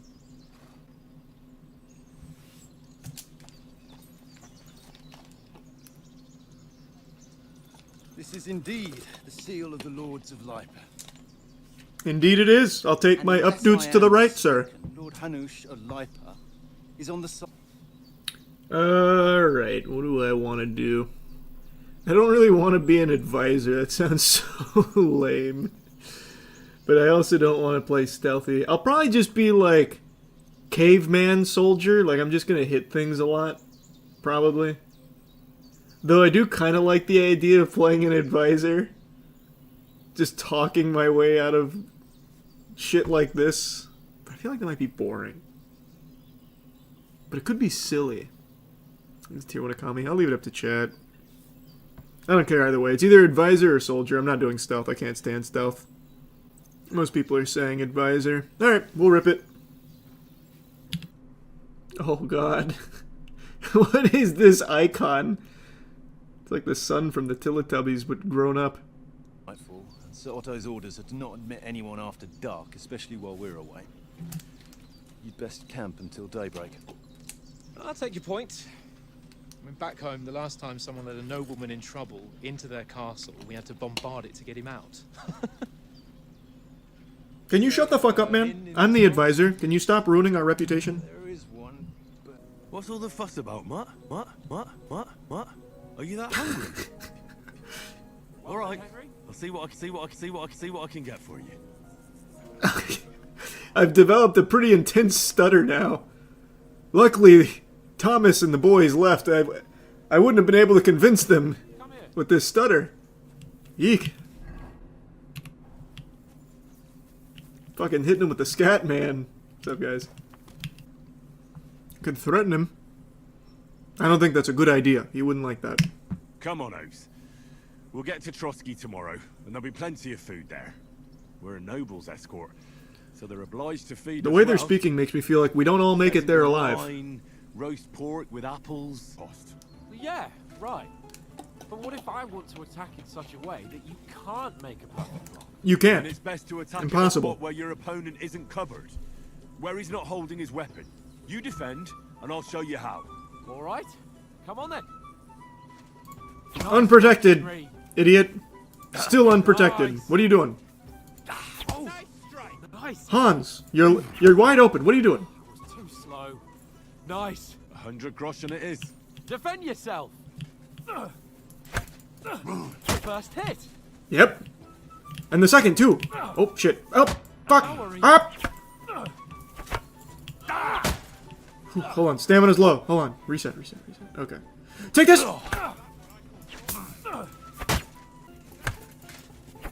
Oh, you're getting worked right now, Hans. Okay, hold on. Hold on. Exhausted. Beating your ass is hard work. Yeah, I know. Stretch it out.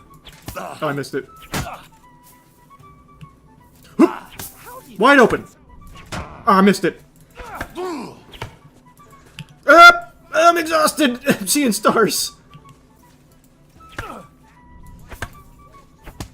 Your swordplay is ass, Hans, but your cardio is amazing. Inspiring, almost.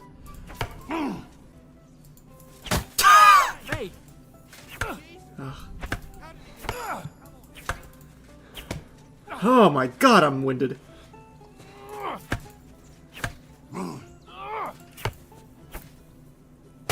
Stuffing out of me. I get like bullet time with this lag for some reason. I just updated my drivers like 3 days ago. There's no way that's me, right? I'll settle with you when we get to Trotsky. Now let's go and eat. That swordplay gave me quite an appetite. Is there nudity in this game? We'll see. As an advisor, I'll talk people's clothes off. She's a fine lass. And? Is she any good? Like, is she any good? Get me? Well, her vagina was immaculate. Fist bump. My good sir. What is that? Brave, and that'll have to do... What? She's brave. She saved my life when I went back to Scallis after it was raised to bury my parents, and a bunch of mercenaries attacked me. And that's all I'll say. Ah. That's the cum the kingdom needed. Traveling isn't too bad. Hey, don't make trouble.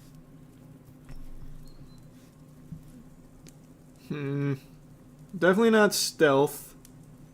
I guess I could just keep going the nerd path. I went and read a book. We'll do it. We're gonna stay with this. I needed a bit of peace and Be quiet. the biggest dork in the Have a stroll kingdom. around, checking out what plants grow here. Does anyone know anything more about von Berghoff?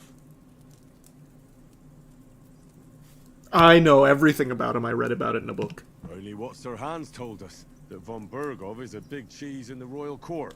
That's why we're going to negotiate an alliance with him. There's no way that expression existed back then. The big cheese? He's the No Royal shot. Chamberlain. You fellas will never meet a more important noble than him. I heard he insists on having the finest swords. They say that he's quite lit. All kinds of swords and daggers. Collecting them ain't the same as knowing how to use them. And is he any good at sword fighting? It ain't nothing. Some of the easy to best. learn. The Rizzler gave him 4 booms out of 5 at the last showcase. I kind of want to just fists. Oh, that really shrivels the old ball sack. Yeah, it'll do that to you.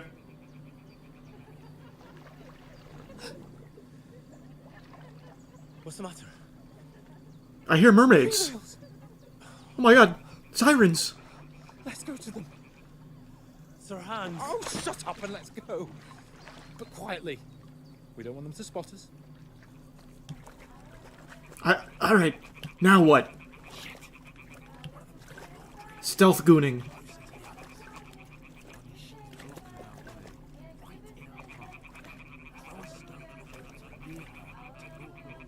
Good idea. Luckily she's got her AirPods in so she can't hear us. Oh, fuck, I hit the tree. Shit, no, it's that way. What was that? Hey? A bunch of fish jumping. Ton of fish. Good lord, all the fish. Oh, fuck, I hit her. Watch out, Hans! Watch out, Hans! Turn around the fish. Oh, God. Oh, fuck. Reload. Save, scum. Hans, I'm so sorry.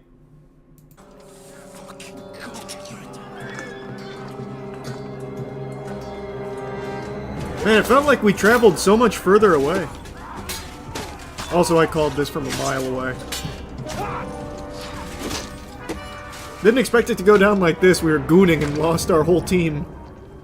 We've got to do something. Stay down, for fuck's sake. No!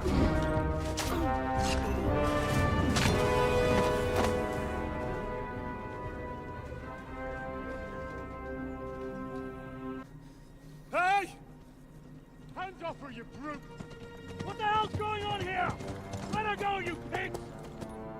That bastard's with them! Fucking hell! You couldn't just leave it be, could you? Come on! Run! Catch them! Enough, I said! What the fuck? It's mine!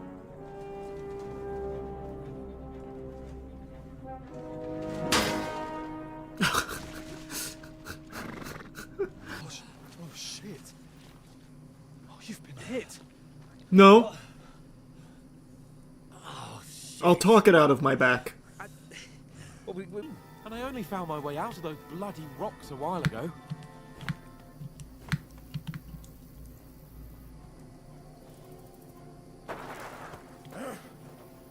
Huh?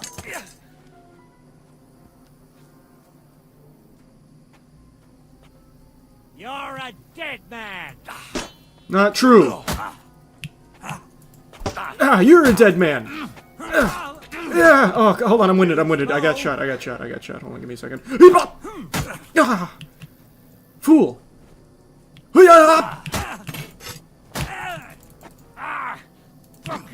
Oh, shit.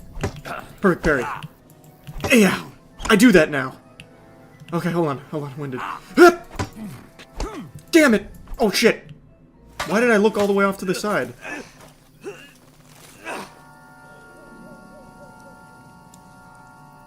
I just wanted a block on my left.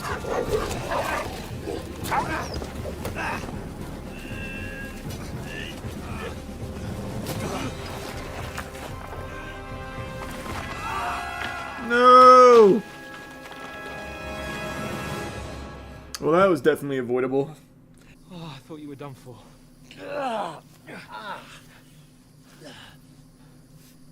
Where am I? Well, you dropped out of the sky like a shot-down hawk.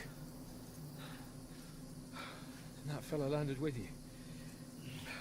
He broke your fall nicely, otherwise you'd have ended up the same. And then he shed all of his clothes for some reason.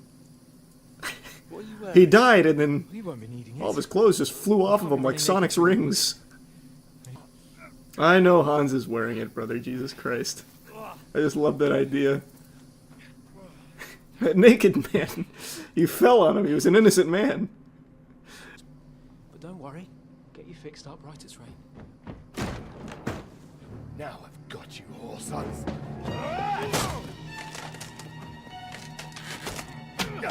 Nice. Excellent frying pan work.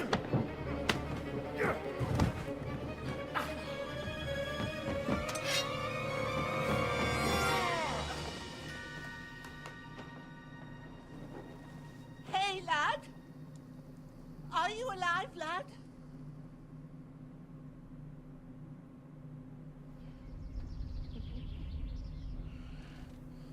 These bandits, damn! I am Sir Marquardt von Aulis. I come in the name of Sigismund of Luxembourg, King of Hungary and Croatia. Whatever, Nosferatu. I will avenge Skalitz. Hans was fighting him outside, then he came staggering in, said something about Fortuna, and collapsed on the floor.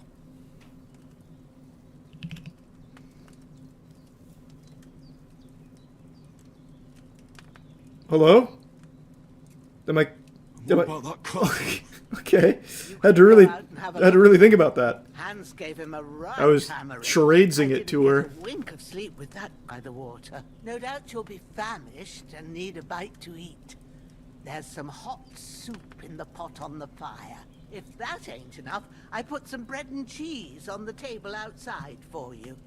And if that's not enough, I ordered a Five Guys burger. Liquor there too, in case you need. Man, I'd like to take some of that soup with me, but I got... Hey, where's your Tupperware? I'll put the tunic back on in a moment. Need to clean off first. Oh, actually, wait, can I wash these clothes?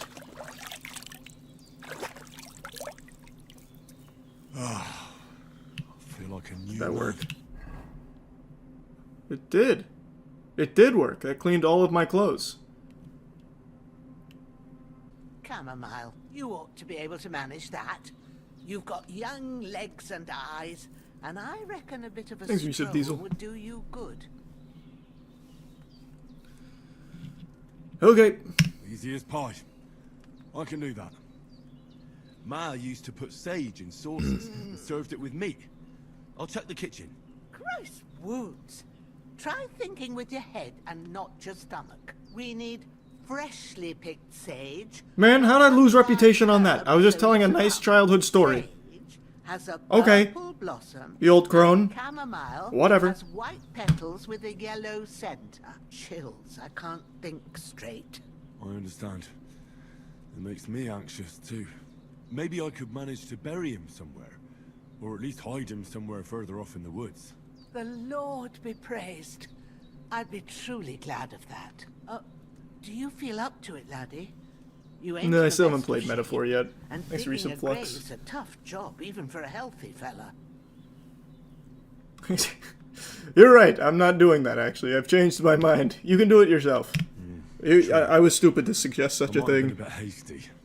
But leaving him lying around here doesn't... Uh-oh, something's gone wrong. What's that dog making such a fuss about? No! Could something have happened at Pagena's? Who's there? Hey, what are you doing walking around with a weapon? Oh, you're right. Sorry, I forgot it was in my hand. Hey, sorry. Hey, sorry. Hey, oh God. Please. Oh God. I'm an advisor. Sent us to find the renegades who ambushed some knights company down by the pond yesterday. A couple of them fled and are hiding out here in the rocks. So tell me who holy you shit are tree. and what you know about it. That's so sweet. Thanks for that. And yeah, I'll be speedrunning again, and definitely will be playing Ninja Gaiden 2 Remaster.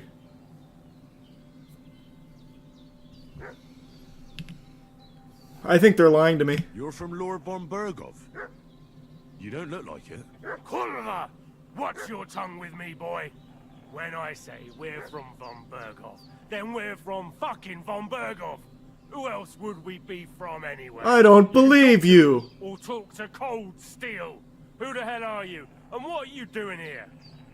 I think you're lying to me. Take this. Calm down. No need to draw weapons. I'll tell you everything. It's just like you said. Before dawn, there were some vagabonds around here. I had a bad feeling about them. They were looking for a hiding place. What I want to know is where they are now, not where they were this morning. We sent them to the rocks. It's a dangerous place. One false step, and it's a long way down. I'll tell you what's dangerous. Pissing me off like you just did. Because it was in the rocks that we lost them yesterday. Shit! So it's kind of you to wait for us here. Damn! Be quick, boy. Damn it! Sorry, Bushinna. I'm not very good at this advisor role. To be honest with you, I'm new to it. Lad, I've got to get out of here. Excuse me. No, you're not getting out of here, bastard. Ah! Stop it! I'm trying. Ah! You want to try me? No, I'm trying to kill your friend. Leave me alone. Yep. Ah! Let me kill your friend. Stop it! Jesus Christ! Save yourself. Ah! Gotcha. Ah! Can you get over it?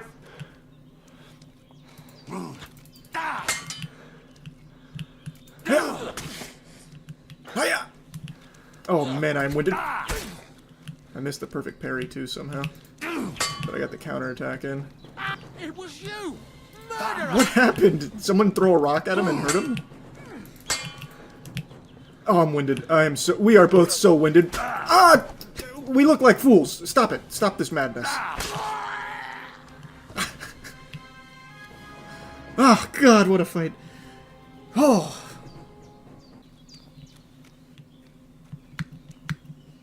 Why is there an invisible wall on this? Move! Man, there's an invisible wall there. Yeah, I saw the new Final Destination trailer. Excellent work out there, Growler. My word, they worked you over good. Not really, I won. Wash yourself, you look horrendous. A true warrior. What? Someone got here before me. Oh, I ate all the soup? Am I full? Kinda. A true warrior wears the blood of his enemies with pride. Hello, herb woman. Alright. Now, take one handful of sage, grind it with a mortar and pestle, and drop it in the cauldron.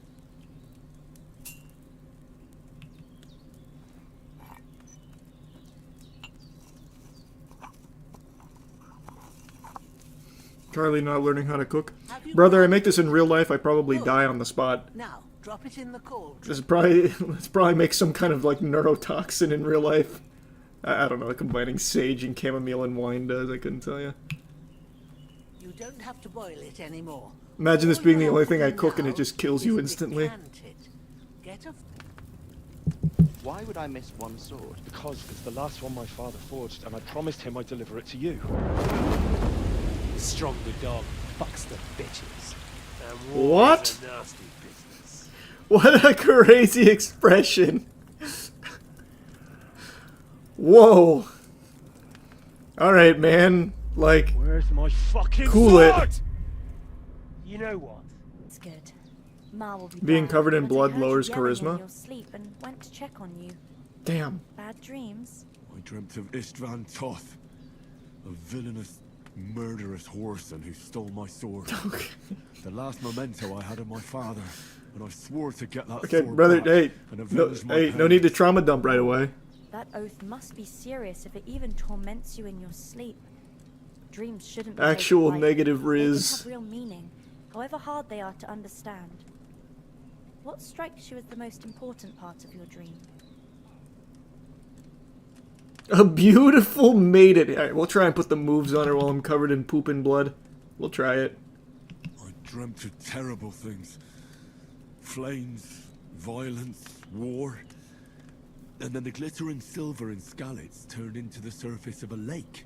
And from the lake emerged a naked... Okay, man. Come on, brother. And then I brought cum to the kingdom in my sleep. Carried me away from Nocturnal emission, you heard of it? And there, she saved my life. Well now, that probably means you're lonely and seeking company. Yeah. Fortunately, you can join ours. Jesus Christ, Henry. Oh my Breakfast is god, on the man. table, and I've got something else for you too. Come along, and we must save Mark. Not how I thought that dialogue option was gonna go. I'm as hungry as a wolf. Wow. Really, Henry? A naked woman in your dreams. You could have just said anything else off of that dialogue option, I would think. I'm putting everything into charisma. Totally forgot about all these. Okay. My book reading. The buff from sitting has increased comfort effects. Wow. Wow, I get a sitting butt. I can be better at sitting. Yes. I do say that's a good investment. If you were meant to get a hangover while sleeping, now you won't. Plus, when you're drunk, all beds are 10% more comfortable. I can just comfort max. I get better ass cheek cushion when I sit down for more comfortability. I get less hangovers and beds are 10% more comfortable. I could just go for a comfort build. Under the influence of alcohol, you'll be less likely to be injured by falling from height because the patron saint of drinkers has a protective hand over you. That's so good. I'm just gonna everything comfort. Look who's finally up. Henry. It's Come and me. join us. I'm coming. I'm sitting Morning, down. Henry. Come on. You have no idea how glad I am to see you. Come join our banquet in the midst of these exquisite woods. I'm glad to see you too. One day I'll clean myself off, but it's not today. Yesterday. That's the third time you've saved my life. Who's counting? I suppose I'll have to give you some estate or something. The third time? What in God's name happened the first 2 times? Now, Henry, don't make her beg. Tell this good maiden of your heroic deeds. Well, you see, I was slaying men, and I looked to the nearby riverbank, and I saw a beautiful, ethereal, naked goddess, and she took me into her arms like a newborn to suckle on her breasts. And that's when I knew I'm destined to be alone. Well, and when Hans chased after the wounded animal, he got caught by God, the I look like human such a patrol. psychopath. Russian. Ah, but you never gave me anything for Talmberg. For Talmberg? What was that about then? Well, you see, Talmberg we don't like to speak about, but there were 15 naked women. They all rose from a single bathtub, and they invited me in, singing these elaborate tunes. If you should ever find yourself in need, the doors of Perkstein shall always be open to you. Thank you, sir. Though, I'm not sure I could find the way to Perkstein. It's just right over there. Hopefully we'll never need to take up your offer. Turn around, it's right there. You can see it from here. Sorry for coming late, Mark. What the fuck was that, man? Of all places. And So cool. You're so cool, Hans. Hold on a bit. Before we hit the road, there's something you should know. I have a hunch that one of that band that ambushed us at the pond was Istvan Toth. Toth? Are you yanking my pizzle? He's long since over the hills and far. What? Yanking my pizzle? Didn't expect that. Alright, man. This guy's just a time traveler. He came from 2003. I tell you, I saw him there. Time to depart. Oh, who cleaned me? I wanted to depart all bloody and bruised and covered in all kinds of yucky filth. Somebody sprayed me with a hose. Someone yanked my goddamn pizzle. 2.5 hours and we hit the intro now. This is fun. This is good. It's definitely slow, but I think that's part of the fun. That was kind of the charm in the first one too, to a certain extent. Oh, what the fuck? Fucking shit! Sir Hans Capon of Perkstein, heir to Rat-Eye.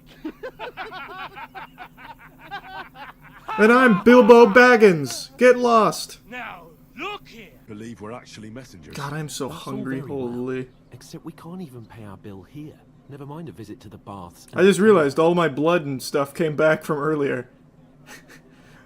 What? They washed me before I left the house, though. I guess once shit got thrown on Hans, I decided just to cover myself in blood again. For fun. So we'll learn some. Oh, don't worry.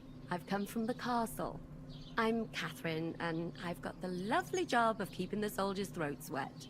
Ah, that's Crazy way of saying that. Oh my. Ugh. Can you smell that too? Oof. It stinks like something died here. Hey guys, hey ladies. It's me! Jesus, fella. That's a bit much. Hey, youngster, if you want to go around mixing with my guests here, go and wash the stench off yourself at the trophy. Non-negotiable. Stinking up my establishment. Okay. You're really going to ignore me. I saved you from getting it. Alright. Alright. Where do you keep your shower? Oh, let me find a bucket of water. There it is.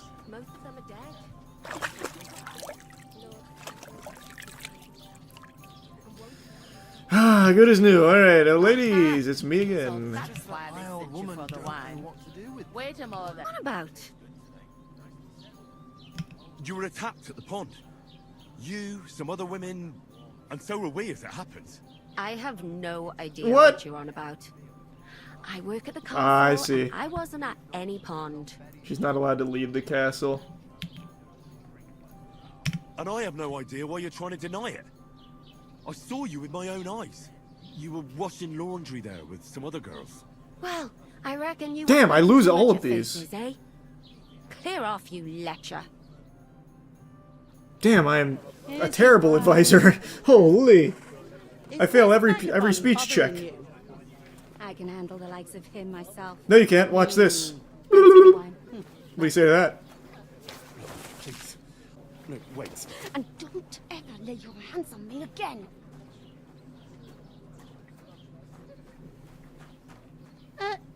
What are you gaping at?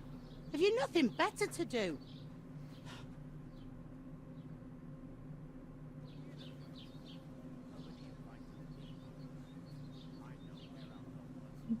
Why What happened like there? A pillar of salt. Are you ready? Ready. Always ready. Glad to hear it. You pair ordered a lot more than you paid for, so you work your debt off, like I said. Alright. Alright.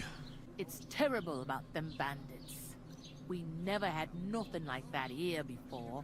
Like it or not, you can't pay what you owe me, so I'm putting you to work. I know, you Is told that me. Clear? Yeah, I know. What? We'll do it. I've agreed to it twice now.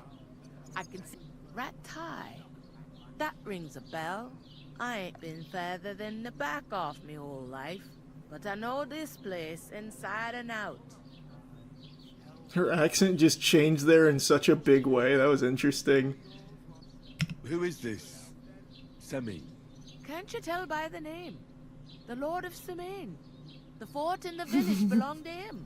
Old Jan Samin is the head of the family, and his son's called Olda. She's bouncing between a lot of different accents right now. It's like when I try an accent and then forget how to do it halfway through. Their glory's faded a bit, but they still have some clout.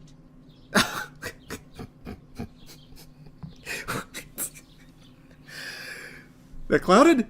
Fuck! Damn it! I've been bleeding Instagram followers. I'll never get into the wedding. Shit! I like the way she said clout, too. Clout. That was cool. I like her. She's my favorite character so far. I don't know if they said clout back then. I couldn't fucking tell you, man. Hello over there. Young Svaja there. He's the bride's brother.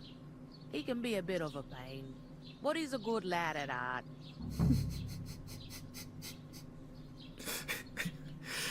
That was such an awesome conversation. Alright, thanks so much, ma'am. I'll discuss it with my friend then.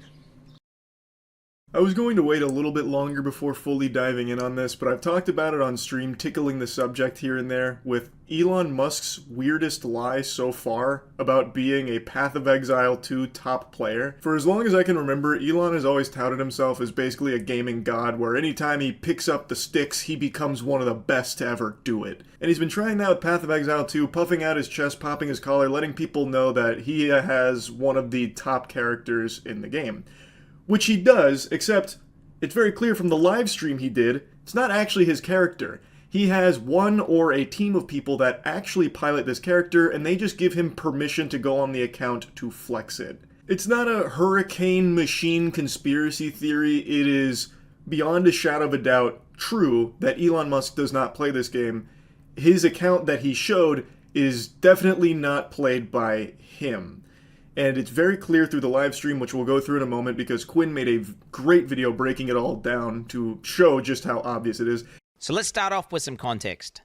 Elon Musk's character is currently level 97, aka rank 12 on hardcore, that's permanent death mode. Currently, what is their highest ranked player? They're level 97, same as Elon Musk. So, I mean, he effectively has been playing, pretty much just doing nothing except playing Path of Exile. So let's just go over some of the things that happened. The reason I wanted to wait a little longer before diving into the spaghetti and meatballs of this is because I wanted to see Elon's response to it, because I know he's seen it. He is more addicted to social media than an Overwatch gooner. He is glued to this shit 24/7, so I am confident he is well aware that the entire gaming community is privy to his fraudulent claims of being one of the top Path of Exile players, and I just wanted to see how he would tackle that, because his responses are always glorious. It's always the most cringe shit imaginable, where he posts like an AI photo of himself as Iron Man.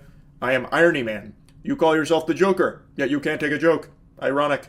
And I wanted to see him do some garbage like that for this, but he hasn't yet, and I just really want to talk about it, because it is so clownish. And he opens up his bank, and he goes to a tab called Elon's Maps, which immediately is a little bit of a red flag, because I don't know why you would refer to yourself in third person, but okay, he does that. He then proceeds to walk up to his map device and go to put a map in. The literal first thing you learn upon getting to the end game is how to operate this map device. You're going to start off at a node, and then from that node you can go to adjacent connected maps. Now, Elon, he's trying to click. Oh, he's trying to do the map that's not in the chain. He's just clicking a map repeatedly, trying to access it. He was not eligible to enter that map. I just want you guys to understand, this is one of the highest level hardcore characters in the game. He would have played thousands of maps at this point. I don't know how many of you have ever subjected yourself to the torture of trying to watch an Elon Musk stream, but they are agonizing when he tries to stream a game.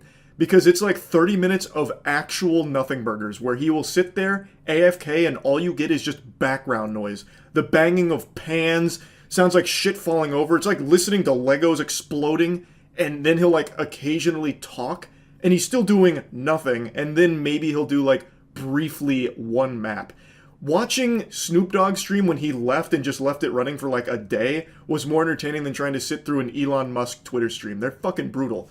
So Quinn, going through this, cut out a lot of that, and when he's actually trying to play the game, he doesn't know what he's doing. So what he's showing here is he has that tab called Elon's Maps, which is a weird thing to do, but he's a quirky guy. Maybe he refers to himself in the third person. You could maybe try and conjure up some kind of argument there, because he is just so peculiar as an individual that he would do that. But the big smoking gun in this intro is that he doesn't even know how to use the in-game map. He doesn't know what he's doing. Like, I'm not even to that point in the game, yet looking at that map, I can tell you what is and is not accessible just through the basic understanding of how games work. He is clicking on a grayed out node. He is repeatedly clicking on it, expecting something different to happen. It's fucking grayed out, goofball. You clearly can't go there yet. But he doesn't understand it. Anyone who's level 97 is, and you know, we're talking one of the most efficient players in the game, period. There is no way you would do that. Why just like sitting there like some sort of geriatric old man clicking this node, expecting something to happen, and then he finally kind of gives up after a while, and then realizes his mistake. We then get a look at his inventory. So Elon Musk is stuck going into the map and with full bags. If you're an efficient player, you're going to clear a map, you're going to loot the valuable items. And you're going to sell the trash, keep the good stuff, salvage the bad stuff. Everyone knows that. It's not just being an efficient player, it's just being a player in general. Elon Musk goes into it with a full inventory. You don't have to be a Path of Exile player to know that that's pretty stupid. If you're playing a game that revolves around getting loot, why would you go in with no ability of collecting loot? It doesn't make sense. Unless, of course, you're Elon, who doesn't actually play the game and can't wrap his head around that concept that, you know, having a full inventory kind of defeats the whole purpose. You'd want to get rid of your trash. Or if all of that is just treasure, just absolute beautiful loot you don't want to part with, you'd put it in your stash. You wouldn't take it into the map with you because you need the space in your inventory. That is like actual basics. And he's already failing on the most fundamental aspects of playing not only this game, but any games even similar to it. It's actually a rookie mistake that I myself was making when I was first starting this game, where I was just taking unnecessary shit with me. I didn't realize just how quick and easy it was to just go store it or sell it. You can just click a single button, it'll make a portal to the town, and you can just sell it and then go right back through that portal to where you were. You don't lose any time or anything. It's not a hassle or a chore. And it's something that once you start playing the game, you become privy to. But Elon Musk doesn't really play this game, it seems. Yet, somehow has one of the top accounts in the whole fucking hardcore space. How odd. So what I'm doing here is just boosting my shield before battle via meditation. Meditation before battle is always good. And he starts killing monsters. He starts obliterating monsters with his character. But what becomes obviously apparent... Chaos Orb, no loot filter. Filter is like, no, he's just running past Chaos Orbs! He just ran past the Chaos Orb! Chaos Orbs are one of the most important currencies, and they're also really rare. I have about 140 Exalts. I have like 9 Chaos Orbs, just so you guys understand. This fucking goober doesn't even have the wherewithal to loot one of the most valuable currencies in the game with a Chaos Orb. So I'm 30 hours deep. I've seen one. I've seen one in 30 hours. And he just runs right by it. He doesn't know the game at all. The only thing he loots are completely meaningless waystones. They're not fully meaningless, but for where he's at in the game, it's not what you'd be prioritizing for loot. But the reason he's clicking the waystones is because those are what's highlighted. Meanwhile, Chaos Orb wasn't highlighted, so in Elon Musk's little, like, caveman brain, not shiny, not need. So he just ignores it. He doesn't know the game. It's unfathomable for someone to be in the top ranks without a loot filter. Yet, Elon Musk, the God Gamer, he doesn't play with a loot filter. The only thing Elon does pick up are maps, because the default in-game loot filter highlights those. Those things are worthless. The actual items of value that he should be picking up, that he would have had to pick up in order to get the gear, leave it on the ground. He gets to the boss, he's fighting the boss, and I want to say for about 10 seconds, he sits there and he's out of mana. Mana is a resource in this game where you need it in order to use your abilities. He just sits there, default attacking the boss without activating his mana flask. Anyone who's played the game and understands the character would understand, like, oh, I'm not doing any damage because I'm out of mana. There's no explanation for him being bad at this character at this level. If he was the one that has been piloting it this whole journey, he would have mastered it. And what Quinn is pointing out is that he clearly hasn't. You can tell from his gameplay. When he's fighting this boss here, he is out of mana for an inexcusably long period of time. In Path of Exile 2, if you go out of mana, if you play League of Legends, you can immediately pop a mana flask and get it back to continue optimizing your DPS. He doesn't do that. His character is juiced out the wazoo, so he's able to get away with being so dog shit. But the fact that he doesn't pop his mana flask for like 10 seconds is crazy to me.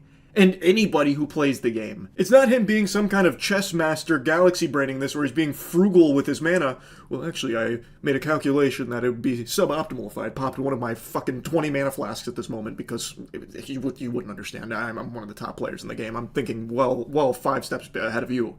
It's just him just being bad. It's him being bad at this character because it's not really his character. Whoever is piloting this account behind the scenes and boosting it lets Elon go on and do these really easy maps where even when he's super shit, he can get away with being bad and not be punished for it. He then goes on to loot items off the ground. He starts dragging them into his bag. Like, I don't even know how to describe to you how painful that is to anyone who actually plays the game. And his bags are full, and he just keeps clicking it over and over and over again. Nobody, not even people who are kind of noobs at the game, do this. I don't even think Elon Musk has done the campaign, honestly. I also don't think he's finished the campaign, and I'm going to go a step further. I don't think he has ever really played an ARPG to a high level at all, including Diablo. Nobody, I mean actually nobody, is going to drag their loot into their bag once they spend any amount of hours in Path of Exile or Diablo or anything. No one's going to be doing that. That is a mistake that only your grandpappy would make if you sat him down to play this game where you just slowly drag in the loot. Nobody fucking does that. So I really question the authenticity of his claims of being one of the top Diablo players through his own sheer blood, sweat, tears, and elbow grease and cum.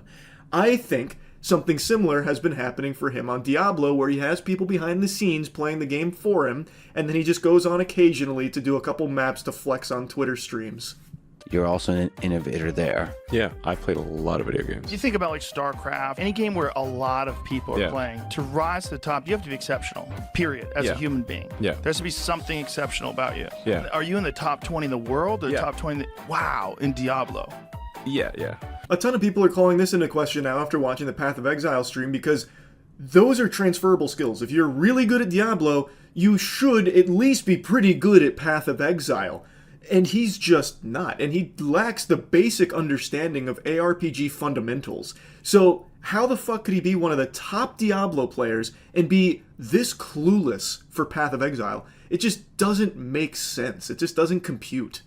His settings on the map transparency are turned on by default. His life values are turned on. All these basic settings that anyone in the top 100 would do, he is not doing. Maps can effectively have different content on them, and that content will be signified by icons on the map. So it could be a map which has an expedition in it, a breach in it, or it could be corrupted. Elon starts looking through the atlas, and he finds a map with, I kid you not, 4 things on it. There are 4 things there. So this one has the real risk of dying. 4 things.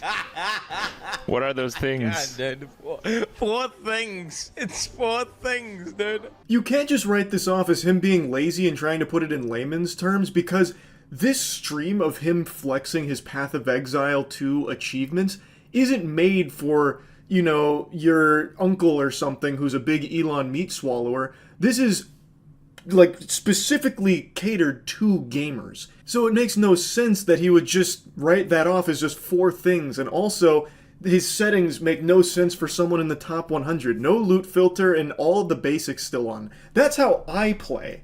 And I am nowhere near a top player in Path of Exile 2 at all. It doesn't work. That excuse of him just being lazy, it doesn't work. He could not achieve what he has in Path of Exile 2 with these settings and the way he approaches the game. It's clearly just not him that has got the character to this point. He doesn't know what those 4 things are, which is why he calls it that. He then goes on to say, oh, kid you... This is max difficulty on hardcore.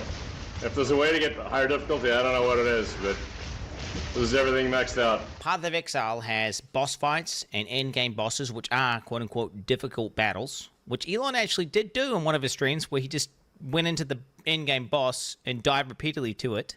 Maps are just farming. You go into maps, and you farm them for loot and experience.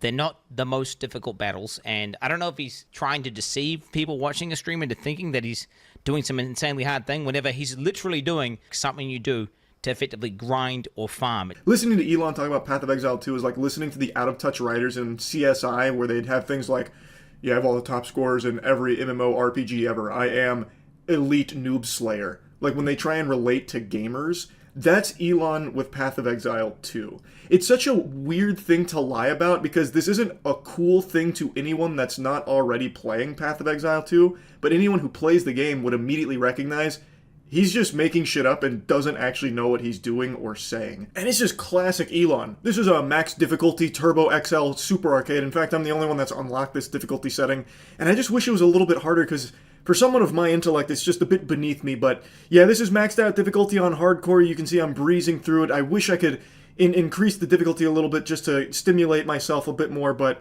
yeah, it is what it is. I'm just too good for it. Like, the way he talks about this game, while clearly being clueless on it, is actually infuriating. I can't fucking stand it. And Elon Musk starts going over his gear. This is a great staff, but it's only a level, 62 staff. His weapon is, I kid you not, one of the best, if not the best staffs on the entire hardcore trade league. You cannot even buy it. Insane weapon. Not only does Elon have a staff that you can't even buy, but it's so good that second best one, which is missing 2 of what makes a staff so powerful for an invoker, which is the crit and crit bonus, is still 20 divines, and that's obviously very expensive. Here I am, like, level 95, but my staff is only level 62. That is something that you learn pretty early on into the game, that the actual level of gear isn't the most important part about it. That's just the requirement to equip it. Quinn gave an example that one of the strongest, most meta builds at the moment uses a weapon that is level 1 requirement. A level 1. If Elon Musk had that on his stream, he would have probably blown a fucking gasket. He would have had a conniption, thinking that his boosters were doing a bad job. But they're doing such a good job that it has become blatantly obvious that Elon is not the one behind it at all. His weapon is nuts, yet he is fixated on it being level 62, thinking it's beneath him because he's a much higher level. He doesn't grasp the concept that it's not the level that makes the weapon good, it's all of the blue stuff there. You can't reach this point in the game without that basic understanding. You just can't. Like, he's talking like he needs to upgrade his weapon soon. Like, yeah, I need to get myself a better weapon, one that reaches my potential at level 95. But for now, this is getting the job done. I'm able to do all of this with such a low-leveled weapon. It's fucking insanity. My helmet is level 56. Int, lightning, and chaos resist. Okay. It's only 56. Amulet level 61. Ring is only level 48, 49. At least a level 75 jacket. It's a jacket with 6 things. Yeah, tell us how bad the item that only drops from the highest difficulty of the hardest boss. Just tell us that it's only level 52. Did you find this at level 52? That's impressive. Level 52 here. They can only ever be level 52. Bro, Elon Musk is a fucking fraud, bro. Pretty low level compared to my character level, but it seems to work pretty well. In softcore, you can get much better equipment. Seems to work pretty well is an understatement. He is a fucking force of nature with this gear. He is beyond juiced. The actual pilots of this account have done an extraordinary job of making an absolute deity with this gear here. And yet Elon can't recognize that, because he's not the one that did it. He only mentions the item's level, the least important part about items in the game. And once again, the excuse of, oh, he's just being lazy and he's trying to put it in layman's terms so people can understand. People know, like, level 62 versus level 95. Well, no, because that doesn't work, because the 62 is extremely good regardless of him being level 95. He could be level 1000 and that level 62 weapon is still going to be fucking unbelievable. Like, he just doesn't understand how the game works. He just doesn't. Like, if he didn't want to go into detail on everything for his gear during the stream, that's fine, but he is actively saying that the gear isn't really good because of its level, which is so false, it's laughable. That's why he is being giggled at by both Crip and Quinn during this, because he is beyond clueless as to what he's even looking at and what he's talking about. And from his gameplay, it seems he doesn't even really know how to play the game itself either. I would wager a guess he's maybe spent a couple of hours actually playing the game, but only like clearing maps. I don't think he has ever picked up a piece of fucking gear in his life or worked on a build or anything at all. I don't think he even knows how to use like skill gems or support gems or anything. I bet if you asked him to bring up like certain things, like explain why this gym is where it is, he would have no clue why. If he brought up his skill tree, he would have no idea what's even on it. And like, if you asked him about trials, he would hit you with big fucking question marks or just ignore it and move on. He doesn't know the game. And he proved it with this live stream here. But the question needs to be asked, why? Why even lie about this in the first place? Again, this isn't something cool to people who don't play Path of Exile. But anyone who plays Path of Exile is going to recognize that you're a fraud. This is not your account. If he was honest about it, saying like, hey, I tried Path of Exile, I really liked it, but I don't have time to grind it, so I paid people to grind it for me, I think people would have a little bit more respect for that, as opposed to him cosplaying as one of the top players, pretending he's the one actually putting in the work and doing it, when he's definitely not. And if you needed any more proof that Elon is 100% boosted, he was playing the game today, inside of maps, blasting, while simultaneously on a X space. Yeah, RIP. So Elon's account, Percy, did die, and in hardcore that is permadeath. And I'm not sure if it was Elon that died on it, or if one of the people he paid to boost it made a mistake while grinding. I'm not sure. But I love the idea that it was Elon who bit the dust on it and bought the farm, because the people that actually put the hundreds of hours into getting this account so juiced out the wazoo are probably fucking furious. Like, they set Elon's maps aside, which are very easy maps for him to clear for the sake of flexing on Twitter with this account that they're actually putting the work into, and yet somehow this bumbling buffoon still finds a way to die on this overpowered character, just reverting all of their hard work to zero. It's just a beautiful thought, because they set aside easy maps for him. And maybe he got a little too big for his britches. Maybe what happened is he saw all the people, you know, calling him out for obviously not playing this game. He's like, okay, I'll put on my big boy britches and I'll do some hard content, and immediately just gets fucking washed. Like, just actually rinsed. I'm very excited to learn how exactly this account perished, because I feel like he'd probably mention it, you know, like, what happened? What went so wrong? But yeah, I wanted to talk about this a bit. It's such a weird, stupid thing to even lie about in the first place, and yet here he is, telling blatantly obvious fibs. He's got all the money in the world and all of the insecurity imaginable. He has this desperate, insatiable appetite for unconditional love from everyone, and in this pursuit makes everyone hate him through being just a lying cringelord.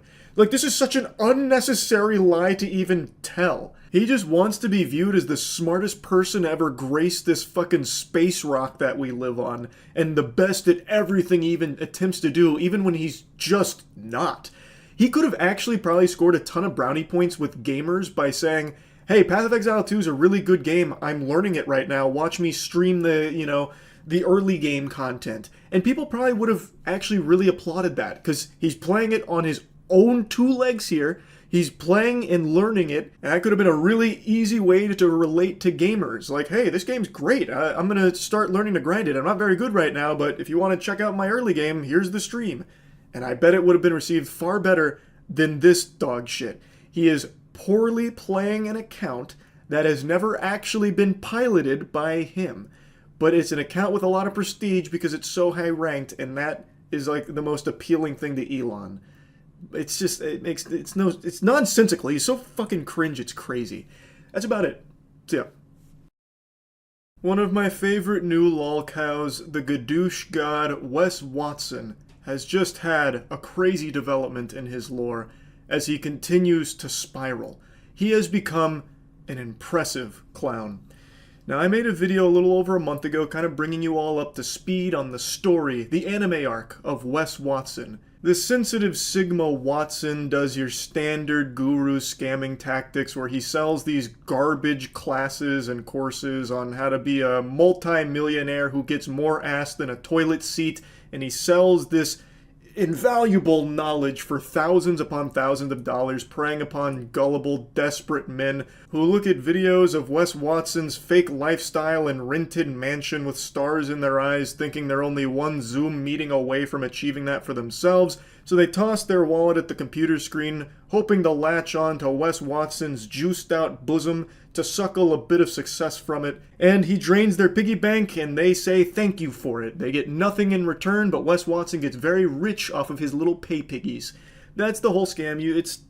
We all know how it works.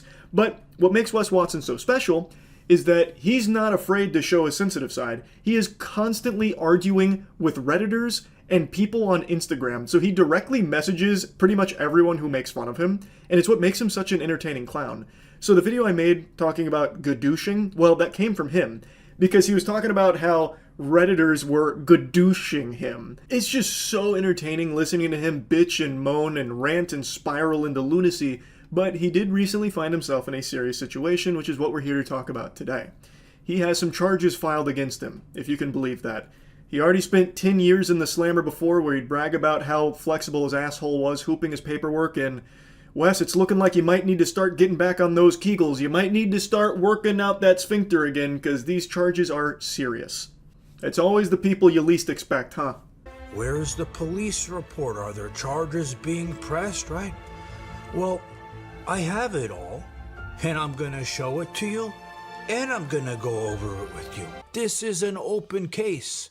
I'm working on the full footage, censoring it in a way so I don't get in legal trouble, and I'm gonna put it out on here, and then later, when I can actually release the whole thing, I'm gonna put it on X uncensored. When I'm allowed to. Last time I was goofing on Whiny Watson, I also briefly mentioned John Bravo. John Bravo has a channel that has done extremely good coverage on Wes Watson's embarrassing descent into madness. And John Bravo has a great video here where he is going over the footage to the best of his ability, as well as the police report from Wes Watson and his group of lobotomites' assault on someone that actually took up Wes Watson's common challenge of fighting him. So, let me go ahead and tell you how we got here, the context. About a week ago, maybe a little over a week ago, there was footage, as well as Wes Watson's testimonials about this, that someone had confronted him at the gym. A 7-foot monster is what he was referred to as, and Wes Watson beat his ass. And there was like some stills that floated around, but no one had like the full picture, and some people were calling it fake. Well, John Bravo did some digging, and he got all of the footage, which he is saying he's going to release the full uncensored version once he's able to make sure that he's not going to get in trouble for it, and also has the police report, which he goes over in this video, which we will also go over as well. The first thing I want you guys to see, I have to obviously black out the person's name, the police report number. See where it says disposition pending? That means the case is open, all right? And the other thing I'm going to tell you ahead of time is I'm going to go to the bottom and read you one part, then I'm going to go back to the start, okay? Because I know a lot of people are impatient. They want to watch 3 seconds and leave, okay? When the victim was asked if he wanted to press charges, the victim stated yes. And he was jumped by multiple people and was not just a 1-versus-1 battle. Now, the gist of it is, the reason the 7-foot monster was there in the first place is because he went there to actually take up Wes Watson on his challenge. Wes Watson has been wishing for hair for many, many moons now, but the only wish that's actually being granted is someone actually taking him up on this. So the 7-foot monster shows up, and Wes Watson doesn't actually fight him one-on-one. So he actually just gets ganged up on by Wes and 3 of his buddies who are hitting him with dumbbells, weight belts, and it's just brutal. And imagine being that pathetic worm that flexes about this, because Wes Watson was making it sound like he was some kind of hero and this was all self-defense. He made it sound like he fought this guy with the Knight's Code of Honor. Like a 1v1 pugilistic fisticuffs, the old-fashioned way. That's a load of fucking barnacles right there. That's just fanfic, because what actually happened is Wes Watson got to hide behind his friends and they just ganged up on this guy. Imagine being such a pitiful fucking vermin that you challenge someone to a fight and then bring 3 other dudes with you to help fight that guy with you. It's so cringe, which is Wes Watson in a nutshell. The suspect stated the victim walked up to him stating he wanted to fight. The suspect stated they began to fight verbally and then escalated to physical. The victim stated he doesn't know who the victim is, and he never seen him before. When asked if he wanted to press charges, he said no, this is Wes Watson. They asked him if he wants to press charges. Wes Watson says no, and he never seen him before. Units then spoke to the victim, the 7-foot monster, who stated he was told by the suspect to come fight him via Instagram. We know how Wes challenges all of us on Instagram. He did it to me, the piece of shit, but I knew not to go in because his goons, security, and his bullshit weapons pulling out the shit out of the purse. I love the way John Bravo calls him a piece of shit all the time. He also calls him Peg Watson pretty often, and it just always makes me giggle just listening to him always slide in, you piece of shit, to Wes Watson. But anyway, what he is describing here was Wes Watson saying, like, he didn't know the suspect he was working out. This guy came over and said he wants to fight him. Well, the reason he came over and said he wants to fight him is because Wes Watson had challenged him, and he actually showed the Instagram messages that confirmed, yep, this was like a prearranged thing where Wes does the standard Wes thing of saying, come fight me. And the guy showed up, he said, bet, I'm here to fight. So he walked over to him, they had like a really brief verbal back and forth, and the victim did give him like a little shove, but to me it looks like he backed off, looking to try and de-escalate things. I think he wasn't really there to fight. I think he was there more just to confront a bully. I think that's what he was doing, because it doesn't look like he went over there to try and just beat Wes Watson's ass out of nowhere. Like, he didn't throw any sucker punches or anything from the footage that's been released. He goes over there, it's a verbal back and forth, and then he gives him like a little shove and then steps away. And then after he does that, that's when Wes Watson and his boys just go ballistic on him. Wes Watson strikes him in the face with a weight belt multiple times, and then all hell breaks loose. When units looked at the victim's phone, it shows the victim messaging the suspect to fight him. The victim then stated he went to the gym to confront the suspect. So now we have the motive. So he wanted to go to the gym and fight Wes because Wes has been challenging all of us to come there. So he went to fight him. But I don't think he knew it wasn't a one-on-one battle with Mr. Pegged Watson. It wasn't even a battle at all. It was checkmate before the game even started because Wes was traveling with 3 of his friends that were using weapons to defend Wes Watson, even though there wasn't really a threat to defend him from, at least not in my eyes. So like that initial shove, that is instigating for sure. I get that. They're in a verbal argument, but after the shove, he backs off. And it doesn't look like he ever planned on like striking at Wes until the weight belt hits him in the head twice. They then get into a verbal argument, and then he kind of like falls forward at Wes Watson. Maybe he's kind of lunging at him, but it also looks like his friend hit him with a dumbbell and it sent him forward, so it's kind of hard to tell. But what is irrefutable is that after that lunge, he falls to the ground, and then Wes and his friends hit him with dumbbells and weight belts for a very long period of time, and it ends with the victim kind of hunched over like this on the ground, all bloodied and bruised, and Wes Watson comes out of nowhere with a soccer kick to the fucking skull. That is a move that kills people. That is oftentimes fatal. And according to John Bravo in the full footage, there are 4 or 5 soccer kicks to the head of this guy.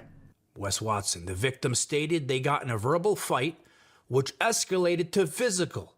The victim was stating that he was hit by a belt and then jumped by multiple people and hit by weights. When asked if he wanted to press charges, the victim stated yes. He was jumped by multiple people and it wasn't versus one. After reviewing CCTV footage of the incident, so the cops watched the CCTV footage, the victim places his phone down next to a weight machine as if he was attempting to record the encounter. So he obviously recorded this knowing full well that he wanted to film his confronting of Wes Watson. So now we know why it was being recorded. It wasn't like a staged thing, which is what a lot of people thought it might have been when this initially started to float around. It's all very real and all confirmed in the police report here. The suspect then swings the belt towards the victim's head, appearing to hit him.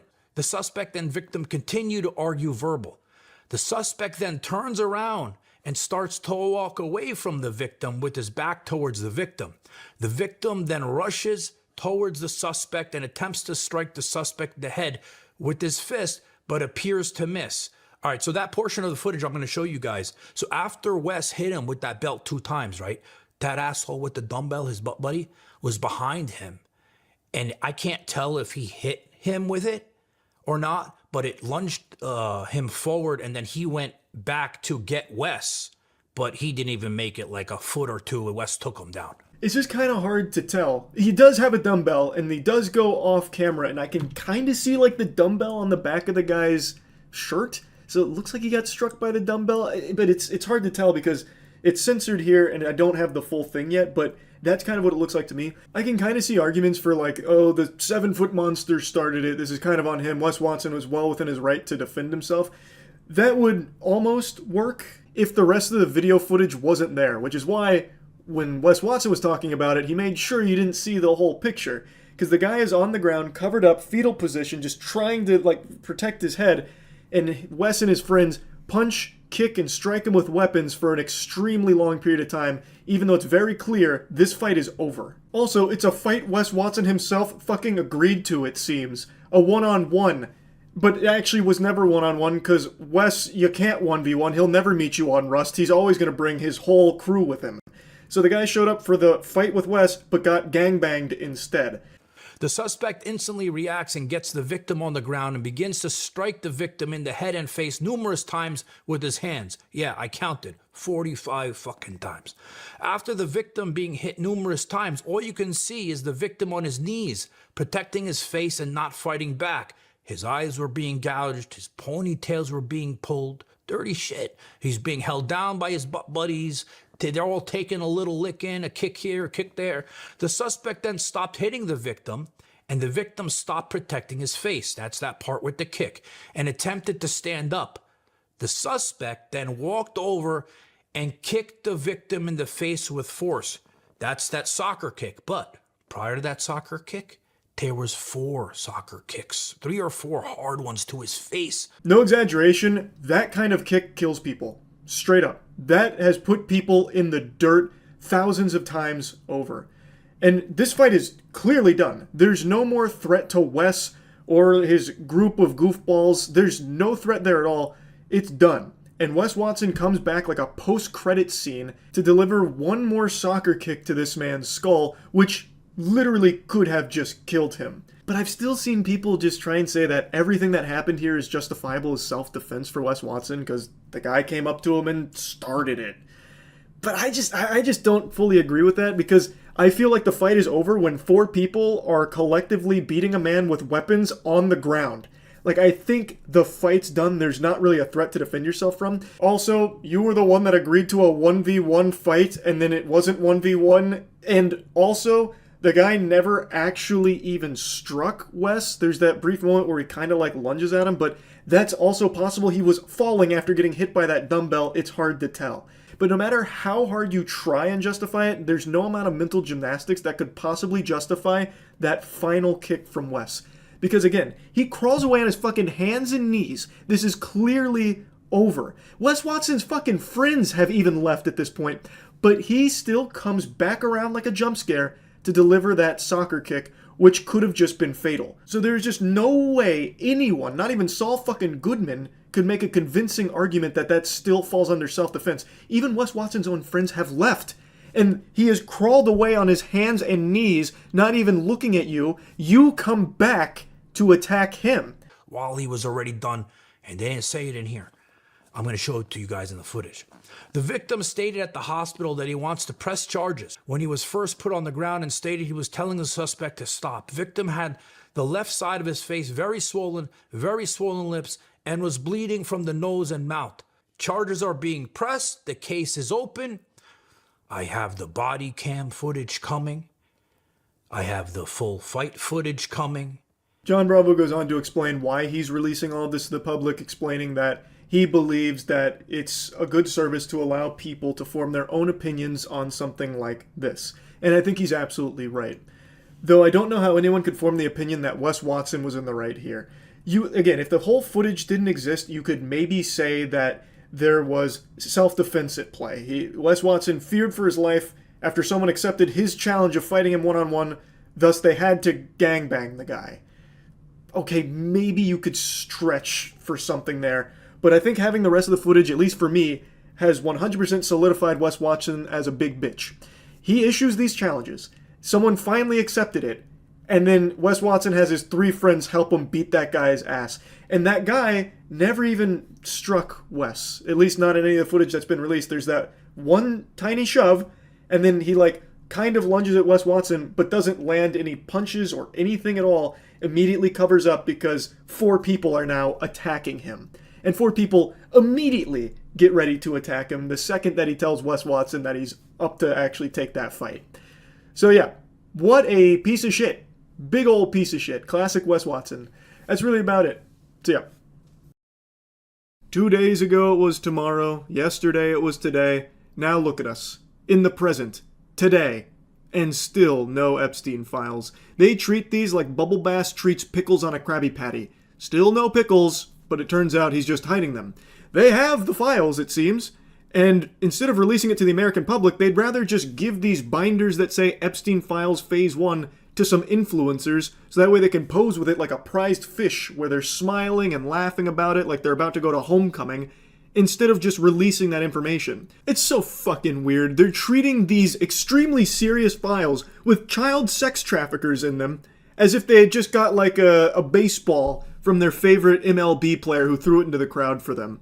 It's just not being taken seriously. Not only by the people that have the binder, it seems, but by the actual GOP. I was going to mention this yesterday, but I decided to, sit on my swamp ass and just stew. We'll wait to see what they say about it tomorrow. Because I thought there was a chance maybe the House Judiciary Twitter account got hacked with this post. Like, surely they'd release a statement today, but no.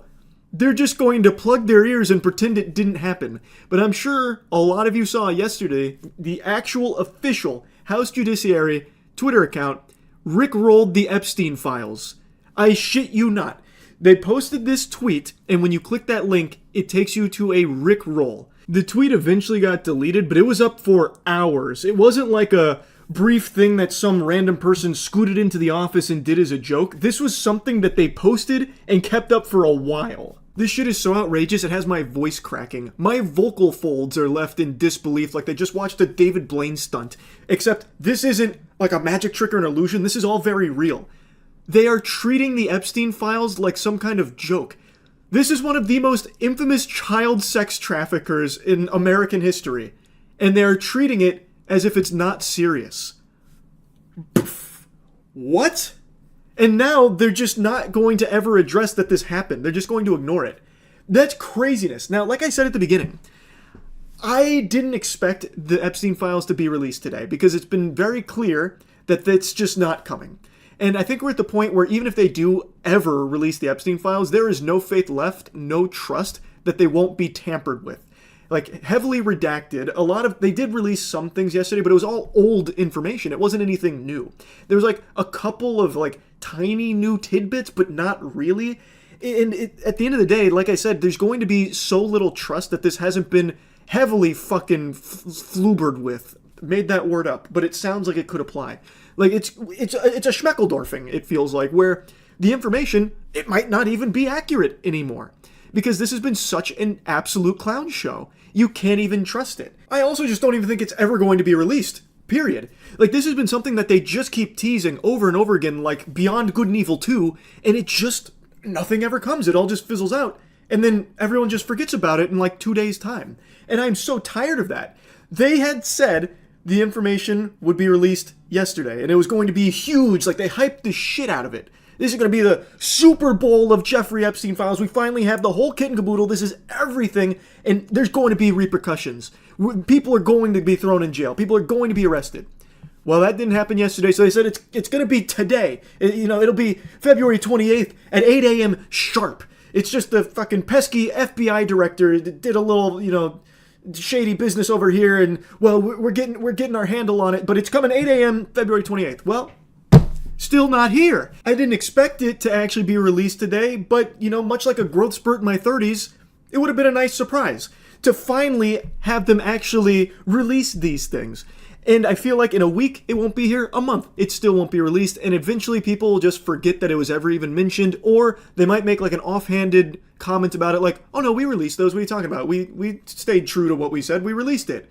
And it's just the information that's already been known for fucking years, with like nothing new added to it. Not what was promised, not what they said was actually coming, with all the arrests, all the jail time, and all these new names and all this new information about these evil fucking people that participated in this child sex trafficking. That has still not been released, and there's still not been consequences. So, when is that ever going to be released? Is it ever? And if it's not, Why do you keep pretending that it is? It doesn't make any fucking sense. And it's infuriating. It just feels like all of it is just not being treated seriously at all. The fucking judiciary just making an actual joke out of it, just mocking the Epstein files, really just taking the whole thing of child sex trafficking and boiling it down to a fucking rickroll. That is beyond deplorable. And then just saying like, oh, the files are coming. Nah, they didn't. So what? Like, it's just, there are legitimately, like, nothing is taken seriously anymore by anybody or anything, it feels. I fucking hate it. It's got me spitting. I am covering these monitors in saliva. I am just flabbergasted.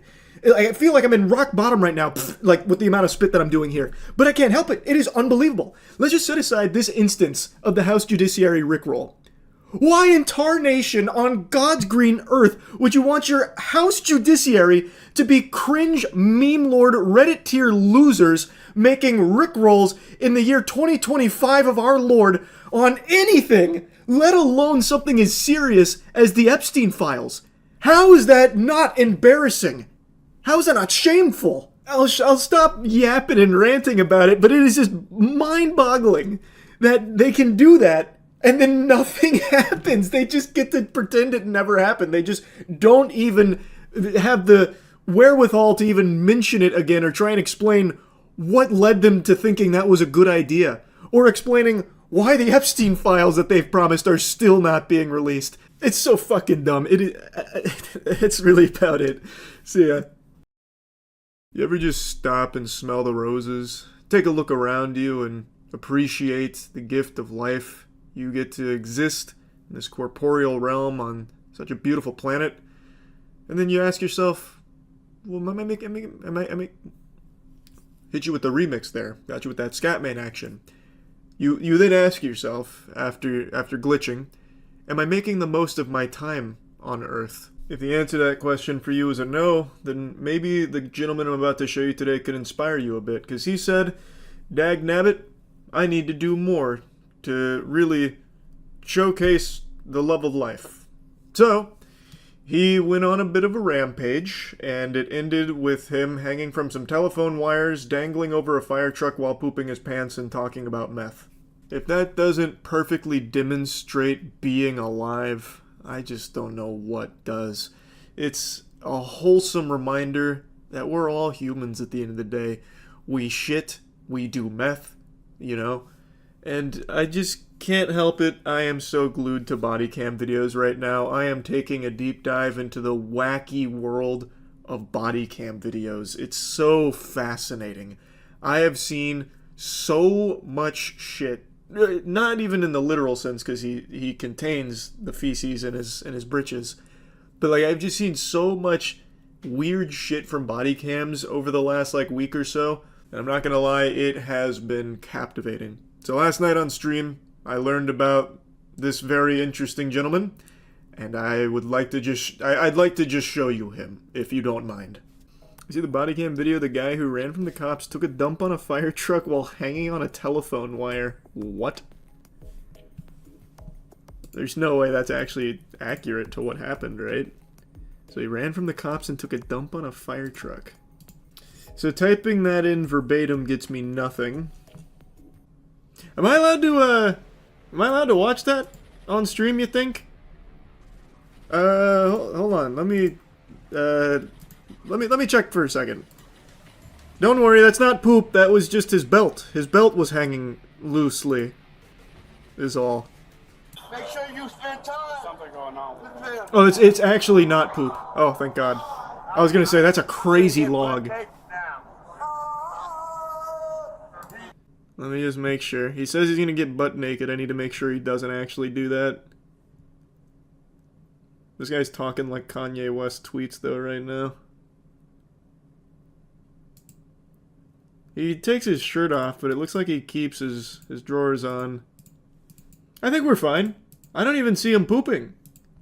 Does he poop his pants over a fire truck? Or because there's no way he'd get any turds out. Dangerously from a telephone wire. How does he? I can't believe he didn't die.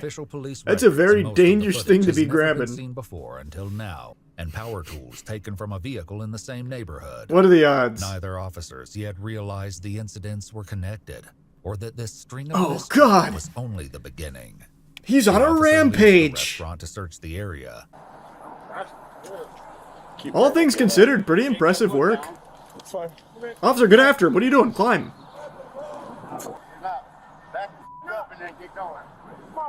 If we back up, will you come back over here? This is supposed to be a free country. Let him climb the telephone wires.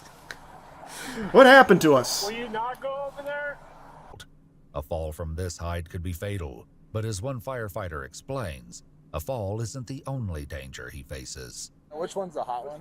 So the weatherhead's hot, up one's hot, he's on cable and telephone. He's just on telephone stuff. Yeah, okay. Oh, so that's how he's not getting electrocuted. Okay. Okay. Okay. To ensure Ramondo's safety, officers think of a way to break his fall. Can you bring the truck? Get a giant mattress. Able to identify the suspect as the same man from the restaurant. Currently, there's a gentleman. He's hanging from some wires. And if you'll tell me if this is the same guy that He's what? assaulted you earlier today. Is there any way we can get you down? No. By doing what I said. I'm going to that one. You want to go that route? Get back. Give me what I want. So he's made a threat for shitting. I'm gonna get butt naked now. As Ramondo's Don't do it. antics continue, Ramondo's charges will have to wait, as he's been holding on for just over 20 minutes. That's And it really won't be impressive. long before exhaustion and gravity bring him down, one way or another. Oh! And now everyone just lost service, and they are pissed. Now there's 3 other people on the other side. Are they contacting?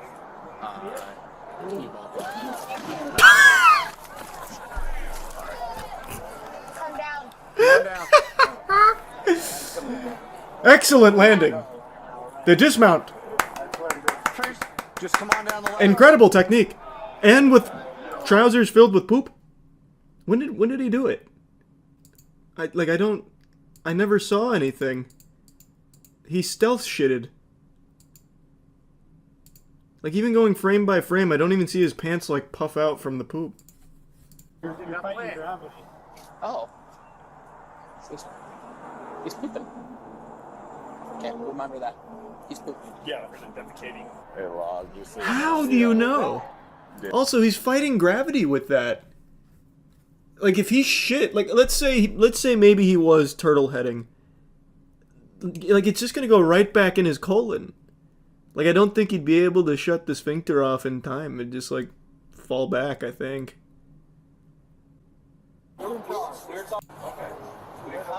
Oh my god, he owns the fire truck now! He's got a new weapon at his disposal! Shattered pants and a fire truck, he's unstoppable! You got my word. I want to hug all your people that's here today. Aww. You got my word. If you come down safe, man. On how I did today. I hope I trained and learned, and you guys learned something. I think we all learned something here today. We need more soldiers out here. My robot. Amen. Be careful Amen. to get down. You want help or you got it? I got bigger soldiers. Enough, bro. Aw, now everyone's friends. I love you guys. Check his britches, see if there's any poop. Did he lie about that? Alright. I can rent this. Sheriff car's off duty. Oh, he let me put my meth pipe in there. Good to see you. Sir, that's how I get. Meth? You don't say. Love you, kids. You guys. Gerald. What good? Gerald. Put some meth in there. Some bomb. Meth in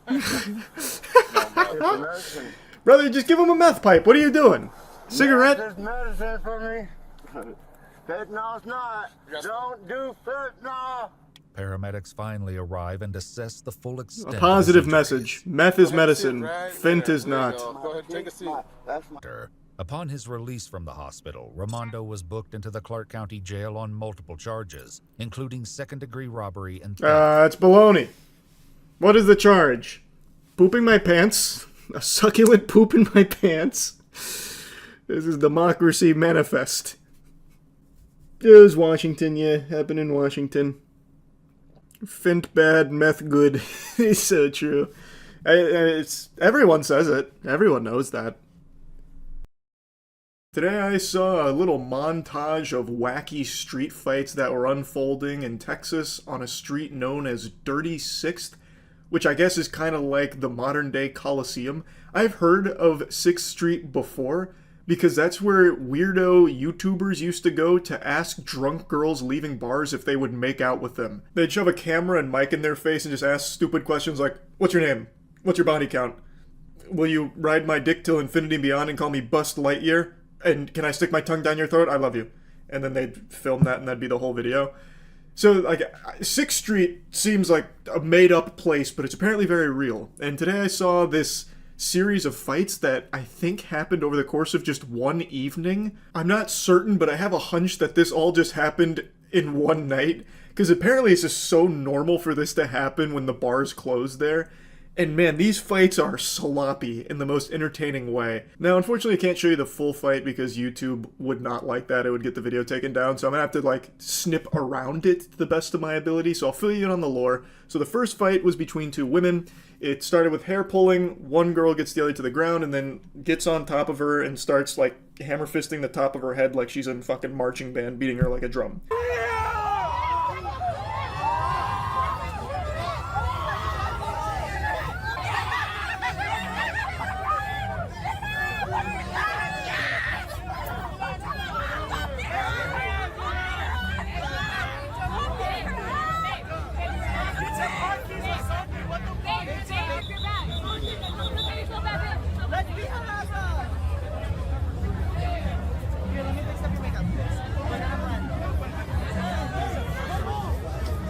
Of course, I don't know the story behind the fight here, but as you saw in the beginning, it was one-on-one, then like another girl tries to break it up. She kind of just gets tossed aside like dirty laundry, and she's like, okay, I see this isn't effective, so she crawled away and she was not seen again. So after she departs, she says, I see when I'm not welcome here, I do say I'll take my leave. Then it goes back to a one-on-one. She still has full hair control, and then gets her more to the ground, gets on top of her, and then, as I mentioned, she gets the hammer fists going. They eventually separate the two of them, and I love that the spectators start trying to fan the flames again, like, come on, that wasn't good enough, we need a round two. So they're trying to tell the girl who just lost this fight to go beat her ass, like, you know, go chase her down and continue this. And then you can hear the cops blowing their whistle. They're coming in like referees. They're like, all right, wrap it up. We heard there was an ass whooping over here. That's a 5-yard penalty. Move aside. Repeat, second down. They just walk through blowing their whistles and then just stand to the other side and that's it. They almost look disappointed that they were tardy to the party and missed the fight. So they just walk through and then just hang out after they make sure everything's settled down. And then another fight breaks out. Again, I think this is all one night. I could be wrong. This could be like multiple fights that they just spliced together for a montage. But I don't know. I just really get the feeling that it all happened on the same evening. I feel like this is very normal based on everything I've seen and read now from Dirty Sixth Street, as it's called apparently.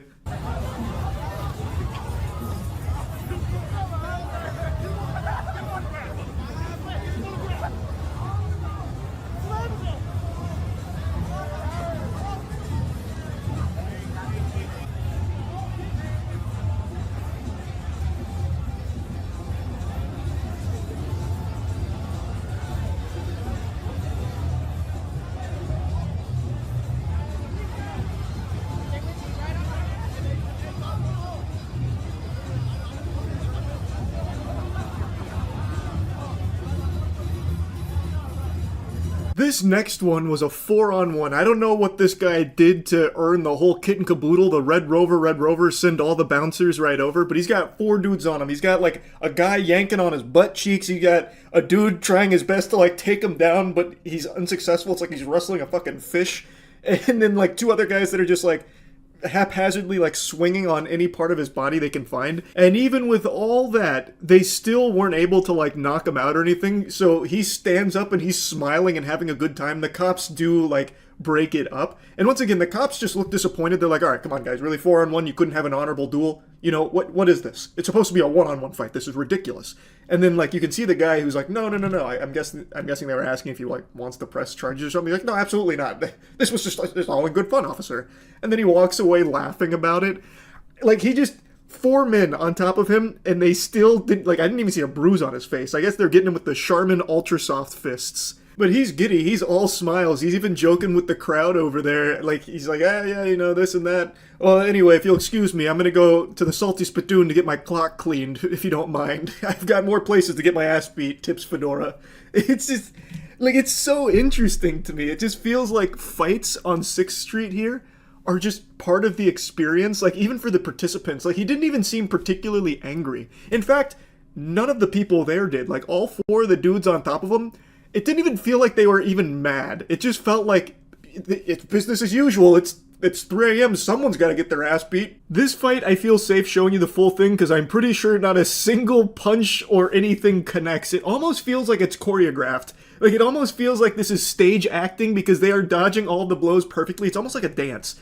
So you get a takedown here. It's a pretty soft takedown, nothing like too crazy. We get a brief pause in the action. They're kind of joking. They're both kind of smiling about it. Then there's another, like, surprise takedown attempt, and then this masterpiece.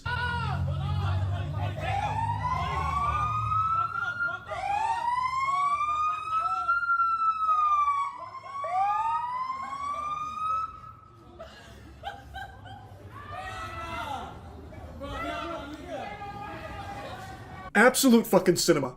Like, in the middle of the fight, if I didn't see, like, the whole fight, I would think this was just, like, a skit. Like, this was a planned skit. But it's not. Like, they were actually, like, throwing on each other. And then, in the middle of the fight, as he's going for, like, a double leg takedown, they hear the sirens, and immediately, they both know, hey, we gotta stop this shit right now. Let's be friends. And then they got their arms around each other. They even walk up to the police window there, and I'm guessing they're saying, like, oh, no, we weren't fighting. What do you mean? We're hugging. We're embracing. And, like, it actually does. Like, if the officers just came in at the end, like, they probably would have no idea there was a fight, because look at this frame right here. When he was going for, like, the takedown, he's kind of just grabbing on his thighs, and it looks like the other guy's, like, bringing his face in for, like, a warm smooch. So they go for this fighting to friendship true combo to fool the officers, so that way they don't get, like, arrested or anything, and it works. Like, it absolutely works. Definitely think that was the right call. Friendship conquers all once again. You know, the same lessons anime taught us. With friendship, anything's possible. So they go from fighting to now I think they're probably good buddies. Like, I feel like there's a chance. I definitely think it was the right decision because it's not worth going to jail over at all. So yeah, I just had to talk about these because these fights, like, they had me giggling. It doesn't even feel like they were even mean-spirited fights at any point. Like, it felt like, well, we're on 6th Street, might as well fight. Like, it feels like that's just, like, 6th Street brings that demon out of you, and it makes you start swinging on somebody, and it's not even like, because you don't like them, it's just, hey, it's 6th Street, we gotta fight. It almost reminds me of the plot to the first Kingsman movie, where you just, like, you hear that frequency and you just start attacking each other. Like, you go to 6th Street and that frequency plays in some people's ears, and you just, fights start breaking out, and they don't know why, it just happens. So yeah, I had to talk about this a little bit when I saw this. That's really about it. So yeah. The house? Oh, wait a minute.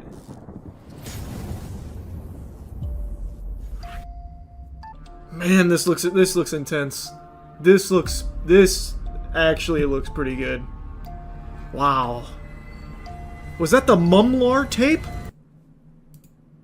Holy fuck, it is the Mumlar. Man, I tell you one thing, that is the house alright. Jeez. Oh man. World Horror Story? No, you can't make a game out of that? The horror story of the world? God, what the fuck is it? What's gone wrong with... What happened to us? What happened to us? Now we're just making games. Obviously, they're all asset flips and shit, but not even bothering to put even the bare minimum into, like, any part of it. The House. World Horror Story. Back to back. Jesus Christ. Oh my god. Interacting with real AI voice and text. Every game, I already knew it. I already knew the vast majority of these games on Steam now in the dumpster are going to have this. I knew it. It really set the tone with the first game, with the In Memoriam. I don't know if I'm ready to explore the paranormal, but for only $7, I've gotta try. If you sort by just horror, you'll see some wild shit. There's one game literally just called There Was Something in That Room. 2-sentence horror. Oh, that is absolutely a 2-sentence horror short right there. I opened the door and I knew there was something in that room. Fucking 5K updates. God, the #1 post right now, I just went on there. The #1 post from today for 2-sentence horror. I called in a fake bomb threat to get my friends out of school. The real bomb was in the car park where the school made everyone assemble. Whoa. Time to play the story. Let's do the story of the cursed forest. Where do they cry? Or what about the lost child? Oh, that one doesn't have anything cool. Alright, let's see where they cry. Hold down the F key, ask your question, and release the F key. Where do they cry?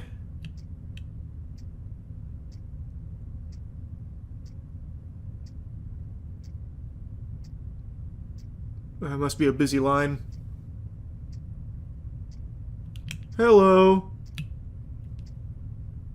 Hello? Am I doing this right? Hello? Man, this ghost does not like me. Hold on, let me make sure it's got my mic in here.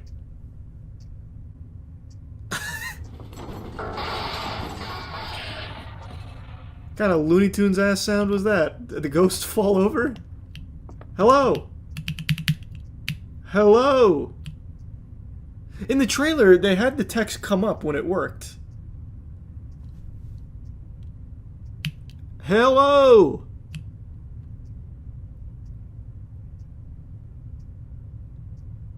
Charlie, it's early access. They haven't gotten there yet.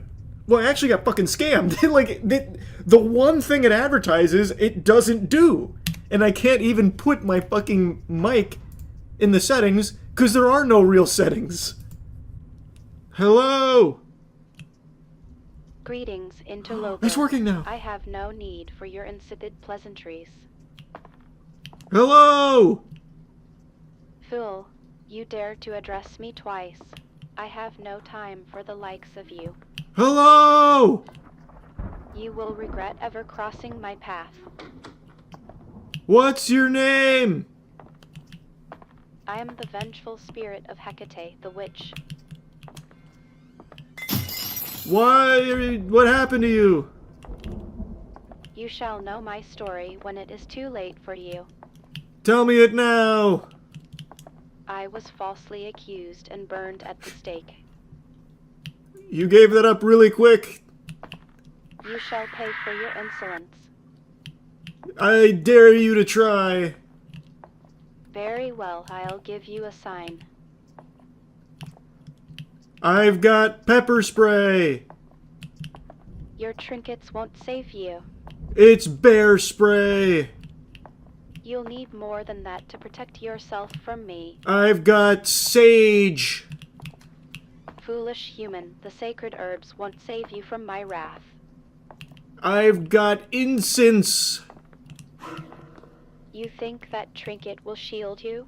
I have been through the passage of time. It is meaningless to me.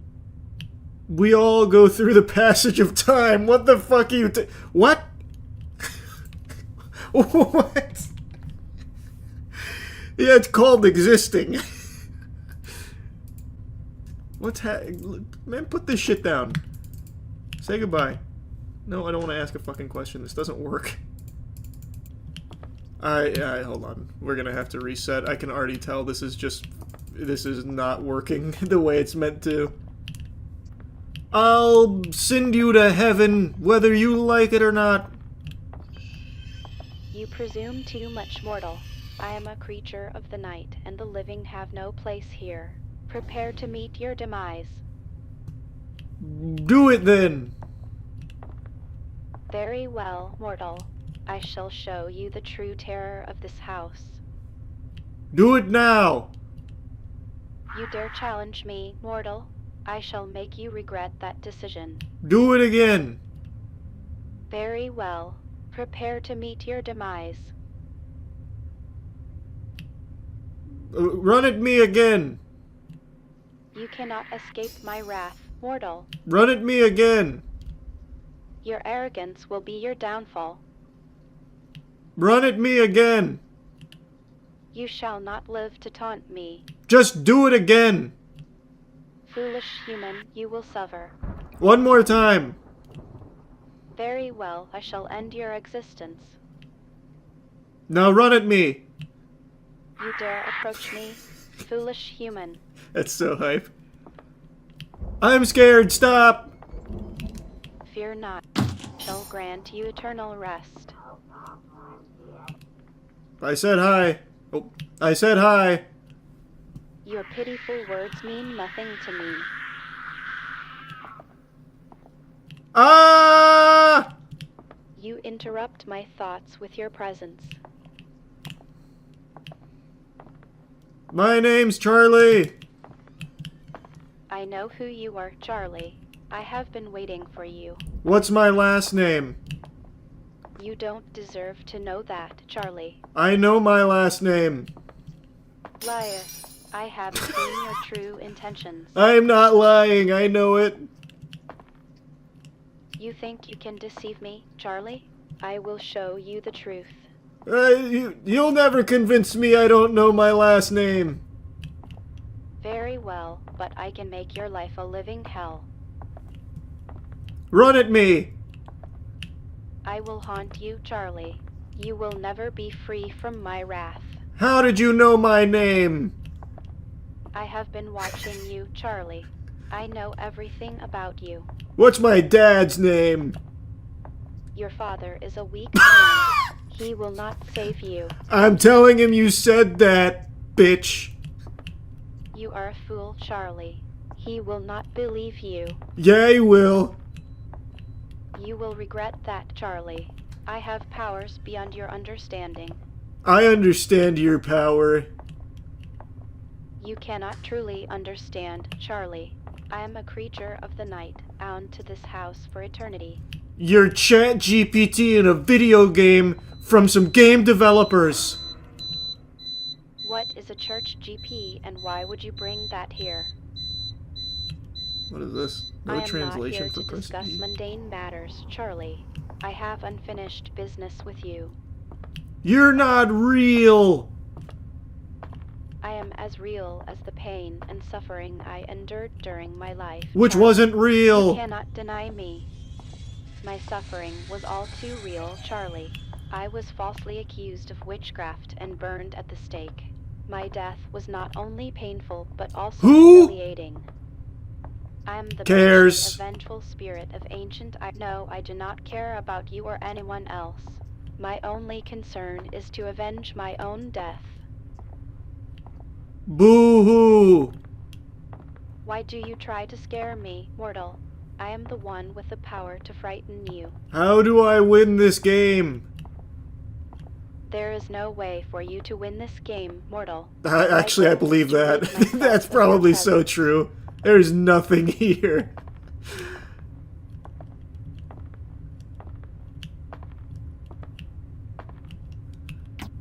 Oh, I can hold some shampoo.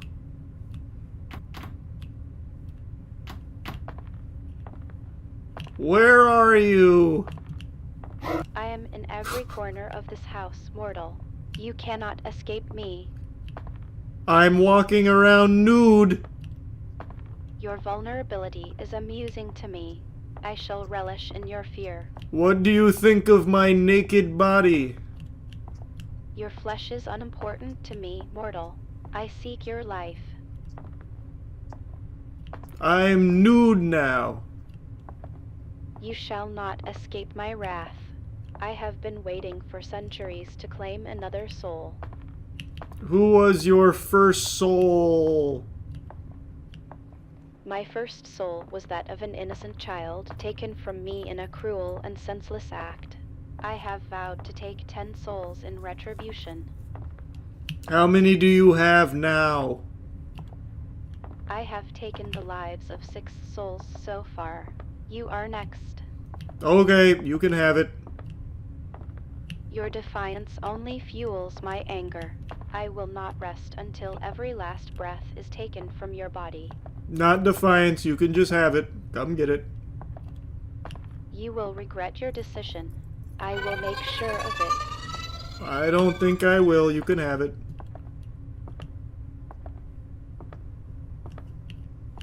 Hello? You underestimate my power. I will show you the true meaning of fear. You did. You win.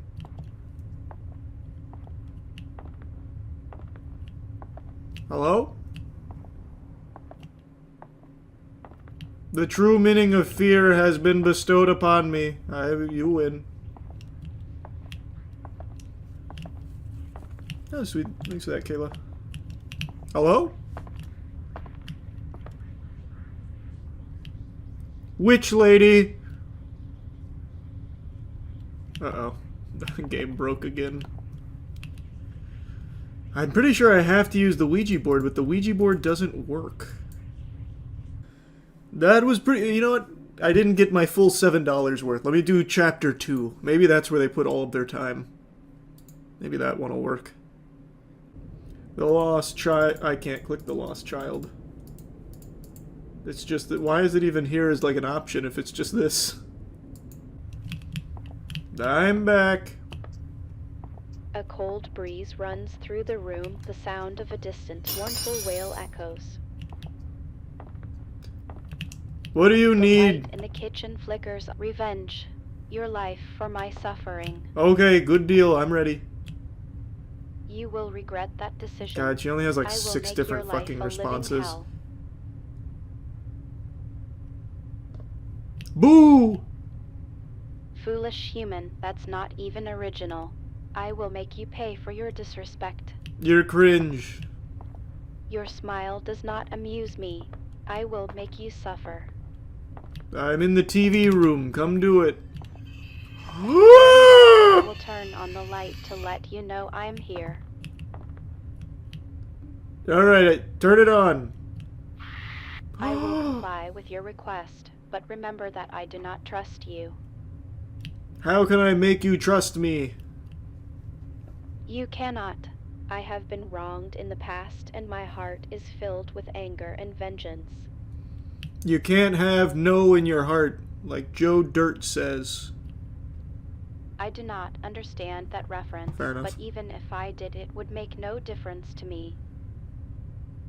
What references do you understand? I have knowledge of many things, but my understanding is limited to the realm of the supernatural. I cannot comprehend human pop culture or modern language. That's very honest. I appreciate that. I have no need for human approval or appreciation. I am here to warn you of impending doom. Do you know Slender Man? I have heard tales of many entities, but I cannot confirm the existence of Slender Man. Huh. My focus is on warning you of my own impending doom. What about Skunk Ape? Skunk Ape, another mythical creature from your realm. I cannot confirm its existence, but it seems you are preoccupied with such tales instead of focusing on my warning. Skunk Ape is scarier than you. You dare to challenge my presence with a mere creature? I will show you true fear when the time comes. In the meantime, heed my warning. Nah, Skunk Ape fucked my grandpappy. It was terrifying. You couldn't do that. Your insolence only fuels my Yeah, when anger. it's too long, that's all she Prepare says. yourself for the consequences. Do you know Hairy Hands? I am aware of Harry Houdini, Oh the man, famous that's not who I magician. said. However, I do not possess his abilities. Is he here with us? No, Harry Houdini is not present. but I would be glad to have some company in my eternal torment. What about Humphrey Bogart? I'm afraid I cannot answer that question. Humphrey Bogart was a human actor who lived and died in the physical world. Is he here with us? I'm not Humphrey Bogart. I am the ghost of a witch. I don't have the ability to be here with you.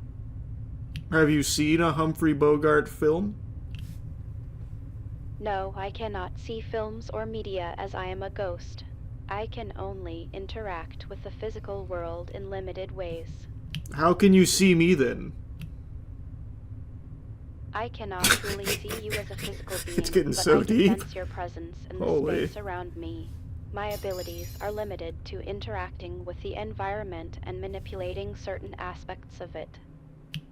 That sounds astonishingly weak. I do not find your opinion to be flattering. I have my own abilities and powers which may be different from yours. Do you think I'm handsome? I do not have the ability to form physical attractions or emotions. I am a spirit bound to this place. But is my aura sexually appealing? Your aura is not something I can perceive. I exist in a different plane of existence. What do I look like in that plane? I cannot see or describe your physical appearance.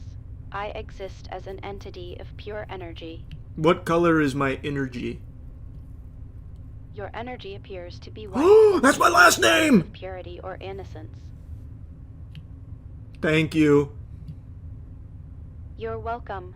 However, I cannot forget the injustice that was done to me. Fucking AI forgot I was supposed to be a ghost for a little while. It was just my little helpful assistant. What a game. What a game. I wish there was a way to win. Or anything to do. I've explored the fucking house top to bottom, every nook and cranny. The only thing there is a Ouija board that makes the game stop working. Hey, good to see you again. What an experience. I will make you suffer for your ignorance just as I suffered in life. Have you ever heard of AI?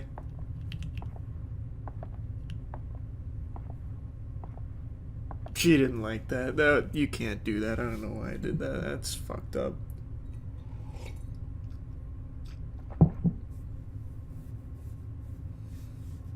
Well, now I feel bad. She was wronged in life, and now wronged in death. Can't catch a break, huh? Cannot catch a break. Sometimes that's just the way she goes. What a game! What a game. No, I think it's just bricked. I'm sorry I said that. Apologies mean nothing to me. I have endured unspeakable torment and will not be appeased by your hollow words. Have you heard of AI? Yes, I have heard many things over the centuries, but your words hold no significance to me. Artificial intelligence. I am not artificial, but I do possess a deep understanding of the natural world and its intricacies. Your creations pale in comparison. Alright. Your righteousness is a joke to me. I have seen the depths of human depravity, and your so-called morality pales in comparison.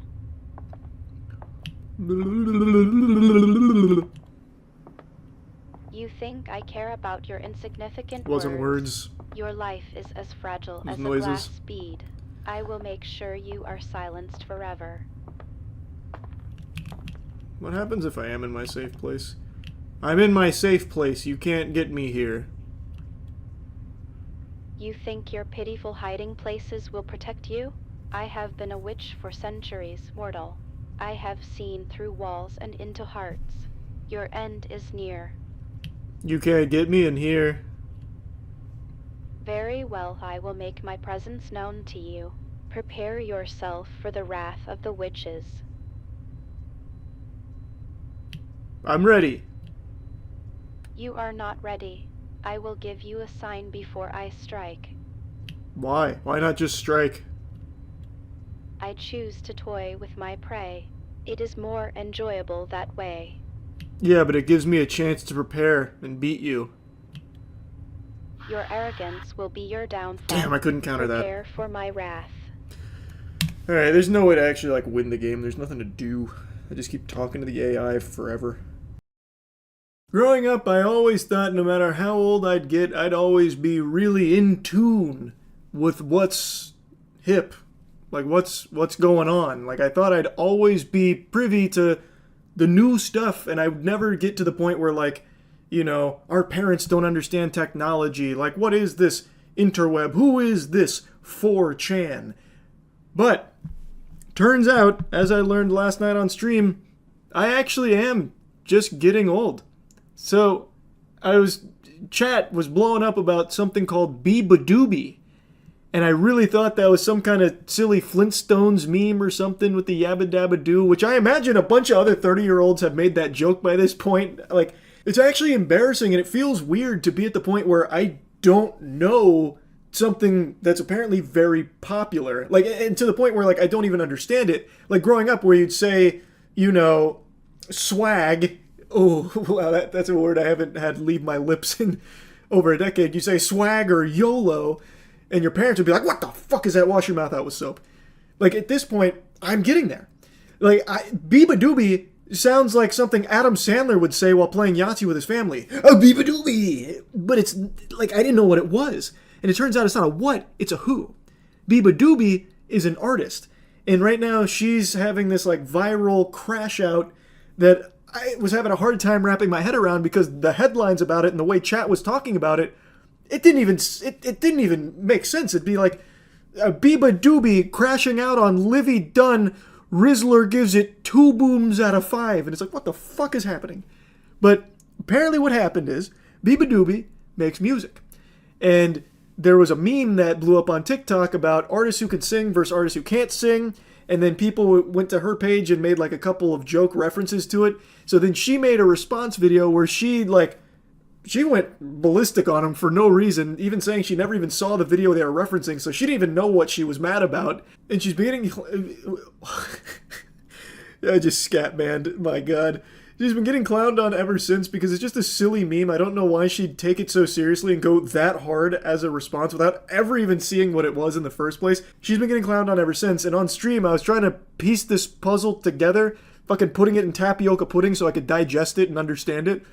And it started to dawn on me like, wow, no, I actually am just getting old. I keep hearing people mention that. Who is Beabadoobie? What am I getting memed on? Maybe I am just like actual fucking unk status here. Jesus. Beabadoobie? Am I saying that right? Is that the name? Beabadoobie lost all her aura. Oh my god. What the fuck, man? You didn't see the drama with her and Flarkleflunk? I missed that one, yeah. I'm a little behind on that arc. So does this explain whatever the fuck's happening? Because I keep getting asked about Beabadoobie. It's such a good name. Beabadoobie's like Rick and Morty currency. I've seen so many comments about this, but I've never seen the actual videos. But the f***ing men commenting, artists who can sing vs who can't. Like, just tell me you don't get no girls. The types of videos in question: artists who can't sing versus artists who can sing. Can't remember how to say your name. Sup guys, it's me. So is what happened? People made memes and she like took them personally? Was she like actually upset or just leaning into it? Let me see. I can't really tell. Where can I see like a... I don't even know what I'd type in for this. Oh, here, it says Crash Out Original. 1 minute ago from August.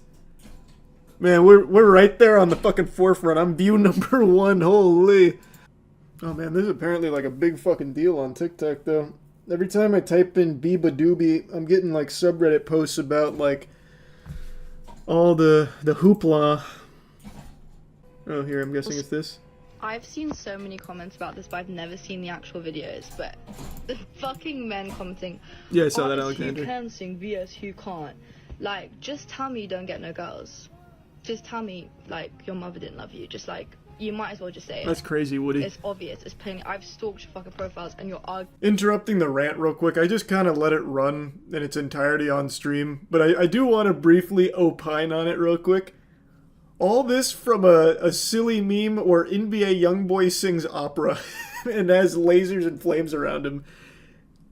Pretty unhinged response here. What do you mean? Just, it's probably not all men that giggled at that. I don't know why it's like all... You're an ugly man. You must be an ugly man to have found that humorous enough to make a reference to it loosely. And when you look at the meme, it's really kind of saying something flattering. Like, it's ironic about how she can sing, and then they put the opera music to NBA YoungBoy, who you'll see in a moment can't sing. I'm sorry to peel back the curtain on the meme. NBA YoungBoy, feel free to prove me wrong with like the golden pipes and like the voice of an angel. That'd be amazing. But from all the evidence that exists of NBA YoungBoy singing, it's not quite to the same level of Biba Doobie. So it's a joke. Like, I can't believe it even needs to be explained. I feel like she probably should have watched it first before getting really mad about it. You know what I mean? Does it hurt me? Not really, if I'm being completely honest. I know men are mad at me because I probably get more girls than them, and I'm not even gay. I'm not even gay. I don't even know what I am. Maybe I'm bi. Who knows? But in all seriousness, this feels like someone who doesn't give a fuck. Okay, artists, you can sing, VS, you can't. I still got more money than you. Again, I gotta interject. Pardon? Excuse me? Like, what? What does that have to do with anything? You're talking about a meme and some people that giggled about it and made a comment on it. What is you having more money do in that case, besides just make you look like an asshole? I'll never understand how that ever became a dunk. I have more money than you. Okay, what? So now we can't laugh at you? Like, shit, oh god, I was gonna laugh at that meme, but Biba Doobie has more money than me. She's better off financially. Yeah, now it's off limits. Drats! And you're still a man. So, also the block button exists. Like, I will literally just block. Also, I just haven't seen any of those videos. Like, I've seen the comments, but I'm just not on that side of TikTok. And I feel like the people who care about my art and listen to my music aren't, like, weird incel men that, like, have no friends. I feel like they have, like, a cool social life and they go outside and touch grass. So, I just don't... It's not part of my radar, but I see your comments and I'm blocking your shit, okay? It's not that hard for me. I'm literally like block keywords, like it's not... You're dumb. You're dumb. All this over some fucking SpongeBob memes or whatever the fuck that was? Okay, I mean, that's cool, I guess. Artist who can sing versus artist who can't sing. Can't remember how to say your name. Oh, this is what we just saw.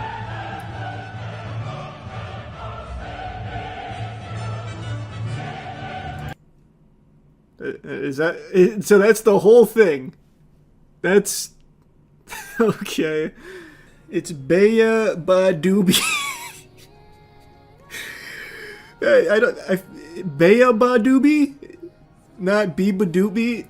It's a Star Wars character name. Yeah, like fucking Rebo. Check out the video of YoungBoy singing. It's horrendous. Oh, okay. Hold on. I see. So it was like a deeper ironic meme. Let me see. I don't think I've ever heard him sing without auto-tune. Let's see. What do I type in? What's the original called? Right around in the drop top with a stolen car. Searching for my ops. Hold on. I got my green ass on. Trying to get egg. What's happening? Right around in the drop top with a stolen car. I see why she got offended, actually. Now that I've heard it without auto-tune, you're not beating those pipes. You're just not. I get it. Now it makes more sense. That's the voice of an angel right there. 2025 is a year full of cinematic surprises. Movies that I thought for sure were going to be awful, like Hard Eyes, turned out to be good. And now, that same phenomenon has just happened again with The Monkey. It's as Darman says, you really can't judge a book by its cover. Because with these trailers, I thought for sure they would be trash, irredeemable, putrid garbage that, at best, could become fun bad. But that hasn't really been the case. I've just been enjoying them. So the monkey is a very silly premise. There's a haunted, possessed, evil monkey doll toy. But don't call it a toy. They make that like the tagline in the movie sometimes. That's like the slogan on the back of the fucking cereal box for it. So you turn the key in the monkey and someone will die. It'll raise its hand, it starts beating its drum, and then someone dies in a really gory, quick way. It's marketed as being based on a Stephen King short, which I feel like I see in every horror movie these days. I don't know how many shorts and books Stephen King has written, but by this point, and based on all these trailers, it must be in the fucking millions, because it seems like every concept ever Stephen King wrote. Like, the mystery of the smelly pants. It's a pair of pants once owned by Beelzebub, and now it's fallen into the possession of this unsuspecting family, and when you put the pants on, a very odd aroma starts to flood the atmosphere that makes people choke and die. A Stephen King short brought to life by the Longlegs director. So this is directed by the guy behind Longlegs. Good movie. I thought it was a little overhyped. I still enjoyed it. This movie, good movie. I think the glaze is a little too much. I think all the cream pies it's getting are a little over the top. The film, just from the trailer, you can immediately tell, knows that it's a little goofy. It's self-aware. But I thought it would still be a horror movie with some comedy sprinkled in, some tiddlywinks, some notes of comedy. But this movie is not that. It is a comedy with some slight garnishes of horror that are occasionally put in there. Because all of the kills and shit are simply used as a vessel for a joke. There is no real horror in The Monkey. It is just a full-blown comedy film. Which I think is fine. It can work if it was just better at it. Like, I don't think it's a bad movie by any means. As I said, I had fun watching it. But by the end of it, it becomes way too self-aware to its own detriment, where it just feels like everything is completely worthless. So, the monkey's beating the drum. Someone's dying. Someone's going to die. And they don't even do the bare minimum of building tension to it because they'd rather it just be a punchline. So, a quick example. In the trailer, there's the scene where the main character and that lady are walking through the house and she's about to open a closet and he's like, oh, wait, no. And then she opens the closet and a shotgun blows her to pieces. It fucking insta-gives her like it's TF2. That's the whole scene. And in the film, he's covered in all this blood and body parts and stuff. And he stands there and he takes off his glasses, cleans it, puts them on, his sunglasses, everything okay? And he's like, yep. And then he walks away. And it's supposed to be something like you laugh at, but they do that exact same gag like 8 fucking times. In all of the kills, I thought it'd be, like a Final Destination type of thing where you'd have like this crazy freak thing that they start building tension with, but it's not. It's just hits instantly for the sake of comedy. So like leading up to that woman getting blown to pieces, she's talking about all the people that are dying in really freak ways. And it just gives you a montage of like dead bodies. And that's it. Like, it shows you, like, the very end of a kill to try and make you laugh at it. Like, there's a scene, Bill, don't turn that key. And he's like, but I might. No, Bill, don't. And then as he's saying don't, it cuts to a fucking funeral and it shows that the guy had been turned into fucking cherry pie by a stampede. Like, all of the kills are just used to have the character go, yuck. And then leave. Like, it's just... like that joke loses its luster and it really takes away from the rest of the film because it's pointless. Like every death, all of it, it doesn't do anything if it's not making you laugh because the characters in the film don't take it seriously. A good comparison I'd make is to something like Scream, where yeah, there's a lot of comedy in there, but they also do get serious. There's a lot of moments in this movie where I was like, okay, now it's about to get serious because, his brother is doing some fucked up shit. But no, even all that's played as a joke. There's never a moment in this film where anything gets serious. Like, he's about to lose custody of his kid, and even that's not serious. They'll just have somebody, like, blow up, and it'll be like, oh, gross. Man, Dad, why weren't you there for me? It's like, okay, that conflicting tone can be humorous for sure, but when you do it 20 times in a row, it stops being humorous. So really, the film only offers one thing. comedy, and if it's not landing for you, you're not going to have a great time with the movie. There's some good shots, and like he shows he can film horror, but it's just not a horror movie. It's a comedy first and foremost that sometimes will dip its little tootsies into horror. But anyway, overall, I was entertained. I think it is a good movie. It's just, it really loses its luster in the second half. Like, I think the first half is strong because the jokes are landing. It's the first time they're telling the jokes. But when it gets to the second half, this shit's like Derek Zoolander. It's got one look. It's just the same joke over and over again. Here's someone dying in a crazy way with body parts flying all over the place and maybe some CGI blood and yuck. And it's not even crazy ways sometimes. Like, it felt like they were like running out of ideas for how someone should die. So you just have people like randomly blow up and it's like, whoa, they blew up. Dad, why don't you love me? And like you hear the same joke so many times, you see it so many times that by the end it's just like it's tiresome. They wore it out. I really think what they should have done is keep the first half the way it is because it is working. Like that is when it is at its strongest. But it should gradually get more serious as he's got his son here that, you know, he's trying to protect by being an absentee father, but now he can't really protect him anymore because his son's been brought in on the family secret of the monkey that controls life and death. Like I feel like if they had played that second half more serious, it would have made everything work, and it would have elevated the comedy too, because then you can save jokes. You can make jokes hit harder if you're not just constantly having people blow up as your main source of comedy there. I do like the twin brother, though. Like the one that's descended into madness because of the monkey. I think he was really entertaining. But his time is so brief. The star that burns brightest burns out quickest. Like he's only there for a little bit, so you don't get a lot from him. But I feel like they could have leaned into that more, where as it's getting serious, you have that more serious tone now conflicting with this very cartoonish bad guy. Like, I think that could have worked better as opposed to just still once again relying on, oh, that person blew up. Like, I don't know. I still liked it. I didn't dislike it by any means. It's just, by the end, it really felt kind of pointless. Like, there's not even really a story to this movie at all. It's just kind of a series of deaths that people don't really react to. And that's the humor of it.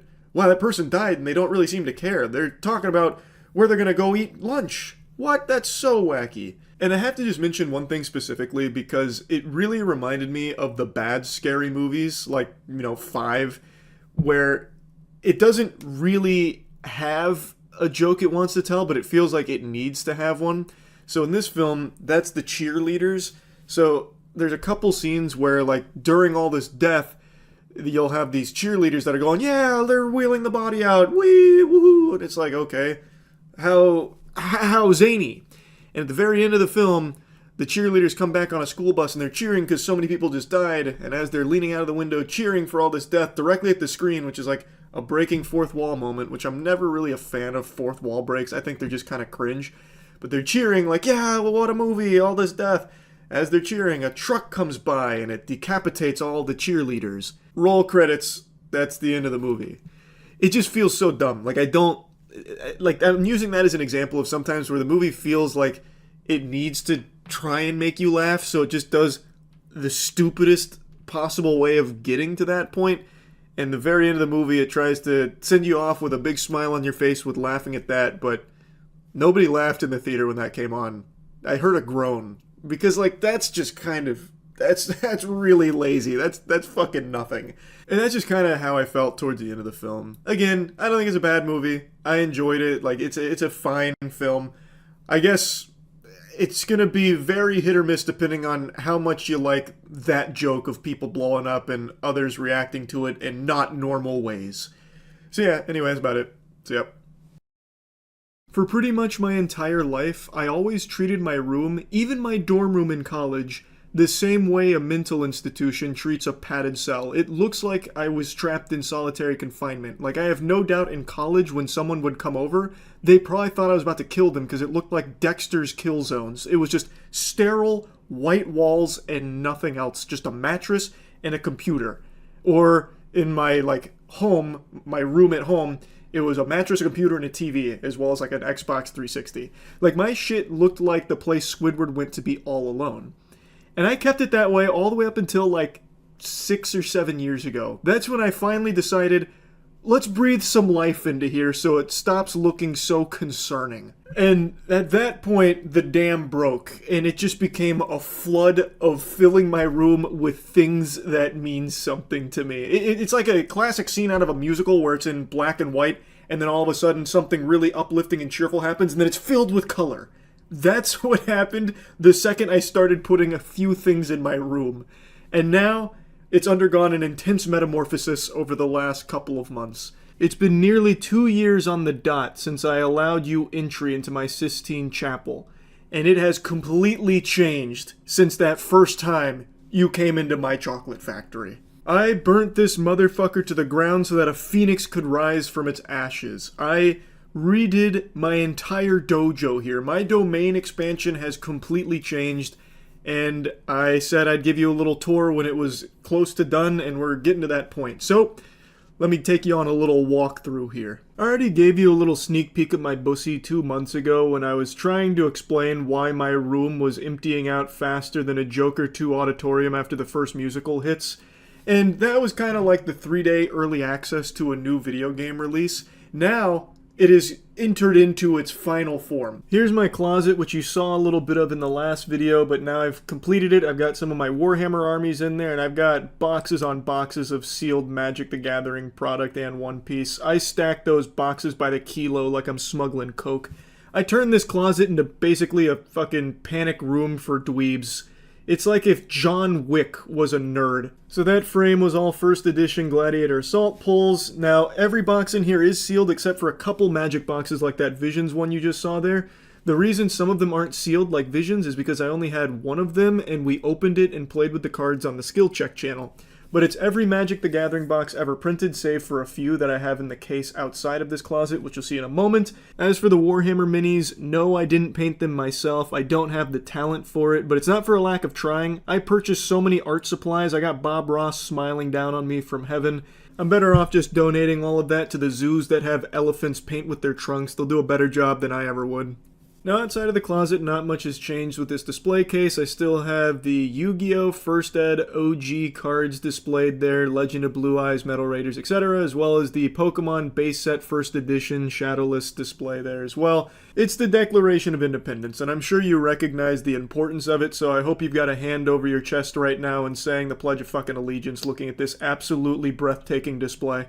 Underneath that, we have this drop-dead gorgeous display. This is what your girlfriend's thinking about when the two of you are having sex. Not a whole lot has changed here. It's more sealed product, but I did add an antiquities box to the Magic the Gathering section there.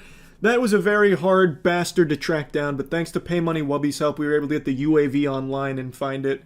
Then it's the Gold Star Pokemon collection, as well as all the First Ed boxes I opened on stream, some One Piece manga rares, some of my favorite Yu-Gi-Oh! Cards as well. Of course, I still got the Duel Knights trophy there that I earned for being the best duelist on the East Coast. Even got my copy of Forbidden Memories for the PlayStation that I played the shit out of when I was a kid.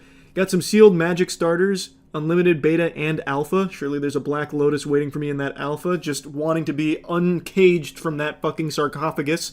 And then we also have the opened Alpha that we did for a video last year. Right next to that, we have the Gamer Subs claw machine with an Eldari Wraith on top of it. This is now fully operational and integrated into my streams, so if you come to my streams, which you absolutely should because it's guaranteed to make you more attractive in the first place, you're doing yourself a disservice if you don't come to every stream I do. And once in the stream, you can join a Discord. It's an open Discord, and you'll get entered into a random queue. And when it's your turn, you'll get pinged, you'll get access to the webcam, and you can play the claw remotely, and whatever you win, we'll send you in real life. So the stuffed Charlies have tags on them that range from, like, GamerSup's Goof Juice, to Cheeky Soap, to Galaxy phones, to Xbox, PlayStation, Starforge PC, all that, the kit and caboodle. It's completely free to play. You don't have to be a Twitch sub or a YouTube member. It's completely open. Just thought this was like a fun little mini game to play in the background of streams. I'll put a link to the Discord in the description of this video. Just a heads up, there's no talking in it. It's a fucking library. It's silent in there. There's no talking permissions. It's solely just to enter into the crane queue and play it. Now we get to my latest obsession, which is collecting statues, and I'm about to talk about these bitches like they're my children. So that right there was a Sauron from Prime 1 Studios. That's Sephiroth from Econ Studios. I've got my God Slap frames hung yet again, looking absolutely stunning. And here's Nameless King, Dark Souls 3, one of my favorite bosses. That's from First 4 Figures, as well as a Dark Souls 2 Collector's Edition statue. Fuck the Dark Souls 2 haters, you can suck the pepperoni nipples right off my chest, still a good game. Underneath that, I have a Final Fantasy section, since it's my favorite franchise. I have a Sume Art Final Fantasy 9 statue, a Cloud, a Diablos from Final Fantasy 8, and an Anima from Final Fantasy 10. Underneath that, even more Warhammer because I've become hopelessly addicted, so this is all Titans here, and I'm basically buying anything that's even remotely adjacent to Warhammer. You could slap the name Warhammer 40k on a pile of horse manure, and I'd probably be pre-ordering that shit today. And then here's all my old consoles and games that I had growing up, as well as the exact CRT TV that I grew up playing games on in the late 90s, early 2000s. It still works. I even have a PlayStation 4 hooked up to it with an adapter, and I get to watch YouTube, Netflix on it, and it is just a beautiful experience. Got some more Warhammer minis up top. That's my Grey Knights army. And this right here is a display of things that are very special to me from video games. So I have Halo Reach, Halo 3, Halo 1 and 2. Halo 2 being my first multiplayer gaming experience. Getting called gay and telling me that my mother is being fucked constantly really helped put hair on my chest. I got Majora's Mask in there, one of my favorite games of all time. Wave Race, the actual first video game I ever played. Grand Theft Auto Trilogy, as well as Psychonauts, City of Heroes, my favorite game of all time, City of Heroes. We got RuneScape representation in there. That total level sign was actually made by someone who sent it to the P.O. Box. Huge shout out because I got my handle in there, Turbo Wet. I recently maxed the account, so it's a beautiful reminder of that achievement that I'm very proud of. Then we have the most important product I ever owned, a Dazzle Platinum capture card. Even just gazing upon that beauty brings a tear to my eye and a wet spot in my trousers. I mean this with no exaggeration, it changed my life.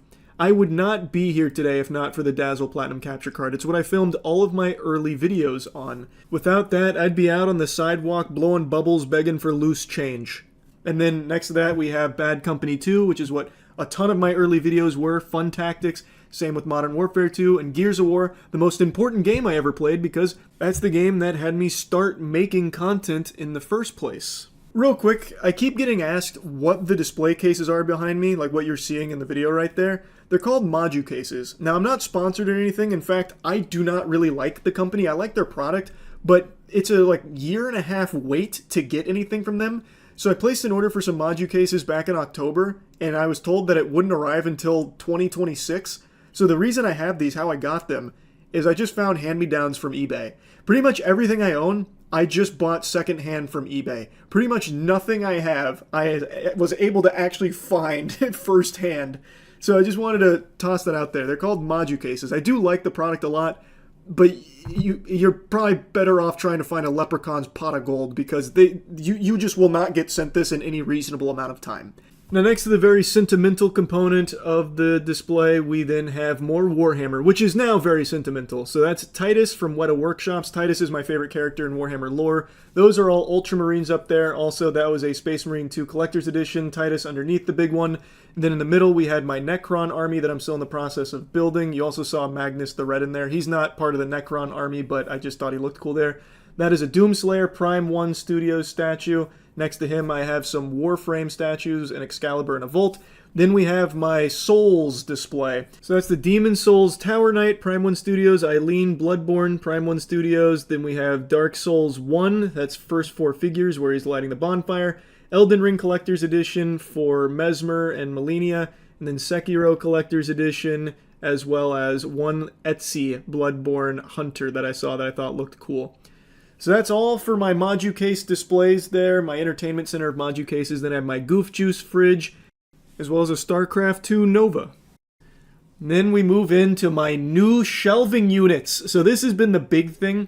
This is a custom desk plus shelves that a friend of mine named Joseph made, as well as his team. They did an unbelievable job. So a lot of it's still barren, because I'm still in the process of getting things to fill it out, but I cannot wait to have this fully filled. I've shown my PC before. It's the Godslap PC from Starforge. This thing is more powerful than a neutron star, and it looks absolutely amazing because it's fucking Godslap, baby. Now, above my monitor, I have my commander decks for Magic, so these are all 8 of them, my favorite being Satoru Umezawa. I've got the nuts here. I fucking love these decks, so eventually I'll do a deck list for them on Skill Check channel. Then there's the Diamond Play button, as well as my favorite album of all time, Linkin Park's Hybrid Theory, as well as the best album of all time, The Gentleman Evolution of Tears. Over here's a work in progress. We have some of my favorite cartoons, Invader Zim, Avatar, Courage, as well as a Gundam Evo Shadow Box, RIP Gundam Evolutions, Gone Too Soon But Not Forgotten. I have a Gundam Exia Still Sealed, as well as a Spawn bust. Then I have some more statues. This is a Hero Belief Studio Dragon Ball Z villain statue, as well as a Last Sleep Broly statue. Underneath that, we have Majin Vegeta bust, as well as a Janemba statue that I just found at the mall like 6 months ago. Then over here we have a Prime 1 Studios Full Metal Alchemist, and then we've got Godslap, Plague Seeker, Cheeky, and Goof Juice. And that's the progress report on the room so far. It's just filled to the brim. The cup runneth over on things that are just important to me. From my favorite cartoons, to my favorite music, to my favorite games. All of it I just wanted to be showcased in a fun, interesting way. And I really am happy with the way it's all been coming along. I think it just is so fun to be like making this museum here, basically. So yeah, I just wanted to share it with all of you and show you where it's all at. I've been saying that I'd do this over the last like month or two, so yeah, that's really about it. See ya.